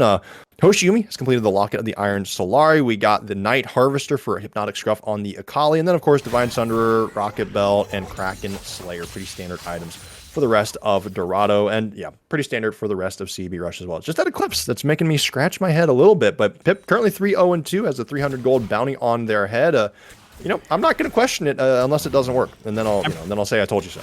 I'm pretty sure Eclipse is what we see as one of the primary build paths in Worlds every time that Aatrox has been played so far. It kind of goes back and forth between that and the Gore Drinker. The biggest thing, though, is it gives you a significant amount of damage, but it gives you that armor penetration as your mythic passive, as well as the move speed. So if he's going to be trying to chase down or run away from Kennen, Wukong, Akali, but more importantly, getting on top of the Jinx, that bonus move speed is going to be very important. And it does also give you the 7% Omni Vamp, which is always very nice, plus the extra damage, the extra health-based percent damage that just overall auto attacks give you. Very beneficial as well, because, you try to auto attack every now and then as Aatrox. So looks like this is going to be the second Rift Herald to go over the opposite way of the first. Yeah, and it doesn't look like Dorado want to contest too much. They have 3 members coming out of the base right now, and of course, usually that first Rift Herald is technically a little more valuable, but considering playmates had fallen by the time it went through, it didn't really do too much more and it did well, but it didn't do too much more than you would normally expect. And notably, CB Rush, they have wards everywhere, right? You talked about this a little bit in the last game. Coach Pizza did a phenomenal job with the vision, and the rest of the team is really picking up on that as well. Good vision scores, pretty much for the mid, jungle, and support, and Coach Pizza is continuing that trend. Dorado, they're currently in the mid lane to try to match. They're coming up the river to support. Infernal Dragon has spawned. That is Dragon number 3 of the game. CB Rush, they have not dropped the Herald yet. That is the passive used onto Hoshiumi. That doesn't come back for a minute for Rutledge, and Crab is going to get taken as CB Rush. They are the first ones into the river, but they need to be careful. Pip, Glacial, they are on vision right now, but so is the entirety of Dorado. The thing is, I don't know if CB Rush know where the Akali is. We saw a couple of pings, but I'm not sure that they are certain. No, they definitely have a feeling because of how long it's been since he showed up on the map anywhere, but I mean, I believe he showed in the bot lane last anyways, or possibly showed up on the Scuttle vision right there instead. Not entirely sure of the path that he took to get to where he is, but ultimately they have to be aware of Hypnotic Scruff, which of course they are. And honestly, I thought that was it. I was going to say, not yet. The map transformation from this being the Fire Drake is actually what gave Hypnotic Scruff a huge flank there, because there's no wall at that blue buff. Yeah, Hypnotic Scruff is coming out now. He's going to be going over this blast plant, but we see Harmonica God go in with the slicing maelstrom. It only really hits onto one, and the root goes down on Hypnotic Scruff. Meanwhile, on the other side of the fight, a gigantic moonfall onto 3 stops Dorado in their tracks. Hunter Wolf still gets the first kill, but Jinx gets excited. On the backside of the fight, Hypnotic Scruff is trying to go in, has a lot of damage, but so does Rutledge. Goes in with the reset on the Shadow Surge, but Scruff goes on a killing spree. Banger and Hoshiumi, they're trying to get the damage done. Hunter Wolfsteel is still very much alive, as is Glacial, who's free firing, but the last 3 standing are for Dorado Gaming Omega, as Glacial gets the triple kill, and Dorado Gaming Omega pick up their second Drake. 100% position differential right there. The fact that Akali got into that back line, it kept Glacial busy, it kept Rutledge busy. Rutledge wasn't able to get in with the Shadow Search until it was basically too late. Take a look at Hypnotic Scruff up here on the top right corner. Gets back there and look, gets locked down, but still holds him there. Look, Rutledge goes in once, backs up, and now, look, 3 members are trying to focus on that Akali back there. Doesn't even take a lick of health. Gets in for the re-engage. Meanwhile, Jinx just free firing, eating through the front line, eats through the mid, eats through the back, picks up a ton of kills right there, a ton of gold injected into this Jinx. Already had the Kraken Slayer finished, currently sitting on 3,300 unspent gold, by the way. Still, just spent it there, ended up picking up a full Hurricane, finishing the Hurricane, picked up a BF and a pickaxe as well, probably going to be going into the Infinity Edge after all of that. I mean, these fights just got so much worse because Jinx got to free fire in the first place, but was only hitting one person at a time, and now is going to be hitting significantly more. Yeah, this is where things start getting very, very scary for the side of CB Rush. They've been able to bring it back so far, but in the 2 games that they won, they had a significant early game lead that they did not lose. Now gold is dead even, kills are even. The only difference here are what turrets are down and what neutral objectives are down. Harmonica God jumps on top of Rutledge, but does have to flee. The fear is proc. Hunter Wolfsteel has arrived as well, goes forward with the Proto Rocket Belt, and Harmonica God is running in the wrong direction. The Shadow Surge is already invested, though.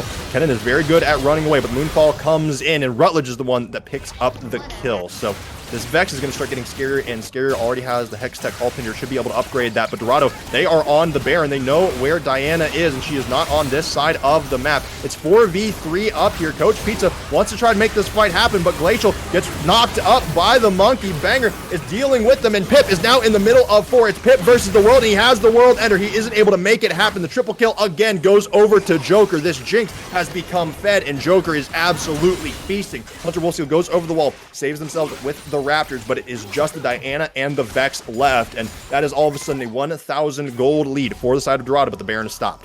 That being said, a 3-for-1 trade overall, but that is exactly the point that you have to take home here. That Baron did not get completed. It was 3/4 of the way down, and they did not finish it. They were not able to turn around before it started to regen, nor were they able to ultimately just go back to it after the fight. There's too much vision down there now. There was too much used in the fight compared to not used on the other side. That Moonfall now back up as well as the Slicing Maelstrom. Honestly, most of the ultimates have come back up. We're at that point where they are so short that you can use them all in a fight and then have them back up for the next one immediately. Look at the vision spread around Baron suddenly. There's 2 wards in the bot lane, and that's it. Everything else is focused entirely around that pit. I see at least two red wards in the pit itself, on top of a pink ward for the blue team there as well. Everybody is concerned about that because Drake is not up for another minute 45. And I mean, Jinx is going to shred through whatever she decides to look at. That Infinity Edge has been finished, sitting on an additional longsword. Would not be surprised to see that to go into some form of sustain, or more than likely going to be an armor penetration item. Yeah, this Aatrox is still getting scary. Pip 3, 2, and 3, but Hunter Wolfsteal tries to go in. The Tongue Lash comes through, as does the Abyssal Dive. Hoshimi is continuing to get the slow onto Hunter Wolfsteal and gets the Devour as well. The Diana with the Moonfall is trying to go in on the back line. The damage comes through, but there is not enough follow-up. Flash is out, but Coach Pizza is not able to finish or follow through with the Zenith Blade. The kill comes down, and Dorado Gaming Omega. It is now their turn to turn towards whatever objective they would like. This is one of those situations where, like I had said, maybe Jinx is going to go into the sustain. Doesn't have it, so got bursted down quite significantly and is having to chug back those refillable potions to get health back. Thankfully, also has the red buff, actually, so that is a massive amount of regeneration that comes with having that. And they might... No, Pip's good. They don't see him. Yeah. Purchases and upgrades that Hexdrinker into a Maw of Malmortius and gets the Farsight alteration as well, so is going to be checking out these neutral objectives. Notably, Coach Pizza now picks up a Bramble Vest, but Hypnotic Scruff grabs that Hourglass. So more item completions, more notable things coming into the game. And again, CB Rush, they've now fallen behind by 2,000 gold, and Dorado Gaming Omega, they do not want to get reverse swept. They are very, very aware, and they are playing this with much more respect. They're playing this much, much safer in this game 5. If I were to put this game into a word for how they have played it, methodical would be it. It has been very textbook, very by the book. Hypnotic Scruff able to get out thus far. You'll notice Kennen had been sitting in base, waiting for somewhere to teleport, and not a good place. Yeah, that is a very dead Kennen, and we're seeing the minion wave push in, but Dorado, they want to go for this dragon. The Solar Flare comes through onto Hypnotic Scruff, and Pip is onto them. We see the Qs hitting, Banger in the Cyclone in the clone, doesn't fall yet, but his clone does. We see the first kill come in. Hunter Wolfsteal with the Diana Moonfall tries to make it happen, but CB Rush, they may have bitten off more than they can chew. They didn't quite expect it. They didn't quite have the resets for Rutledge. Glacial almost gets the kill on Hypnotic Scruff, but Hypnotic Scruff goes golden, and Glacial falls, and that's a penta kill for Banger. That's going to be Dragon number 3, Soul Point acquired for the side of Dorado Gaming Omega. We have said every single game, the important thing here, it's not always Joker, it's not necessarily Glacial, it is Stunner, it is Banger, and this right here shows why. Yes, the Kennen is wiped off the face of the planet in less than a second. The Drake doesn't get taken immediately. Look at the Engager. They managed to lock down the Akali. The Aatrox is in the front line just shredding health bars. And the Monkey's almost dead right there. Picks up the one, gets eaten, gets a huge shield, picks up another. The sustain from the Divine Thunder. The amount of shredded armor that came from the Black Cleaver hitting all 5 members. The additional armor shred that comes from the Q, a pentakill ultimately for Banger here, living up to the alt name without question, showing disgusting prowess and why this Wukong was banned. 4 games out of 5, it should have been 5. Yeah, it's a phenomenal pick just across the board, and Banger picking it up is making it look clean. Now, again, a couple of big items. Hunter Wolfsteal and Rutledge both have Zonias, right? So they can survive just a little bit longer as they need to in the middle of their fear once they use their big ultimates. But again, Dorado, they are feeling much, much better. Once again, objective bounties are up for the side of CB Rush. Hoshimi is running interference, but CB Rush might be thinking that Dorado are doing the Baron right now, although they are not. Notably, Rutledge is on the bottom side of the map, and if I'm being entirely honest, I'm not exactly sure what he's doing. Maybe getting the Gromp down there, has the TP to come up and join the team if they would like, but Dorado are already starting up the Baron, and Jinx absolutely shreds through this. Pip has found Hypnotic Scruff on the top side. Hypnotic Scruff wasn't exactly paying attention. Hunter Wolfsteal is here. TP is coming in. It might be a little bit too late. Hunter Wolfsteal is going to have to go in. This is where that steal is going to have to happen, but Dorado, they back off of it for a very brief moment. They don't want to risk it yet. The Shadow Surge goes in, and Rutledge goes forward. The Zhonya's comes through for Harmonica God and Rutledge as well. Banger with the clone gets on out of there. We are seeing Pip chunk through them and tear through them. Can the kills come through? The double shutdown does, but Akali is still alive, is on top of Glacial. Glacial gets the kill, but the Baron is helping out, and Joker is excited. Joker cleans it up. It's Joker and Hoshiumi cleaning up the fight and keeping Dorado alive. Hunter Wolfsteel had a phenomenal dive into what should have been a full team moonfall. Keep your eyes on Hoshiumi. Watch where he is at all times. Look at this. He's just tanking up the Baron. He's down at half health. Yeah, the gray health brings him back a little bit, but look at this engage. A massive Shadow Surge. Hits 2 with the Fear. Unfortunately, Leona ult doesn't actually get a stun on anybody, but look at Hoshiumi here. Look at how low he is. Eats his 80 carry when the Moonfall comes down. Keeps Joker not just alive, but healthy. Who is the one that shreds through everybody in the end of that fight, picking up a quadra kill because of the ability that comes with this Tahm Kench. You called it in the draft, saying, yes, Hoshiumi is going to be bringing that essentially extra summoner that Joker is not going to be able to have himself. The cleanse was used there. The flash wasn't up yet, so he couldn't get out of the Moonfall himself, but it doesn't matter when you have the master-handed catfish on your side. Yeah, this frog has been unclogged. Glacial gets the root, but has to invest the ultimate. Harmonica God takes just a little bit of chip damage, but not quite enough. And we're seeing now the difference of Joker being on a true hyper carry with a very effective jungler that's meant to be there in the effect of the team composition. Banger 7, 4, and 14. Joker 11, 2, and 10. When they've decided to show up, they absolutely are doing just that. It's a 4,000 gold lead, which again is still quite formidable. Maybe it's not the biggest that we have seen so far, even in this series, but CB Rush, they are down considerably. The next dragon is spawning in a minute, and that is going to be Infernal Soul. Infernal Soul on a Jinx is absolutely terrifying. Harmonica God maybe playing a little bit of bait, pops the Zonias, goes golden. We see the Shadow Surge not quite used yet, but the Mistral Bolt is. Hunter Wolfsteel has to flash over the wall. That is a very key engage tool. We see Banger go over with the second proc of the Cyclone. We see the Moonfall come in, but Diana is still going to fall, and Jinx is excited. Joker goes legendary. Pip is going to fall. That's a triple kill. The Akali takes the fourth, and Glacial is on the run. This is a Varus and a Varus alone. It's still a double kill for Glacial, but it's 2 kills to 4. And right now, Dorado, they are running the Rift. They just don't have a way to get onto this Jinx. This is what, I mean, we said Joker's a world champ. We can't not mention that every single time. Joker is an amateur world champion. He just won it all, and then he did it again in the Diamond League. Oh my goodness, Hoshiumi might pick up this kill on Glacial as well. But it doesn't matter. The game's going to end before. It's kind of a race. We're going to have to see the respawn. This is the most exciting thing I've felt forever. Glacial's targeting down Hoshiumi. Hoshiumi does fall. The base is going to fall, though, and Dorado Gaming Omega stop the reverse sweep with a pentakill, a quadra kill, twice over to boot. They take it home and send CB Rush off the Rift. I have to say, a good amount of respect to Joker just for flashing that T1 banner at the end. When you are a world champion, you have the ability to do that. Go ahead and drop it all you want to, mate. You played flawless in that last game. 14-11 final scoreline. 33,000 damage on his side. Rutledge, don't get me wrong, you still hit 22 just like the last game. Was not as effective, mainly because the engage, the initiation was different this time around. The Vex was not the ultimate counter to the entire thing. And I mean, Joker just did insane things.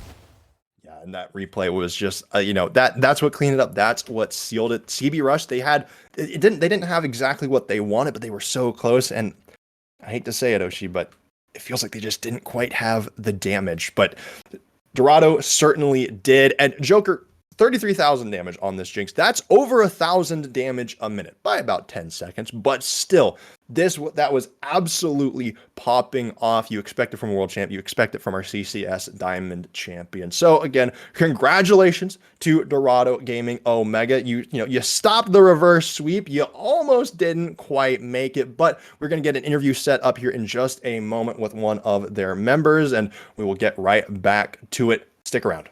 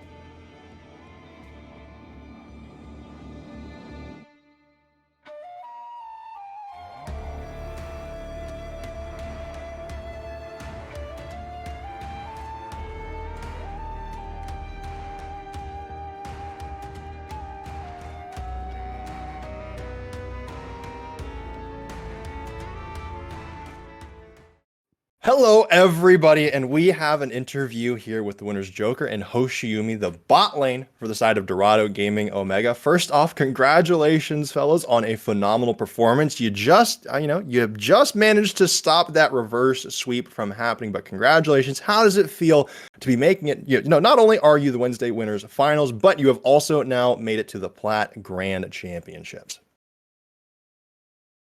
How's it feel? Feels good.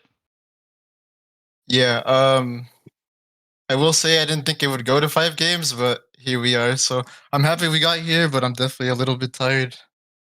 Understandable. It is quite late at night. Yeah. Yeah, I mean, when you decide to play Jarvan Graves in your bot lane, I'm not too sure what you expected, if not an additional game after that. But you guys got to have some fun. You got to play some quirky things and do different things a little differently. But ultimately, you did have to come together into this game 5 with a more serious looking composition where we saw.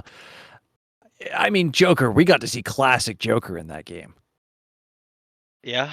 By the way, the Graves was the game that we won. It was the Cannon. The Sorry, content game. I meant just across the two different games. Oh, I mean, Yeah, y'all Yeah. had some wild picks, I think, to say the least. And I will ask, about that game 3. We all saw it. We all watched it. I will ask, you were up 2-0. You've played CB Rush before. You 3-0'd them in your last best of 5. You had a pretty good time against them in the regular season. Going into that game 3, and then also coming out of that game 3, what was the mental like? What were the comms like? Did we get a little bit more serious after that one? I mean, we definitely were, changing it to like a serious mood, but we were like, Mhm. it was like still fine. I think like our picks didn't really matter. It was just we were griefing, like giga griefing team fights and stuff. So it was like unfortunate, but everyone's mental was pretty good, and we still knew we could win the games, so it was fine. That's good. I mean, ultimately, yeah, you did, right? It sure took 5 games, but you were the ones who ended up winning. You are the ones who get to go on to the Grand Championship finals, which is incredible.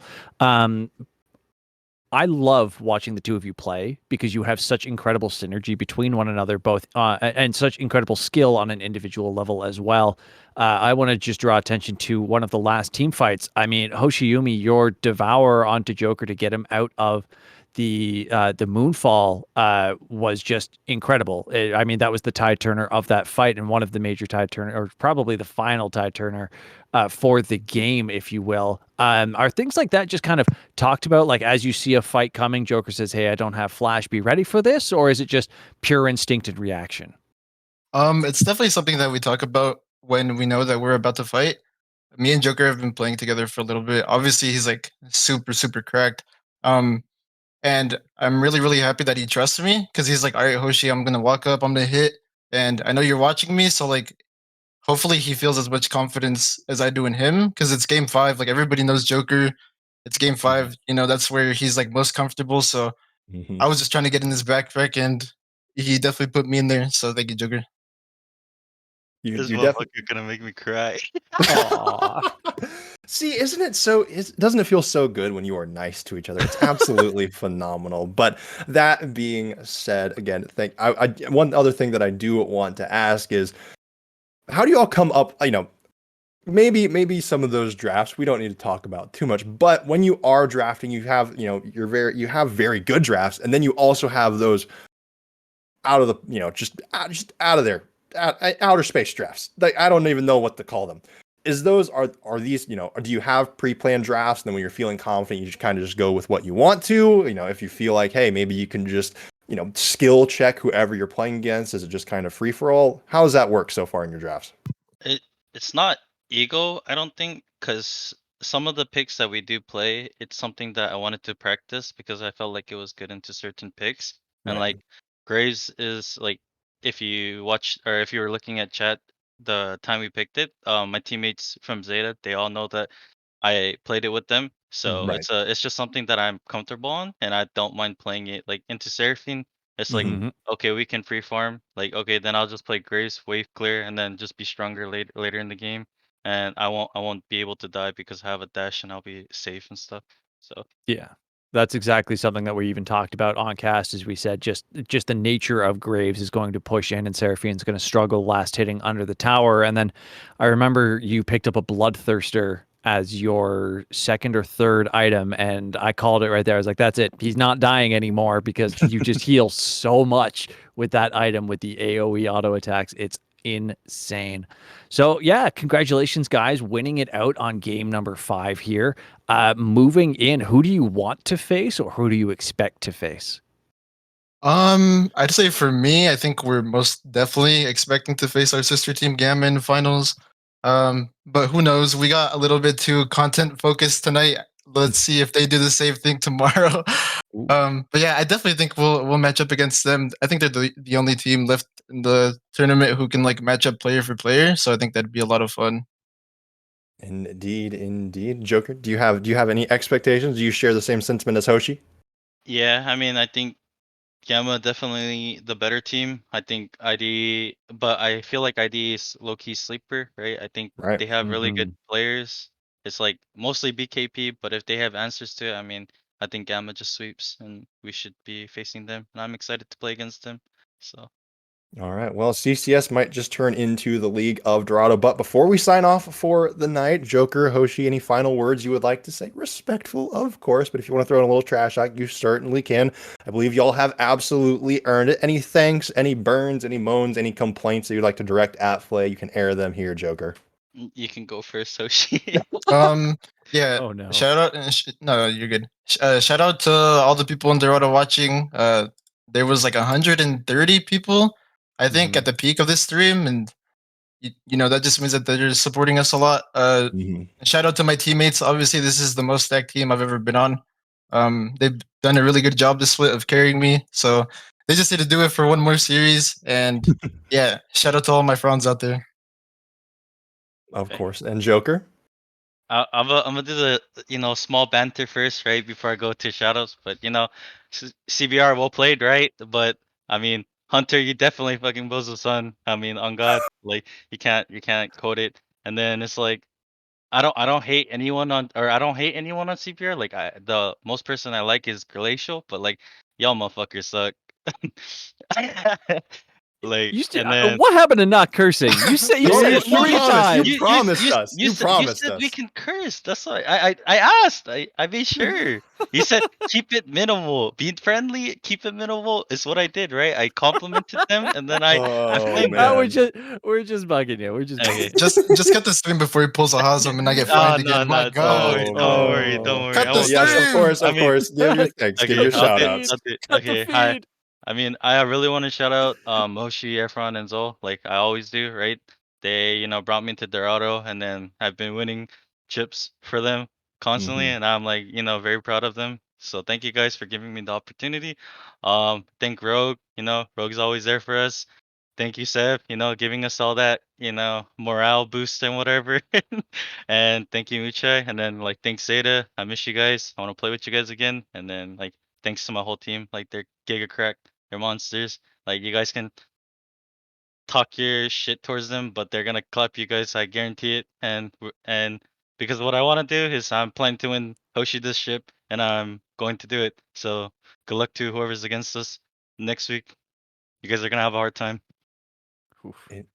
Wonderful news. Wonderful news. Well, thank you so much, Joker and Hoshi. Thank you so much for the interview. Thank you so much for the banger games. Tell Banger, aka Stunna, we absolutely appreciate him keeping it respectful in the chat. But again, congratulations. We will be signing off for the night. But Oshi, any final words from you, my friend? Honestly, I mean, we knew we were getting game 5, if not today, sometime soon. It is the CCS way. Um, honestly, if whoever ends up playing against Hoshiumi and Joker out there, if you feel like you might be stressing a little bit, check out not just the Pro Comp sponsor, but also Medify, right? You might be able to help somebody out who can take a look at this Graves ADC that we now all know about. It's not a secret anymore, Joker. It's in the open, so people are going to do some research and might have something to go against it. But otherwise, I mean, all I can do is look forward to the grand finals. I got more secret picks, so it doesn't matter. Hey. We'll see if they work out as well as the Kennen, or we'll have to Kennen was just keep an good. eye Kennen was on good. that. We Yeah, just yeah, it went so well. It went so well. No But worries. again, thank you so much to chat for coming out and watching. Thank you so much to Daddy Zillion for the phenomenal production tonight, and thank you to the CCS for having us on. Until next time, be safe, be smart, make wise decisions, and farewell.